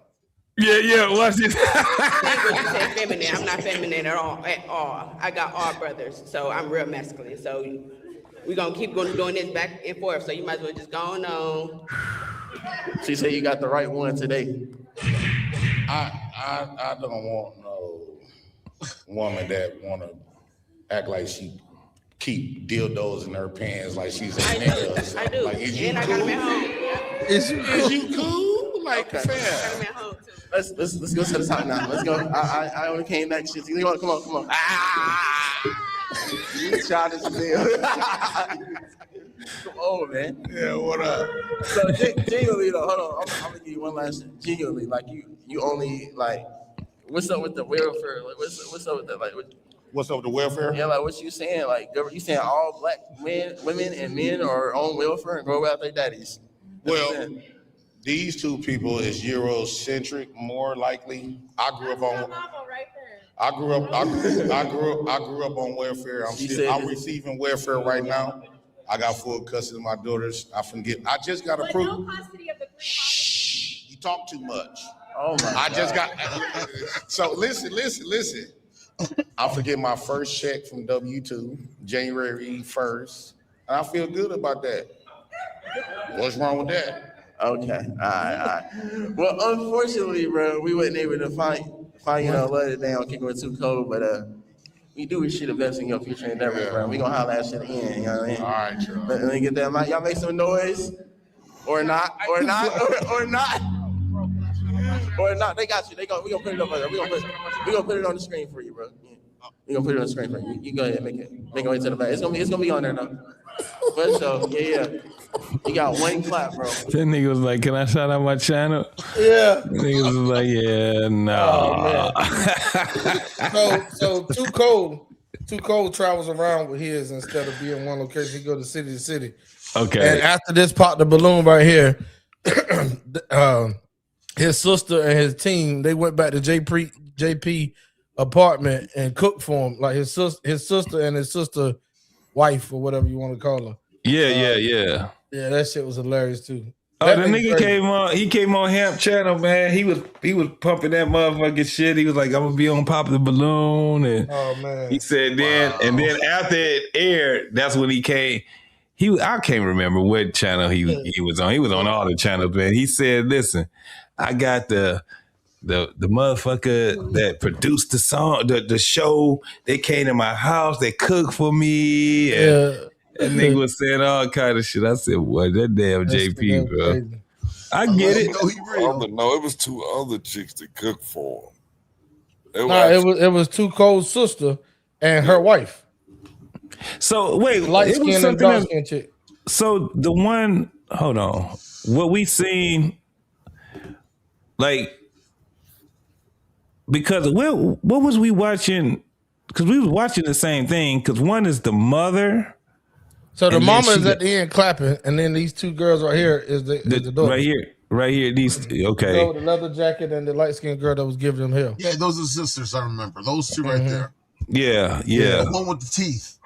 Yeah, and then the mama is all the way at the end by Too Cold clapping her hand, the older lady. Yeah, that shit was trifling in the motherfucker right there.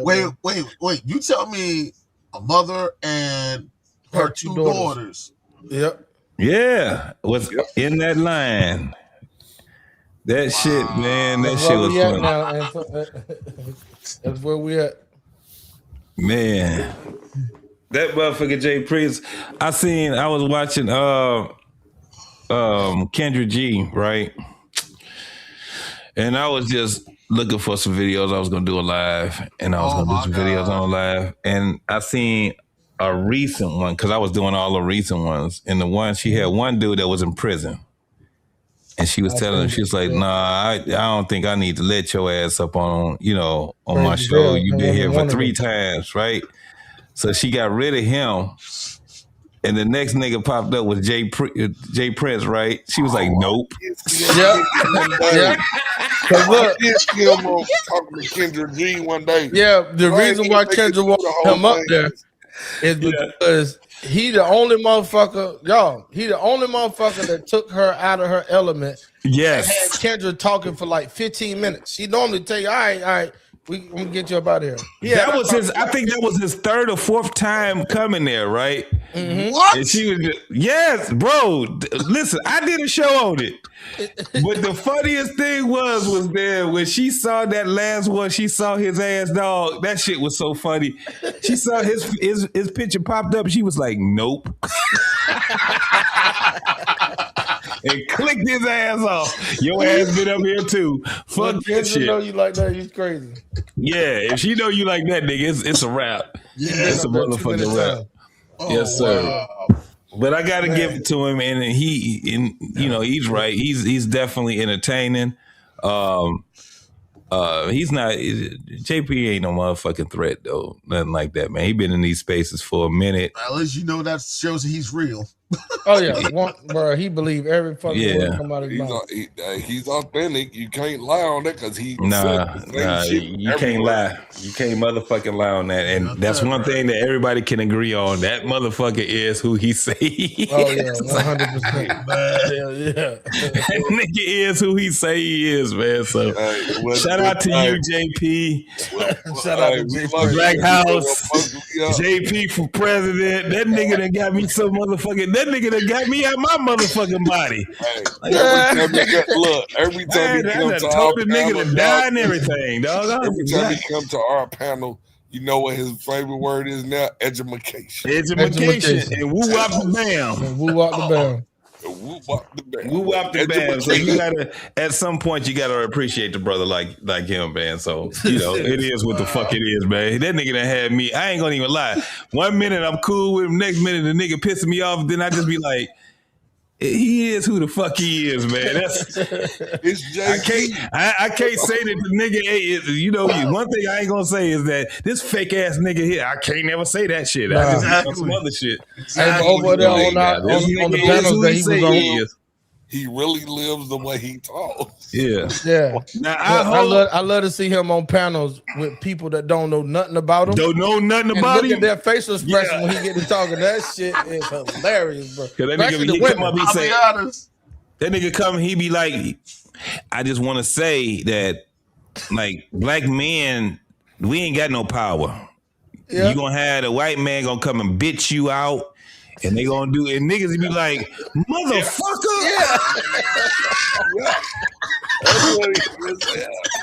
He gonna make you look like a bitch. Oh shit.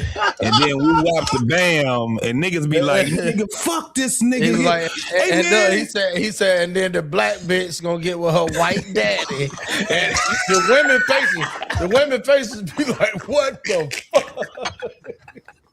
I ain't gonna lie though. Hey, JC, I ain't gonna lie. One day we was on the panel and that nigga popped up and all the shit. I was pissed. I said, no, I thought you said, oh, this nigga right here.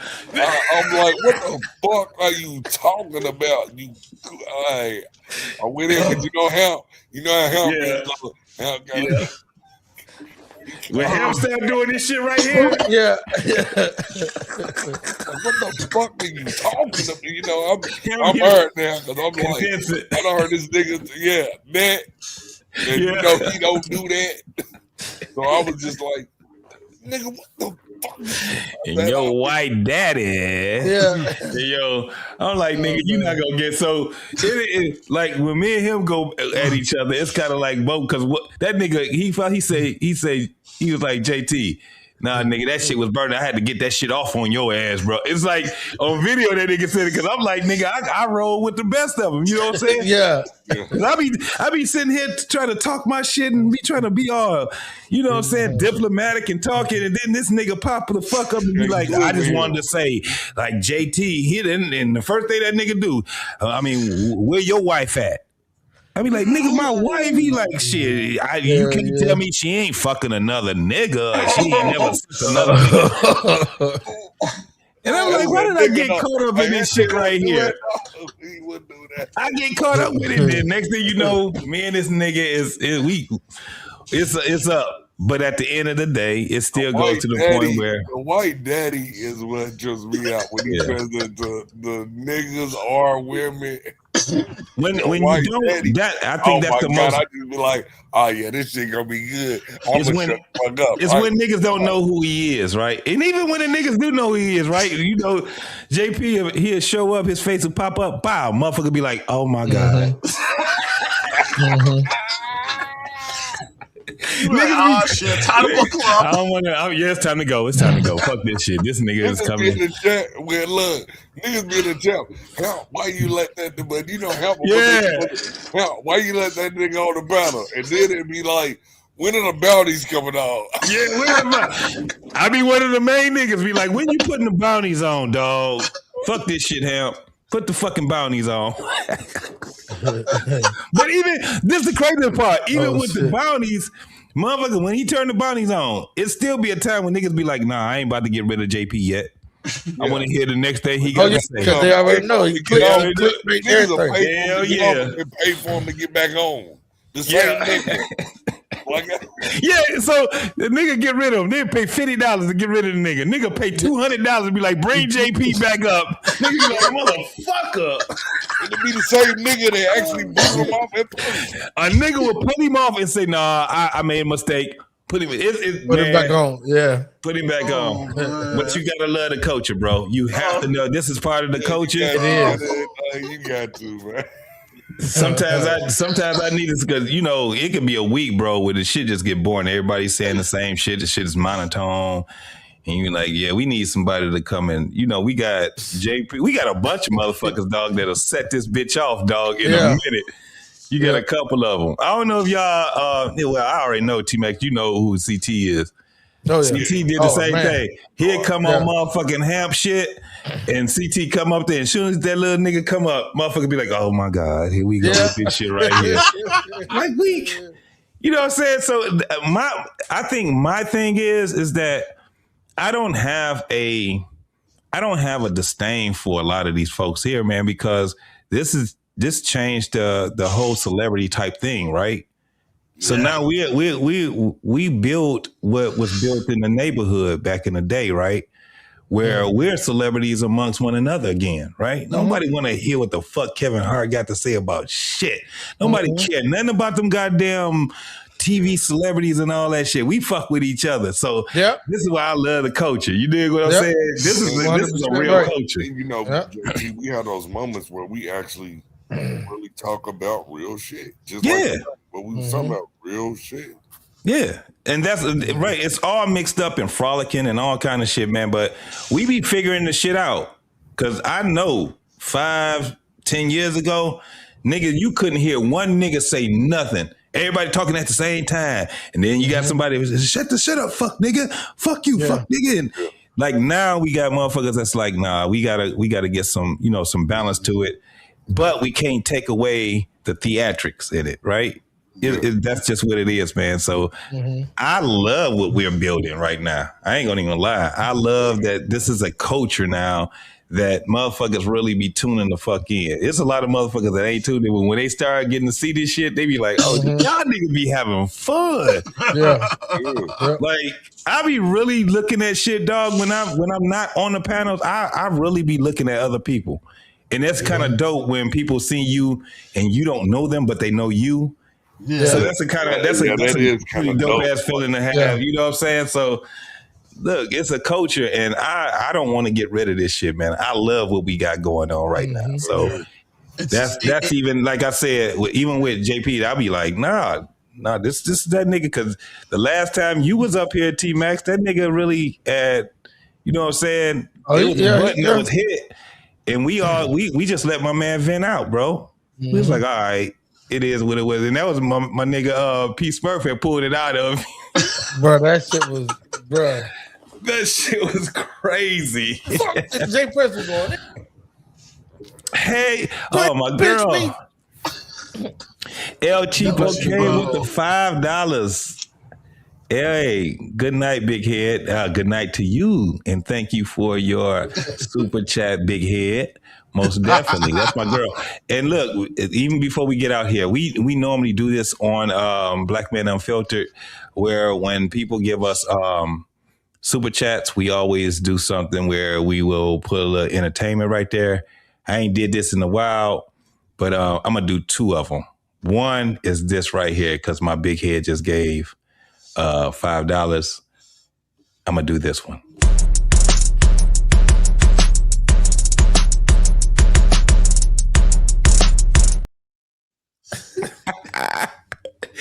But I'll be more serious with it. Let's go with my man J Moss. Whatever you want, whoa, whatever you need, my heart belongs to you. Oh, whatever you need, there's nothing I won't do. Oh, whatever you want, my heart belongs to you.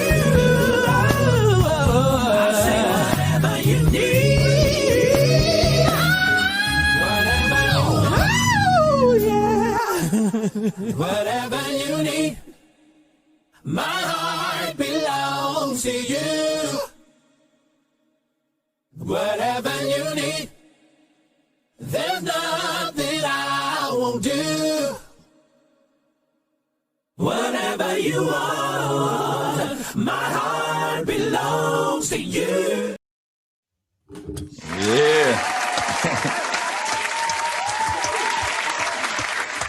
That first girl had a loaf of bread down there, man. Don't play that shit no more. When I'm Bro, that was BMU. Black Man Unfiltered put that shit up there. Bro, we had a whole show on that shit. Hey, ain't no telling what you would get when it comes down to the on Fridays, man, when you talk about the barbershop, bro. But yeah, man, most definitely, man. I love that we chopped it up, fellas, man. We definitely be doing this Tuesday. We got flipping tables again. I think I'm try to come up here early with BMU, hold it down with my brother. And then what's tomorrow? Tomorrow is Saturday. Do we got anybody doing something Saturday? Shit, I don't think so. But shit, I might our fire this bitch he up. up on Monday, right? Yeah, our pain is up on Monday, and he's doing his thing. Our pain been cooking for a while, man, for a minute, man. And I appreciate everybody coming up there, support my brother too, because our pain been doing it for over a year now. So most definitely, I know on Saturday we got the gray.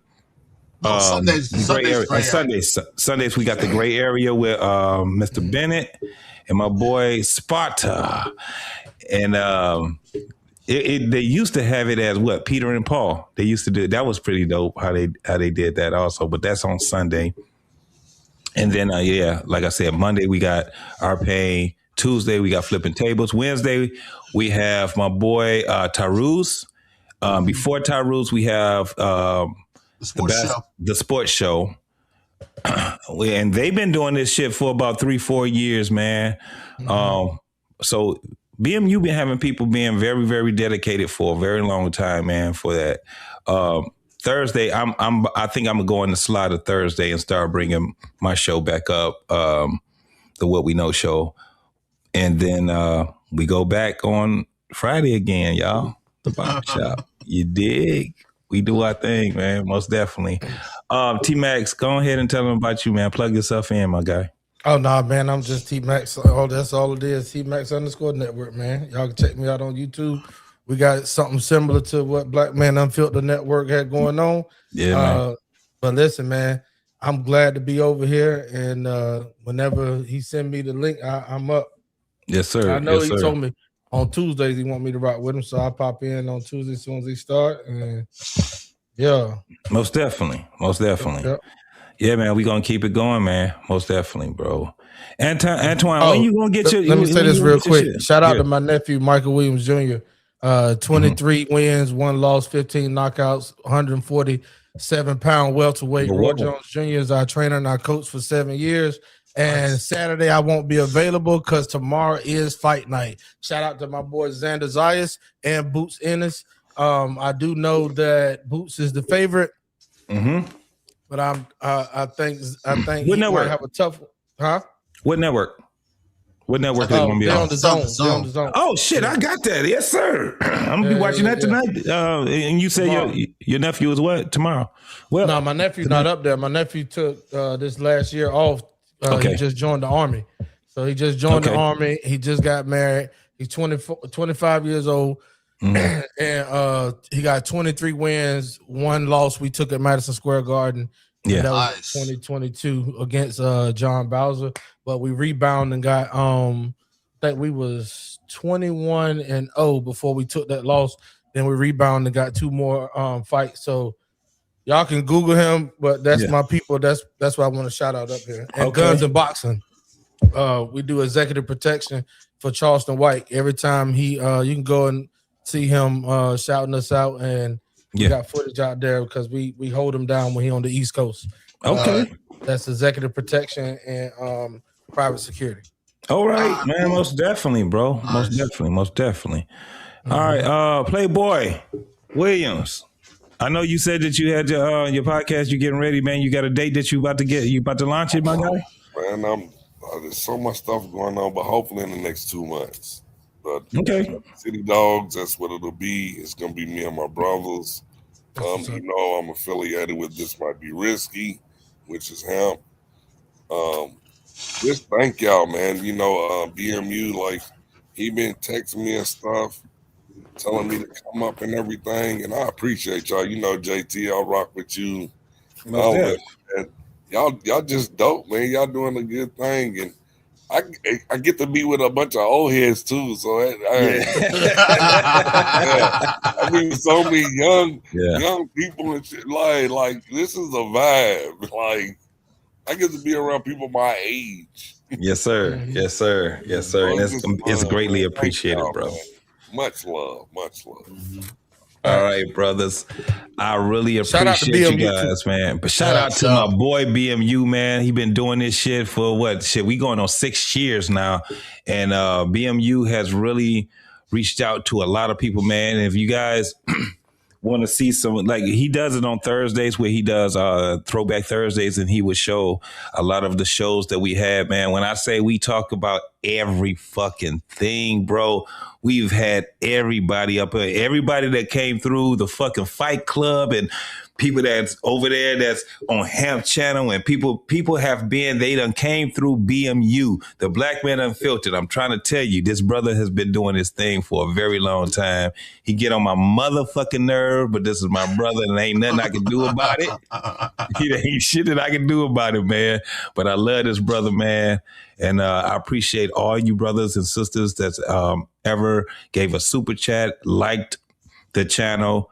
And matter of fact, when this turned into a video, man, hype us the fuck up, man. Hype us up. Hype up. We got and I'm going to tell you right now, it's going to be some shit that y'all don't know, but y'all going to get this shit clipped. This shit going to be on the short. He does it all the goddamn time. You dig what I'm saying? You know what I'm saying? And also, I got to say, because this is my homeboy, my man Freezy, this nigga right here, Oh, yeah. he been putting in the motherfucking work, man. He been doing it. This nigga got haters and lovers and all that shit. But let me tell you something. Again, he's another one that came through here. And one of the things that I told my brother, keep going. We already knew he had a personality about himself, man. And Freezy, he doing this goddamn thing, bro. Most definitely. And I just appreciate everybody that I come in contact with, man. All y'all, man. T-Max, man, it's a pleasure that I met you. Yep, same here, y'all. Yeah. I'm definitely, you know, I'm looking at your content now, bro. When I tell y'all, I look at your content, I look at it. I appreciate it. Yes, sir. Yes, sir. So let's help you, everybody that's out here, man. Let's get my man up there, getting close to 1,000, so we can get him in here, so we can get that monetization, and we gonna be good to go, man. Most definitely, we gonna get you up there. Most definitely. I appreciate you. Yep. All right, y'all, man. We about to get up out of here, and like my boy, Black Man Unfiltered always say. He don't really say shit. He don't say nothing, man. He don't say nothing, man. But we out of here, man. Peace out. Y'all. Hold on here. Is this the barbershop? Is this the barbershop? Yes, It's the barbershop. Yes. I mean, we can't talk straight in the barbershop. Then where can we talk straight? We can't talk straight nowhere else. You know, this ain't nothing but healthy conversation. That's all. You gotta tell who the pop down. It ain't nobody exempt in the barbershop. You know that. Ain't nobody exempt. You can talk about whoever and whatever, whenever you want to in the barbershop. I feel like I'm losing my mind. Is everybody in the world blind? Please, Lord, give me a sign, a sign.